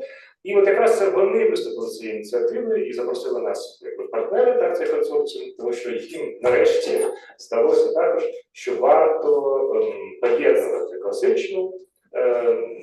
класичне скринінг підхід моделювання із штучним інтелектом. І, власне, от на цьому і зосереджена ця магістерська програма. В рамках цієї магістерської програми кожен студент на початку своєї, скажімо так, кар'єри студентської, він обирає один з 8 напрямків, які його більш-менш цікаві. Вони тут наведені на слайді, не буду їх перераховувати. І специфіка така, що перший, можливо, другий частковий семестр, вони такі більш-менш спільні, загальні, якась така базова фундаментальна підготовка. А вже на другому році вже відбувається така спеціалізація. І вже студент з самого початку повинен звикати, за яким напрямком він хоче рухатися. Також особливістю цього проєкту є велика кількість партнерів з індустрії, які підписали відповідні угоди, можливо, не стільки угоди, скільки letters of intent, для того, щоб надавати можливості для проходити практики і навіть можливо написання дисертації. Це така дійсно особливість цієї програми, оскільки не кожен така значна кількість промислових партнерів. Ну, безперечно, як це часто заявляється, акцент робиться на багатокультурності, так, на можливості співпрацювати з студентами, які мають особливі потреби, гендерний баланс. Ці цілі, звісно, вони зарядені, і вони виконуються. Отже, структура програми доволі проста. Перший семестр вони можуть студенти навчатися в будь-якому з університетів. А другий семестр обов'язково, таке, як я це називаю, вузька горлянка. Вони обов'язково повинні або в Італії, або в Німеччині провести свій другий семестр. Між другим і третім семестром влітку відбувається так званий Maastricht воркшоп, де студенти можуть зібратися нарешті всі разом вперше, так, і заявити певні активності, можливо, це буде схоже чимось на тиждень математичне моделювання, які проводить рамках, і вже так дуже довго. І потім знову на третій-четвертий семестр вони знову розтикаються. Куди хто хоче. Особливість вимоги, так, не тільки цієї програми, а взагалі, які висуваються Європейською до Еразмусу таких програм, це те, що обов'язково потрібно, щоб студент відвідав щонайменше 2 різні університети з різних країн, а якщо це студент однієї з цих 5 країн, українець, так, він повинен відвідати 2 університети, окрім свого власного. Тобто це означає, що для німців, португальців, українців вимога щонайменше 3 країни вони повинні відвідати. І відповідно, якщо ми говоримо про наших українських студентів, то вони починають навчання в КПІ, потім на другий семестр їдуть або в Німеччину, або в Італії, на третій семестр ще кудись, і на четвертий семестр вони повертаються в КПІ. І на виході вони отримують 3 дипломи, з яких буде фактично. Ось, власне, схематично зображена такий, значить, набір освітніх траєкторій. На другому семестрі все концентровано, а перший третій семестр вони абсолютно довільні. Ну, звісно, з урахуванням тих спеціалізацій, спеціалізацій, про які я казав. Університет закріплений за спеціалізацією, приємно усвідомлювати, так що КПІ вважається таким базовим університетом для спеціалізації наукового машинного навчання та Health and Biomedicine. Але також ми виступаємо таких, як резервний партнер деяких інших. Ну, що стосується 4-го семестру, то так само, як і в Україні, і інших наших партнерських університетах, цей семестр повністю зарезервований для практики і для написання дисертації, там не відбувається ніяких занять там в аудиторії. Ну і от можливості для написання цієї дисертації теж заявляється, що вони будуть доволі широкі. Тобто можна писати як в якійсь конкретній підприємстві, так і в асоційованих партнерах. Поки що такі йдуть перемовини про те, що, можливо, асоційованим партнером буде долучений університет Тронхайма з Норвегії, але поки що якихось таких остаточних рішень немає. Ну, власне, цей магістерський воркшоп, який повинен відбутися між другим і третім семестром влітку, участь, по-перше, є обов'язково, це фактично єдина можливість, коли вся когорта зможе нарешті повністю подивитися одне на одне. І, скоріше за все, це також буде присвячено в якомусь такому формату, як може буде якісь воркшопи, якісь моделювання, розв'язання таких задач під керівництвом досвідчених викладачів, можливо, якісь ще окремі семінари, презентації магістерських дисертацій, так, потенційно, хто може керувати, де можуть записані ці роботи.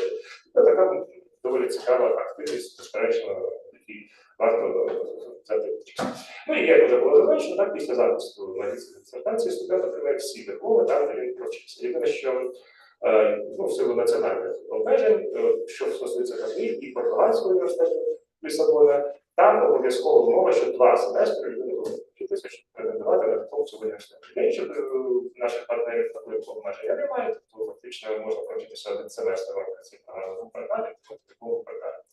Доволі несподіваний результат. Ну, в Католії треба провчитися 2 семестри. Тому от у нас це визначено так жорстко, що це перший і останній семестр обов'язково повинен бути в Католії для того, щоб претендувати на диплом Католії.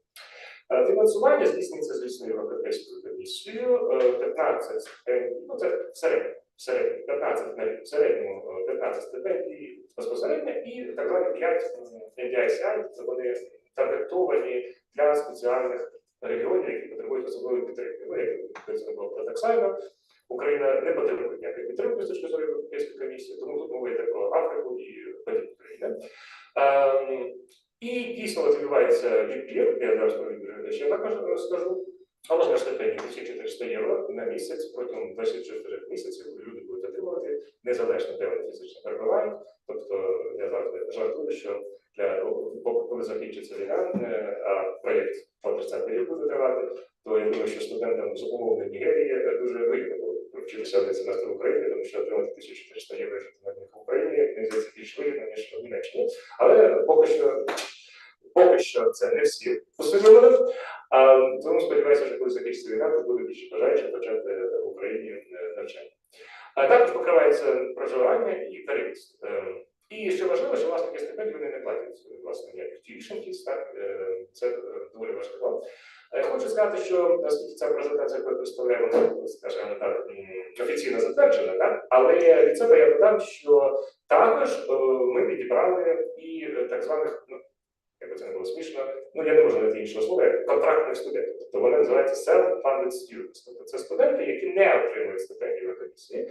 Тобто, якщо вони поїдуть на другий семестр, скажімо, в Німеччину, вони повинні бути самі проживати там за свої кошти. Але вони також не сплачують жодного tuition. Тобто, незважаючи на те, що вони self-funded, єдина відмінність від інших студентів, що вони просто не отримують стипендію в комісії. Але для них навчання також буде безкоштовно. Тобто, в дійсності це не 15 плюс 5, а ще не 15 плюс 5, і ще там плюс десь 8-9, ще таких self-funded. Тобто, десь до 30 студентів на рік ця програма покриває.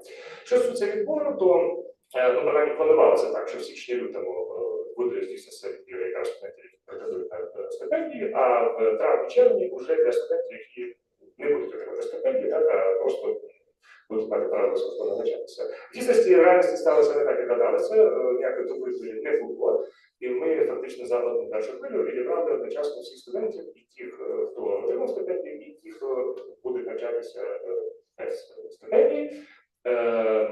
Конкурс був достатньо великий, прямо скажемо, тут було понад 1800 заявок з усього світу.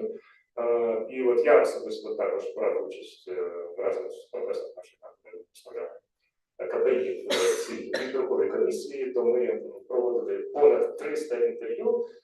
Це було влітку, так? Не влітку, це було в квітні-травні.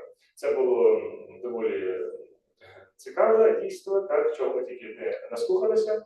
Яких ми тільки версії відповіді на телевізійні питання не почули.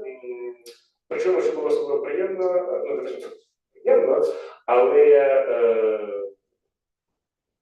не тільки в країнах, які ми звикли називати глобальне півдня, були великі проблеми з базовими знаннями, тут багато студентів з Європи, також, м'яко кажучи, несподівано, але те, що дійсно було приємно, що там ми вели таку, звісно, табличку, таку певно, з балами, да, і там розглядалися різні критерії, там і рівень володіння англійською мовою, і рівень резюме, і таке цікаве були критерії, відповідність бакалаврської спеціальності до магістерської, тобто, наприклад, якщо це комп'ютер сайенс, то це було менш добре, ніж прикладна математика, так, от ми можемо.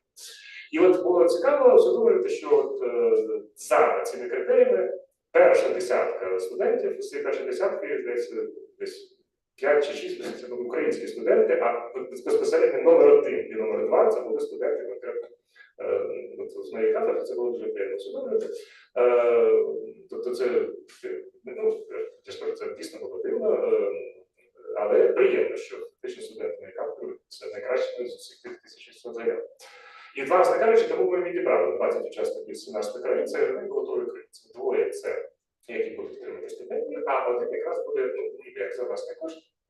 Але, ну, можливо, якраз трішки буде перегукуватися, можливо, з тим, що буде далі департамент, які, скажімо, такі лайфхаки, так, чи що можна зробити як можна покраще. Так, от для цього студента, який не буде отримати стипендію, він, поки він навчається в Україні, зрозуміло, що він не так отримає стипендію українською, що не так критично. А от коли він поїде у part-time на другий семестр, ми спеціально для цього підсуетилися, так, і виграли разом з Упертарем і разом з Вероною, ми подали заявку, і коли виграли, на звичайний Еразмус плюс Key Action 171, те, що такі стандартні, так? Так, тобто ми спеціально підстрахувалися, і тепер фактично ми можемо відправити цього студента в Упертарі, і в нього буде стипендія, але нам це Еразмус плюс. Але більше мов ми також можемо і тепер деяких викладачів туди відправити, також на тиждень цього Еразмус плюс. Тобто дуже корисно, з одного Еразмус плюс вирішили ще 2 Еразмус плюс. Це доволі приємно. Такі цікаві лайфхаки, але, власне кажучи, нам порадили наші європейські колеги так зробити. Отже, дякую вам за увагу і буду радий відповісти на якісь додаткові питання, якщо у вас тут є. Дуже дякую, пане Данило, цікаво. Мені так взагалі близька історія. Мій син закінчив прикладну математику КПІ, а я математику Шевченка. Я знаю, що набрати взагалі студентів на такі складні спеціальності, такі освітні програми важко. Ну вам це вдалося. Супер. І ще й 3 українці. Це прекрасно. Дуже дякую. Ну і хотіла би... Можливо, можливо, я думала зразу вам надати слово. І вже по факту...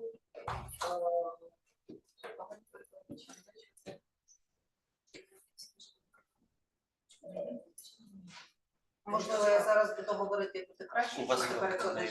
мікрофон. Можливо, так буде краще перекладачам чути. Нормально я чую? Можливо, з того мікрофону полишити якого виступу. Так? Будемо вас, пані Ольга, просити на трибуну.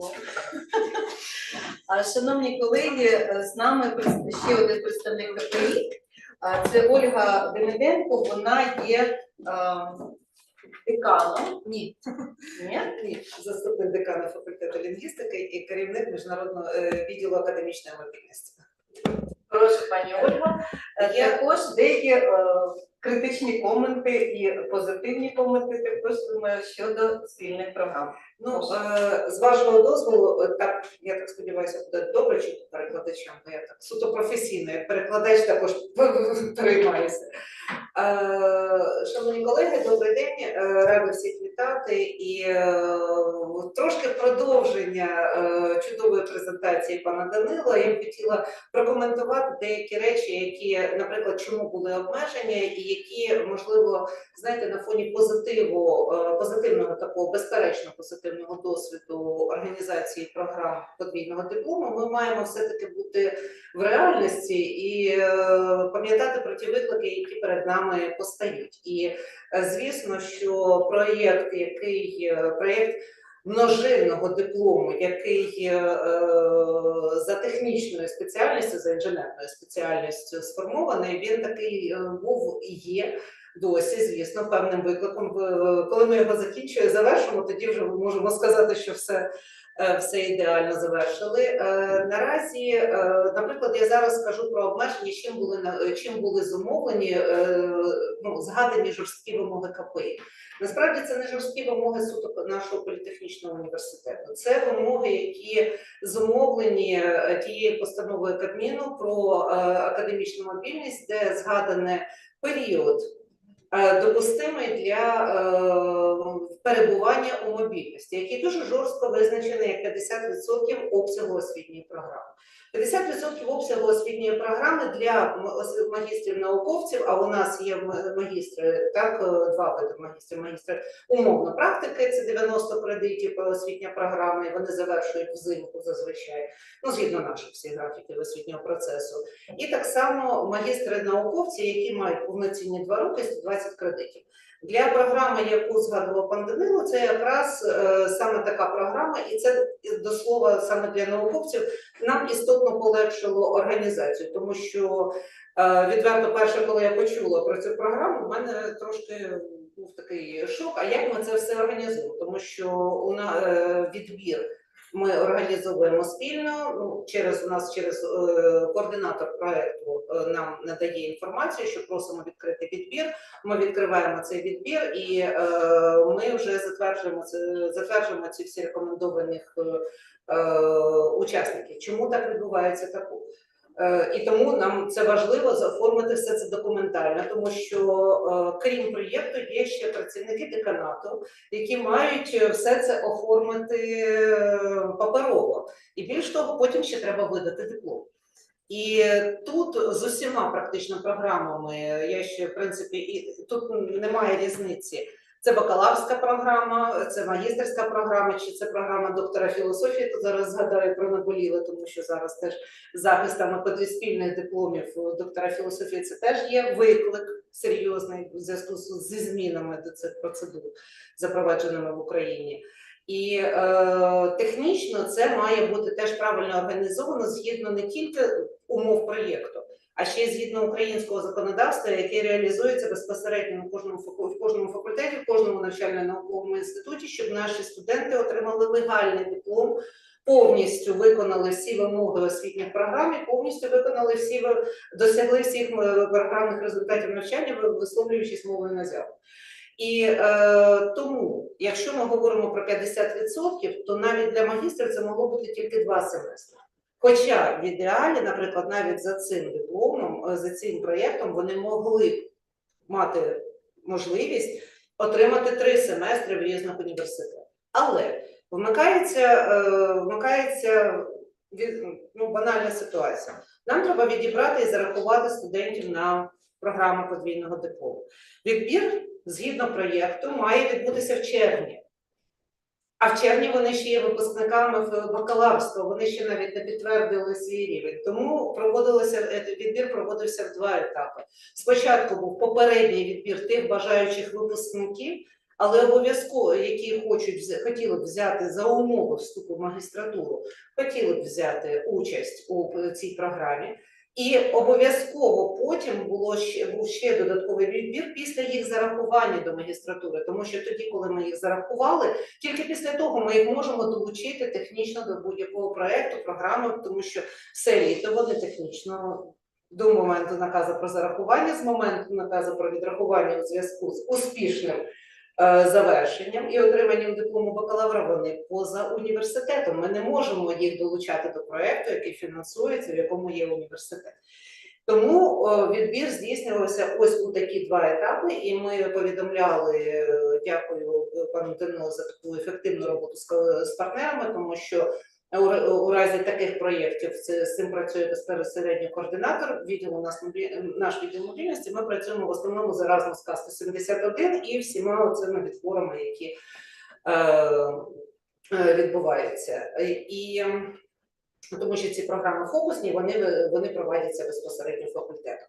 І звісно, що коли найцікавіший момент буде, я сподіваюся, що до того часу вже буде все окей, найцікавіший момент за іншими програмами подвійного диплому, тому що в КПІ є низка таких програм, і це був кейс видати такий диплом. Тому що одна справа, ми починаємо проєкт, це все добре, але для того, щоб видати диплом, наприклад, мають бути закриті практики. Чому 2 семестри, наприклад, перший і останній семестр ми наполягали на тому, щоб це було у нас в університеті, тому що це ще й питання організації практики, яку мають або визнати, якщо студент за кордоном, або ж якщо це,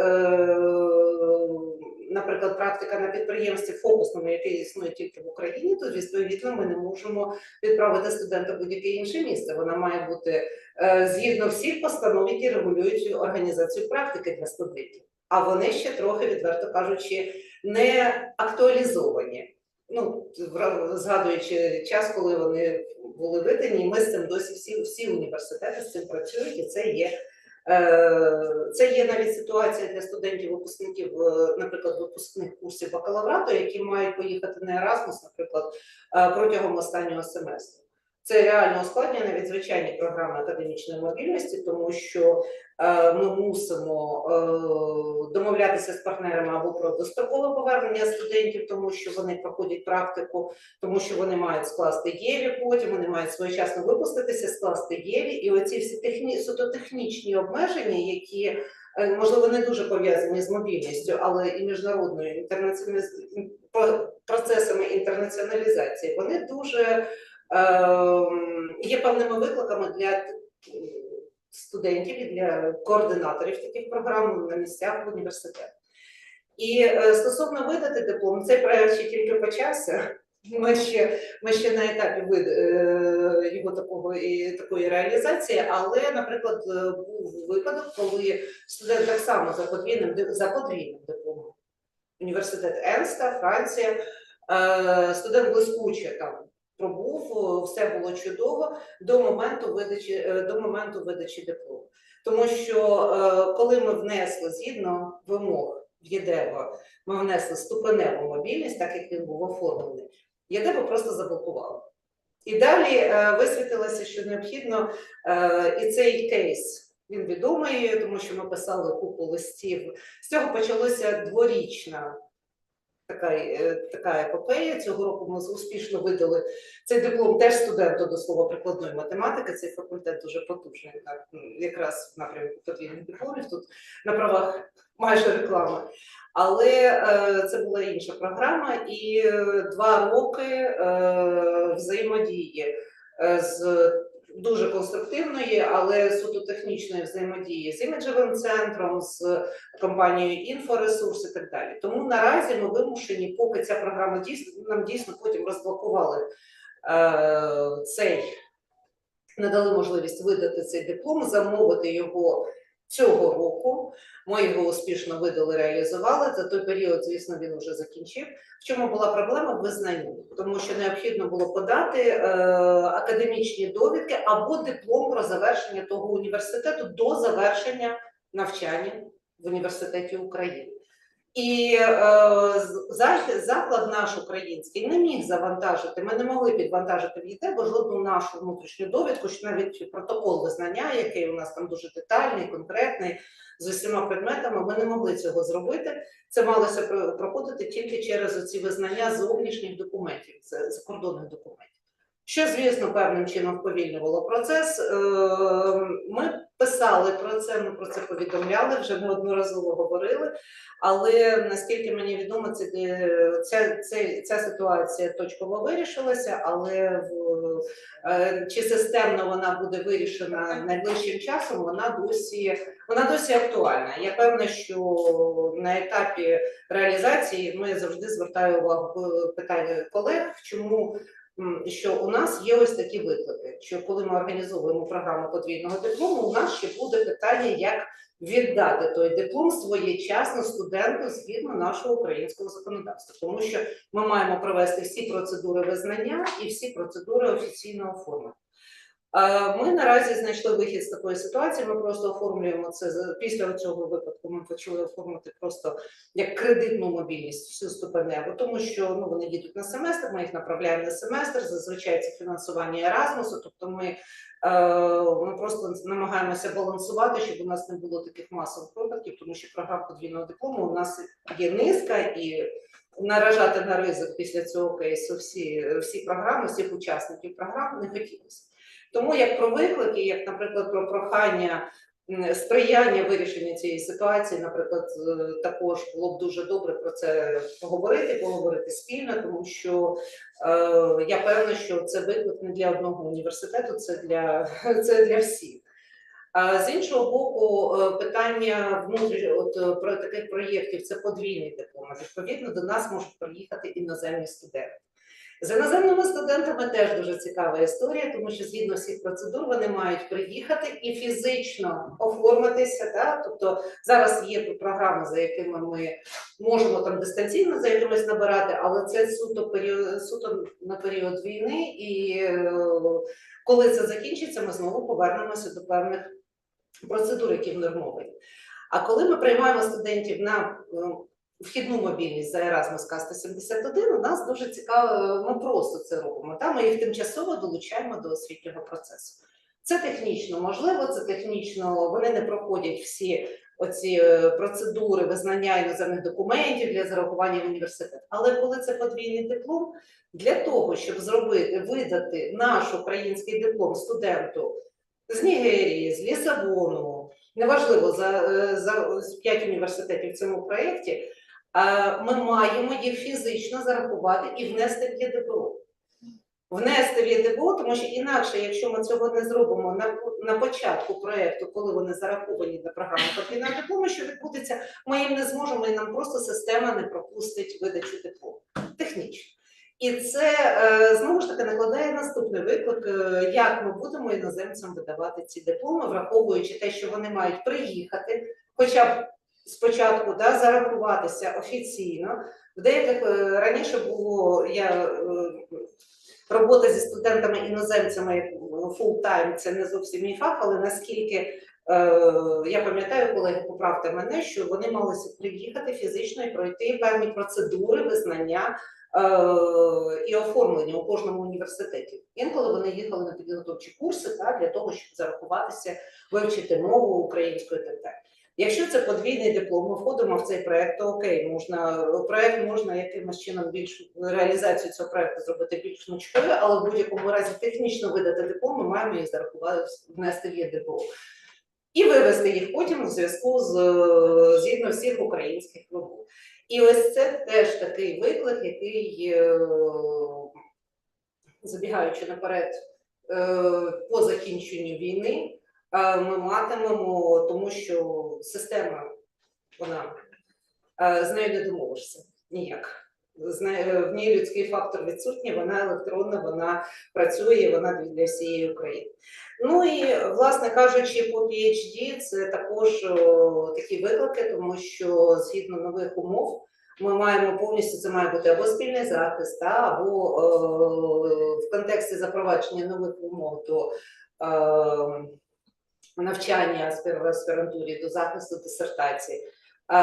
Так само ми маємо на рівні PhD, це, звісно, там індивідуальна програма, але навіть за фінансування, навіть за наявності повної домовленості, оці договори ПТК, вони мають бути дуже детально прописані, тому що якщо студент виходить на захист у нас, то він має пройти процедуру визнання там. Якщо він виходить на захист там, що теж можливо, створюється комісія, наприклад, там в Іспанії і так далі, то це має бути обов'язково якось прописано в договорі, що у нас це визнається. А згідно всіх наших процедур захисту, не завжди з цим визнанням є проста і легка дорога. Також, тобто це ще один такий виклик на рівні всіх. Звісно, як для реалізації проєктів, так з досвіду, я можу сказати, що, можливо, магістерські програми, вони найпростіші для реалізації, тому що це все-таки 1,5-2 роки. Якщо ідеально гармонізовані, в принципі, час зарахування і час завершення програми. Бо, наприклад, в Польщі на магістратуру зараховують в лютому, а у нас навчання на магістратурі починається у вересні. І ми маємо також і графіки процесу гармонізувати. Але магістерські програми, в силу того, що це 1,5-2 роки, вони трошечки простіші. Для бакалаврату оця вся гармонізація протягом 4 років, звісно, вона трошки складніша, для PhD також. Я на цьому про виклики завершу. Дякую. Можливо, питання? Дякую, пані Ольга. Чи є питання? Ми трошки вже регламент порушуємо, але принаймні одне питання можна поставити, будь ласка. Хто бажає, я поки прокоментую. Нормативно-правова база майже сприятлива. Інша справа, що наша оця база освіти електронна не встигає за змінами в нормативно-правовому полі. Тому ми знаємо, нам весь час також міністерство обіцяє доопрацювати, є об'єктивні і суб'єктивні обставини, що не встигають це зробити. Самі бачите, як все змінюється без кінця кожен рік при вступній кампанії. Тому до таких глобальних речей не доходять руки. Але це має бути Сьогодні виступав Шкапко Сергій, представник міністерства, і говорив про зміну статусу України в Еразмус+, про євроінтеграцію України в Європейський Союз, що однозначно передбачає зняття оцих бар'єрів щодо інтернаціоналізації, зокрема створення спільних програм, і щодо залучення іноземних студентів однозначно.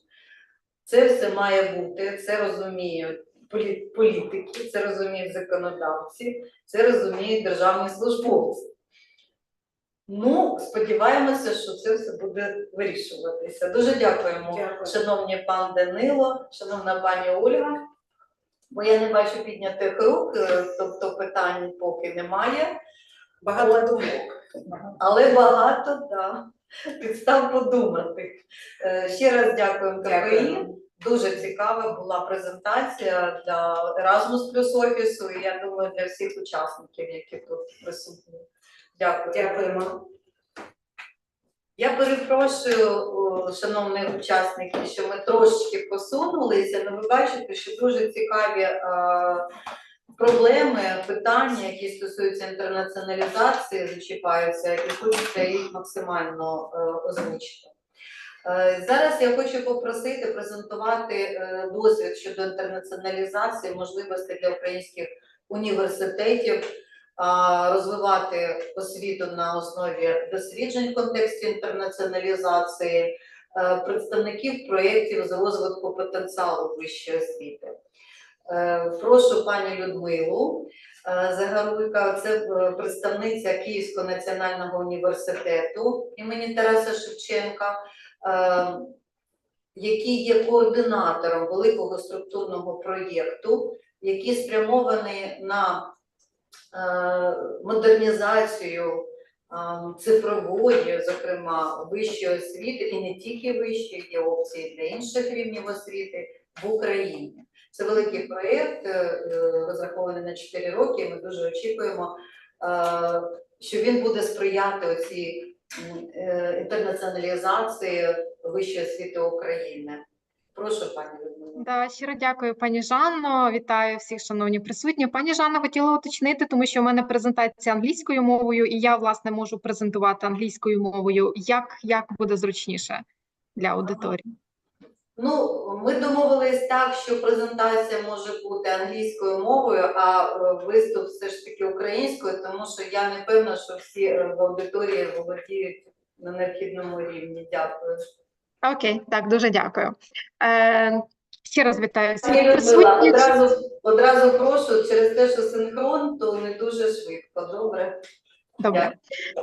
Дякую. Ще раз вітаю всіх присутніх. Ще раз хочу подякувати команді Еразмус офісу за запрошення, за долучення саме до цієї події, яка стосується інтернаціоналізації. І, власне, сьогодні хочемо поділитися досвідом ролі, впливу, можливо, саме одного з проєктів, які є структурним, проєктів CBHE, який спрямований на розвиток потенціалу вищої освіти, а саме цифровий університет, відкрита українська ініціатива. Це проєкт Digital University Open Ukrainian Initiative, like DigiUni. Розпочну з самої ідеї. Сама ідея проєкту, вона зародилася після повномасштабного вторгнення у 2022 році, і на екрані ви бачите деякі виклики, які ми брали на увазі, власне, під час підготовки. Треба натиснути. Перепрошую? Окей. Ті виклики, які ми мали на увазі, коли ми... Це не всі ті, які є на екрані, лише деякі з них, але з якими зіштовхнулася тоді вища освіта в Україні, і, власне, ті, які ми хотіли якимось певним чином розв'язати. І, власне, в 2022 році Європейська Комісія, вона відкрила таке спеціальне віконечко, спеціальний кол на підтримки цифрової освіти в Україні, і ми хотіли певним чином відреагувати на ті виклики, з якими зіштовхнулася Україна, саме через структурний проект, який буде спрямований на підтримку цифрової освіти в Україні. Власне, як я вже зазначала, цей проект він був переможцем саме цього спеціального колу. Він розрахований на 4 роки з 23 по 27. Координатором є Національний університет імені Тараса Шевченка, але у партнерстві в нас такий досить великий консорціум. У нас 26 членів нашого консорціуму, які поєднують як інституції Європейського Союзу, так і інституції з України. Тут ви бачите декілька цифр. 21 – це повний партнер, але у нас ще є 5 асоційованих партнерів, з якими ми всі разом реалізуємо наш проект. Він є досить амбітним, оскільки, власне, від тих челенджів, які я зазначила, будуть залежати певні інновації, які ми намагаємося внести в цифрову освіту України. Ви бачите декілька циферок, на реалізацію, який спрямований наш проект, і там, де 6 тисяч плюс бенефіціарів, це, власне, ми відштовхувалися від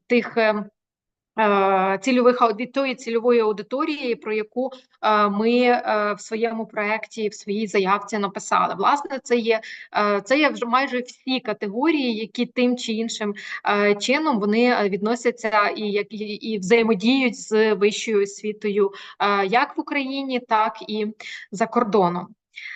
І, власне, пані Жанна озвучила основну мету нашого проекту, але беручи до уваги ті всі цільову аудиторію, яка була представлена на попередньому слайді, ми своїм проектом хотіли би привнести якісь певні інновації, оскільки основною метою є така більш структуризація створення і структуризація цифрової екосистеми в Україні на основі задля якісної освіти в Україні, так, на основі і вивченого досвіду іноземних партнерів, зокрема.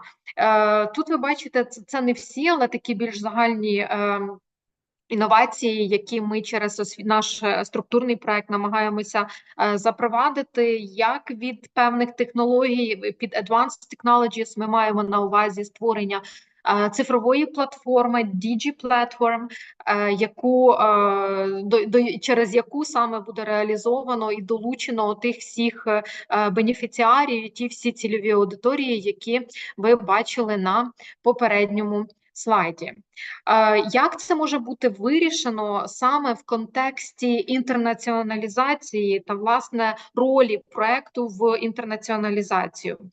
Забігаючи наперед, просто хочу принагідно і подякувати нашим партнерам з країн Європейського Союзу, адже той досвід і ті best practices, так, якими вони поділилися під час вивчення їхнього досвіду, він є, власне, безцінний, і це одна з віх нашої інтеграції, власне, але інтеграції як найкращих практик, ті, які ми побачили, ті, які ми отримали в європейських партнерів, у нас їх є 10 з країн Європейського Союзу, вони є, направда, вони є безцінними. І ми ці практики намагаємося імплементувати так само в нашу цифрову платформу DigiPlatform, яку ми зараз створюємо. Щодо інтернаціоналізації, то, власне, через проект ми намагаємося підтримати міжнародну академічну співпрацю та інтеграцію. Ми є країном-кандидатом до вступу в Європейський Союз. Ми через оці всі практики, через трансформацію інтернаціоналізації намагаємося бути ближчими, скажімо так, до наших партнерів з країн Європейського Союзу. Під міжнародною академічною співпрацею ми перше маємо на увазі це цифрову мобільність, яка має заміняти фізичну мобільність, що більше розширить можливості здобувачів усіх отих target groups, про які я згадувала в попередніх слайдах, до здобуття вищої освіти, до здобуття проходження певних курсів. Також, коли ми говоримо про інтернаціоналізацію, ми через наш проект, ми говоримо через певні challenges або changes, так, зміни, які ми намагаємося, власне, вирішувати. Ви їх так само бачите на екрані, це не всі, це основні. І, по-перше, це відвідування певних порушення, скажімо так, певних географічних кордонів, так, які у нас є з країнами Європейського Союзу і взагалі не тільки з ними, а з іншими регіонами. Через зміну фізичної мобільності, так, напевно, на віртуальну мобільність щодо проходження курсів, які будуть розміщені на нашій DigiPlatform. Далі через заміну інституційних договорів, так, оскільки, як вже було зазначено на слайді по інноваціях, кожен університет, який буде зацікавлений в долученні до DigiPlatform, має підписати так звану хартію цифрової DigiChat, так, яку ми запланували, і тоді буде повноправним, скажімо так, користувачем, як цілий університет, нашої DigiPlatform. Далі, коли ми говоримо про інтернаціоналізацію, наразі це неможливо без поширення українських студій у світі. Це, власне, є ініціатива першої леді України, і ми намагаємось так само її підтримувати, але через нашу платформу, оскільки курси будуть різними мовами, що надасть, скажімо так, певного промоушена нашим Ukrainian Studies globally. Якщо ми говоримо вже про глобальний цей global reach, про глобальний вимір, тут не можна не згадати про, скажімо так, про українську діаспору, так, про переміщених, про людей, які виїхали через певні обставини з України, displaced, так, Ukrainians, але які хочуть підтримувати академічні зв'язки, культурні зв'язки, тобто вони це можуть робити через навчання саме на нашій платформі.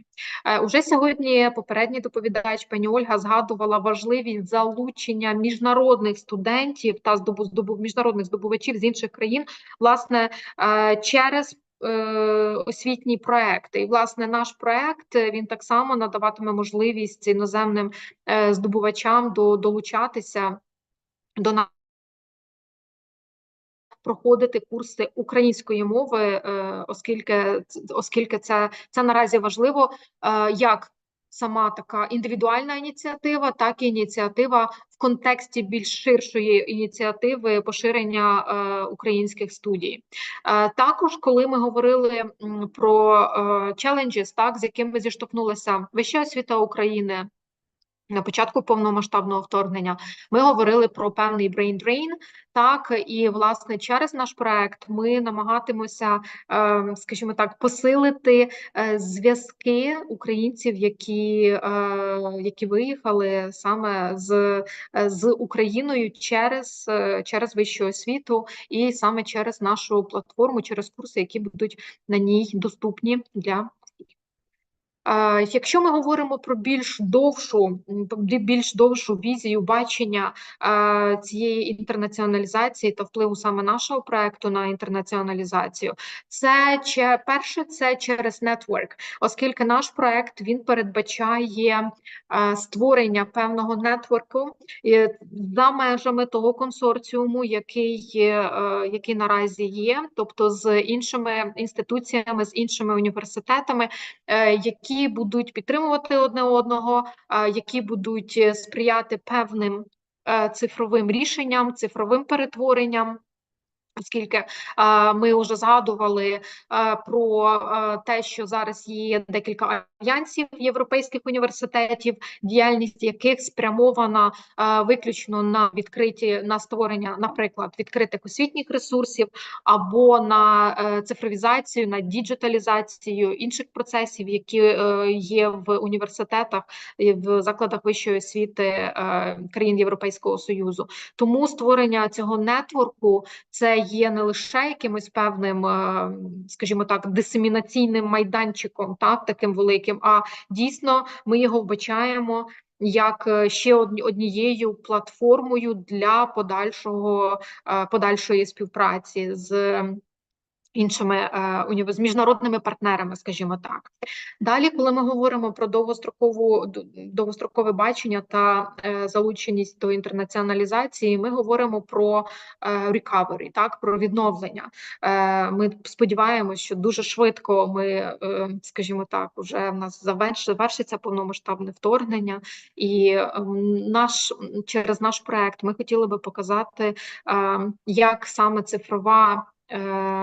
цифрова міжнародна співпраця на рівні цифрової освіти, вона може допомогти перебудувати, відновити саме освітні системи освітніх інституцій, або допомогти вирішити ті чи інші питання, які виникли впродовж цих всіх років після повномасштабного вторгнення. Коли я говорила про тісну співпрацю з нашими партнерами з країн Європейського Союзу. Власне, це є та європейська інтеграція, про яку і пані Жанна згадувала, про яку згадував сьогодні пан Сергій Шкапко, тому що ми, сподіваємось, дуже швидко станемо вже повноправним, скажімо так, членом Європейського Союзу, і ми на цій доріжці, і сподіваємось, що саме через наш проект так само, як маленьку частиночку, ми спробуємо доєднатися до цієї європейської інтеграції. Я перепрошую, регламент перебрали. Хвилиночка, це останній слайд. Так, коли ми говоримо ще про діаспору, ми говоримо про побудову певних місточків, оскільки наша цифрова платформа, вона матиме як формальні курси, формальної освіти, так само курси неформальної освіти та з певними методичними матеріалами, які кожен може використовувати, та про певно оскільки це є взагалі створення платформи, і сам проект, він як інноваційний є, і досить амбітний, і власне про можливість поширення саме досвіду, розробки певних речей в нашому проєкті, або платформи, або хартії з іншими партнерами, як такий успішний приклад, сподіваємося, успішний приклад, який буде реалізований так само в Україні і в українській вищій освіті в контексті інтернаціоналізації. Все, я щиро дякую. Тут є контакти, сайт нашого проекту і мої контакти. Будь ласка, якщо буде якісь питання ще додаткові, то з радістю на них відповімо. Щиро вам дякую за увагу. Дякую, пані Людмила. Я закликаю всіх учасників і плюс наших глядачів в YouTube-каналі звернути увагу на цей проєкт, тому що це проєкт структурний, який охоплює і має охопити в перспективі фактично всю систему вищої освіти, не тільки. І наслідком, зокрема, буде удосконалення і гармонізація законодавчого поля. А саме, зокрема, забезпечення якості саме цифрової вищої освіти, що дуже актуально загалом в сучасному світі, і, зокрема, для України, тому що ми змушені виживати фактично в вищій освіті в цифровому контексті. Тобто це нам дає можливості надавати вищу освіту. І бажано, щоб вона була якісна. Тому цей проєкт спрямований і на таку ціль. Я дуже дякую, пані Людмила, і ще раз закликаю слідковувати цей проєкт, тому що він буде стосуватися всіх університетів і не тільки. Дякую. І зараз я хочу запросити до слова пані Світлану Литвинову, це заступник директора Інституту цифровізації освіти Національної академії педагогічних наук. Це дуже цікавий проєкт, який спрямований на інтернаціоналізацію, різні аспекти його, саме для тих, хто небагато досвіду має в розбудові своєї інфраструктури в контексті інтернаціоналізації, тим більше наукові установи. Це має свої особливості і дуже цікаво почути, як відбувається робота цього проєкту саме з точки зору дослідницької інституції. Прошу, пані Світлана. Доброго дня, шановні колеги, дякую за запрошення. Знаю, що всі втомилися вже, але також хочу сказати кілька слів щодо діяльності нашого інституту в міжнародних проєктах, зокрема за напрямом інтернаціоналізації. Вибачаю зразу за звук, тому що певні є аспекти. Але сподіваюся, що ви презентацію бачите, так? Хочу сказати, що у 2024 році ми розпочали проєкт, який стосувався впровадження аспектів інтернаціоналізації саме в країнах, які не мають значного досвіду з цього питання. І нас залучили як наукову установу, скажімо так, як зразок, де на сьогоднішній день питання інтернаціоналізації мало вирішені. Перше, що я хочу сказати, проблема, яка є в підготовці, в діяльності інституту, це аспірантура і підготовка PhD. Ми знаємо, що сьогодні звучало вже, що для цього треба проводити окремий захід, але я хочу сказати, що ми співпрацюємо в такій дружній асоціації. Це 4 вірменських університети, 3 університети з України і наша наукова установа. І кожен розглядає аспекти інтернаціоналізації в ракурсі 3 компонентів. Це сталий розвиток і цифровізація стосується нашого, наприклад, інституту. І хочу сказати, що в цьому проєкті ми розроблюємо стратегічні плани. Ми отримали нове обладнання для того, щоб здійснювати певні аспекти інтернаціоналізації, я про них зараз розкажу.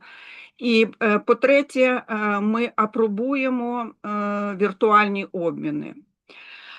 Що в цьому контексті зроблено нашим інститутом? Ну, по-перше, мене дуже цікавили викладачі. Ми звернулися до викладачів Національної академії педагогічних наук України, які здійснюють освітню діяльність саме для аспірантів, для PhD. І на сьогоднішній день нами було визначено, що з концепцією, наприклад, сталого розвитку знайомі майже всі викладачі університету. Вони також порушують питання сталого розвитку на своїх лекціях і включають туди аспекти сталого розвитку у свої практичні роботи і лекції. Ну, це практично 78%. Але також ми визначили, що питання такі, які стосуються сталого розвитку, як екологічні аспекти, зосереджені тільки на кількох питаннях. Це навчання і просвітництво про екологію, також енергозбереження, заходи підвищення екологічної компетентності і різні акції. Більше різних аспектів, ну, на такому високому рівні, на жаль, у нас в академії не проводиться. Це окремі вкраплення в модулі, які читаються нашим аспірантам. Також хочу сказати, що ми провели опитування і визначили, які найважливіші цілі сталого розвитку визначають для себе викладачі аспірантури. Ну, ви бачите, що якість освіти стоїть на першому місці, і це зрозуміло, тому що ми всі опікуємося освітою. Але також сюди увійшли такі питання, як партнерство, що стосується аспектів інтернаціоналізації, зокрема, також мир і питання мирного співіснування. І ще один аспект, який треба зазначити, це гендерна рівність. Ось такі ключові аспекти, які формують на сьогоднішній день освітній простір в нашій академії, що стосується підготовки PhD. Всі інші питання, на жаль, не розкриваються належним чином або не включаються в питання, які розглядаються на освітніх модулях, в навчальних програмах і так далі. Я хочу сказати, що для того, щоб досягти цілей сталого розвитку, ми маємо вирішувати певні конкретні питання. І одне з питань було, чи вважаєте ви, що досягнення цих цілей сталого розвитку вплине на вирішення проблем вашої конкретної діяльності?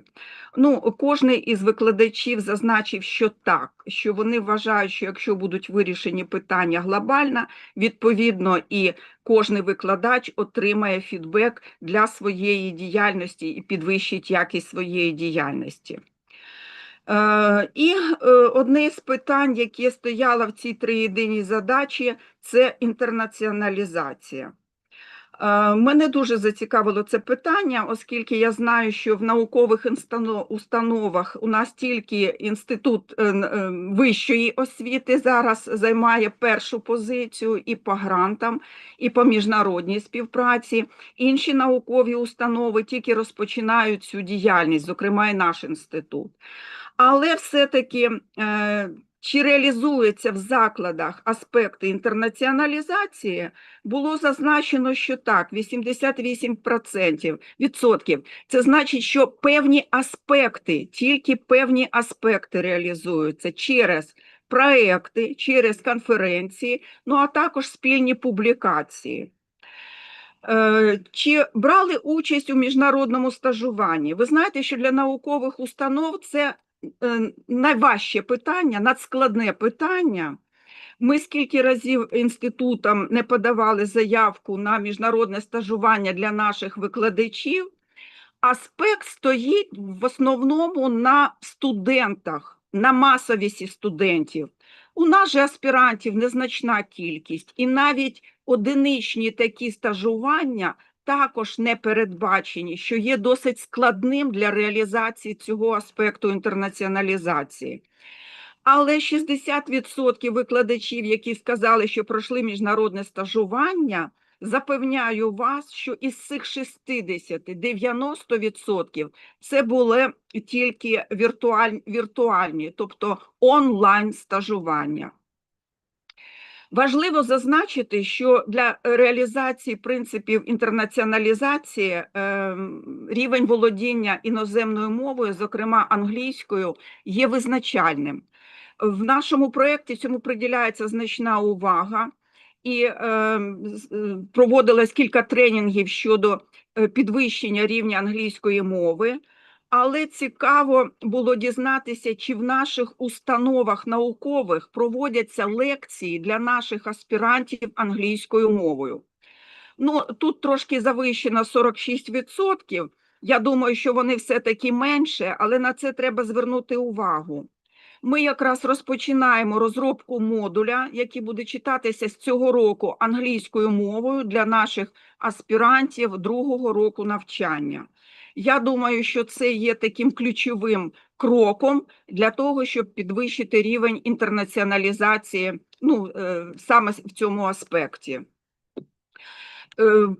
Також цікаво зазначити, чи використовують наукові установи, от я тільки що чула виступ університету Шевченка, що вони розробляють окрему платформу для своїх 25 учасників, для того, щоб здійснити, один із аспектів – це у них інтернаціоналізація освіти, так, викладання англійськими мовами, розміщення модулів і так далі. Але мені більше сподобався підход УКУ, де молода студентка розповідала, що є різні варіанти реалізації. Не обов'язково це має бути віртуальна платформа або, наприклад, лабораторія.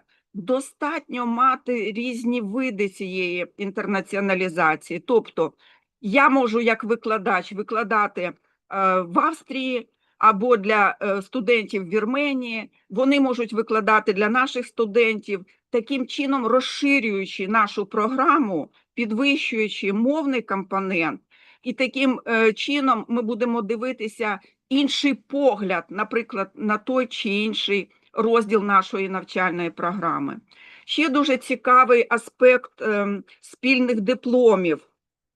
На жаль, ми не реалізували таку можливість, оскільки це треба знайти певного викладача з нашої спеціалізації.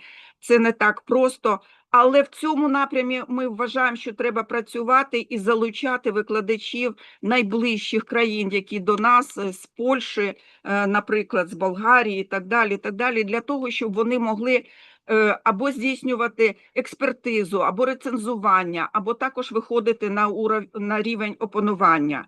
Проте, якщо виходити на рівень опанування, незрозуміло, яким чином це реалізовано в нашій законодавчій базі. Хочу сказати, що оцінюючи рівень інтернаціоналізації, наші викладачі в нашій академії виставили бал не більше 3,5. Я думаю, що це реальна оцінка, і яка дає поштовх нам на подальшу співпрацю, на подальше удосконалення. Аспект цифровізації в інтернаціоналізації розпочинається з того, що практично кожен на сьогоднішній день вчений, а тим паче студент, володіє цифровими технологіями. Як ви бачите, професіональний рівень уже 31%. Вони володіють платформами Zoom, Office 365, Teams, Classroom і так далі, для того, щоб можна було цими ресурсами забезпечити і онлайн-навчання, і стажування, і мобільність, і віртуальні обміни. А тому дуже цікаво, що в кожному закладі, який сьогодні є в установі НАПН, вони надають можливість своїм студентам підвищити рівень цифрової компетентності. Тобто у них є навчальні якісь програми, а я точно знаю, що є модуль, наприклад, по хмароорієнтовним технологіям, які дають можливість підвищити цей рівень і забезпечити співпрацю. Також цікаво, що інструменти, якими користуються в нашій академії, 62% – це безкоштовні. Проте 33% викладачів все-таки використовують деякі інструменти, які оплачуються за часткову суму, якусь. Наприклад, чат GPT, який можна купити за $20 і використовувати його з іншими функціями, з іншим наповненням. Також цікаво, що основними проблемами, які сьогодні стикаються, залишається мережа інтернет. Але найбільша проблема у нас на сьогоднішній день – це зв'язок.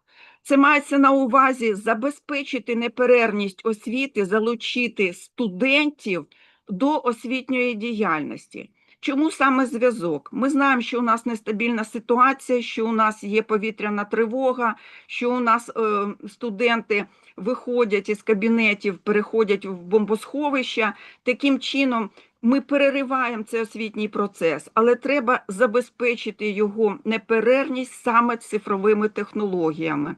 Ми знаємо, що це зараз реалізується і змішане навчання, і дистанційне навчання, але можна, переходячи в бомбосховище, продовжити освітній процес, використовуючи, наприклад, доповнену реальність.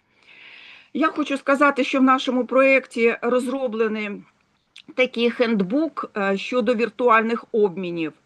Ми його інститутом переклали вже українською мовою, я надаю лінк, там можна його завантажити собі для роботи, де розглядаються практики, які є у світі, надаються рекомендації, як реалізувати, як організувати, як забезпечити віртуальний обмін. Вважаю, що на першому етапі нашого дослідження це непоганий результат.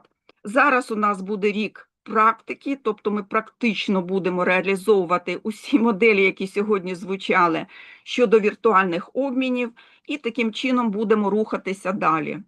Дякую за увагу, якщо є запитання.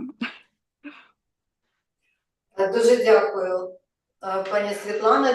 Цікаве було обстеження, і ви слушно зауважили, що не завжди вони відповідають реальності, бо ми також трохи обізнані з ситуацією в наукових установах і навіть закладах вищої освіти, де поки що інтернаціоналізація і цифровізація не на належному рівні. Але було дуже цікаво побачити, що ви провели таке обстеження в межах проєкту. Також цікаво було по Virtual Exchange хендбук побачити. І дякуємо, що дали посилання. Я сподіваюся отримати презентацію вашу для того, щоб був доступ до цієї інформації. І закликаю скористатися, тому що в рамках Еразмус+ є також окремий напрям, ми маємо його використовувати все більше, це якраз віртуальні обміни. І добре, що ваш проєкт допомагає ньюкамерсам, новачкам зорієнтуватися, як це робити. Дуже дякую, цікаво було побачити. Сподіваюсь, науковим установам це також дає певний поштовх долучатися до інтернаціоналізації, зокрема через проєкт Еразмус+. І вітаю вас з успішним таким початком. Сподіваюся, це вплине і на атестацію. Воно вже вплинуло. Я хочу відмітити, що Інститут цифровізації визнаний найкращим в системі Академії педагогічних наук. Ну і вже сама назва говорить про себе, тому що це пріоритет Європейського Союзу, пріоритет України, цифровізація. Пані Жано, дозвольте ще передати привітання кафедрі прикладної математики, якої я випускниця з червоним дипломом. Тому я хочу сказати, що саме звідти виросли такі високі показники нашого інституту. Безмежно вам дякую всім. Як склалось цікаво, як ми пов'язані з КПІ, з прикладною математикою саме. Ну, ми не знали. Вітаю кафедру, дійсно продовжують показувати високі результати, бачите, які випускники. Я всім дуже дякую, хто мав наснагу і натхнення до кінця з нами бути на цьому круглому столі, обговорити такі актуальні питання. Я хочу запитати Єна, чи є якісь коменти у підсумку сьогоднішньої зустрічі, можливо, якісь настанови, побажання? Якщо є такі коменти, прошу до слова.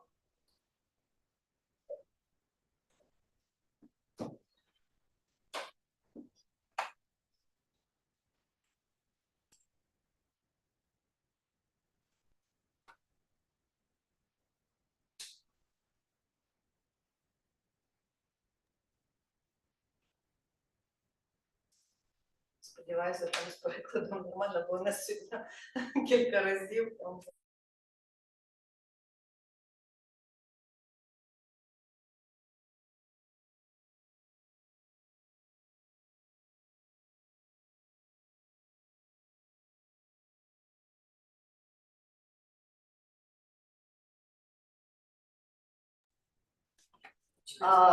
Я перепрошую, наші перекладачі, Олена, ви переклали Єну наш запит? Так, пані Олена переклала, був запит, можливо, пан Єн на іншому каналі. Зараз спробуємо ще раз.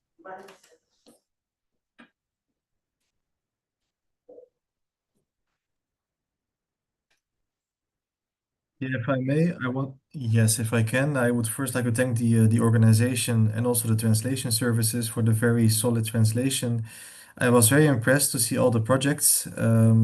The digital university, I think, is very important in the coming years to implement this project even further.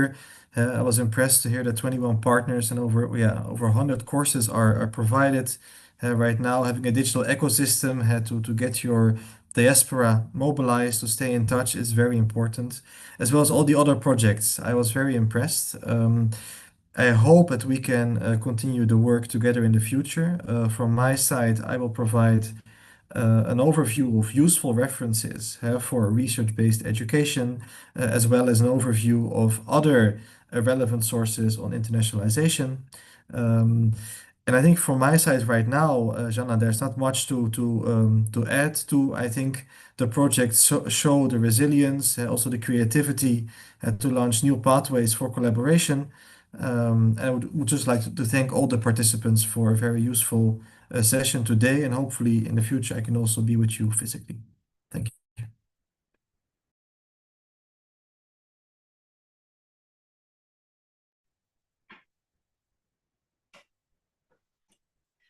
Дякую, Єна, також за вашу участь. Дуже цікаві, корисні для нас презентації. І також дякуємо за пропозицію поділитися джерелами для того, щоб сприяти інтернаціоналізації освіти в Україні. Очікуємо на зв'язочку. І сподіваюся також, якщо будуть якісь питання, то ми можемо до вас звернутися за порадою і поділитися з українцями вашими відповідями і настановами. Ще раз дякую. Шановні учасники, на завершення я хочу вас попросити в чаті, якщо хто не встиг, ще раз зареєструватися для того, щоб ви отримали сертифікат про участь в цьому міжнародному круглому столі щодо підвищення вашої кваліфікації. Я сподіваюся, це відбулося. Тим більше ви ще ознайомитеся в більш спокійній ситуації з презентаціями, вивчите їх і, сподіваюся, будете використовувати в вашій професійній діяльності. Тому прошу ще раз зареєструйтеся і будьте на зв'язку з нашим представником Еразмус плюс офісу Олегом, який буде готувати сертифікати. Ще раз дякую Єну. Ще раз дякую перекладачам. Їм було непросто через деякі технічні проблеми, але вони зробили це. Дякуємо, пані Олена, дякуємо, пані Наталя. Да? Ще раз дякую. Thank you very much. And I'm in Майдан with you, Slava Ukraini, and I wish you all the best and we stay in touch. Thank you so much. Героям слава. Героям слава!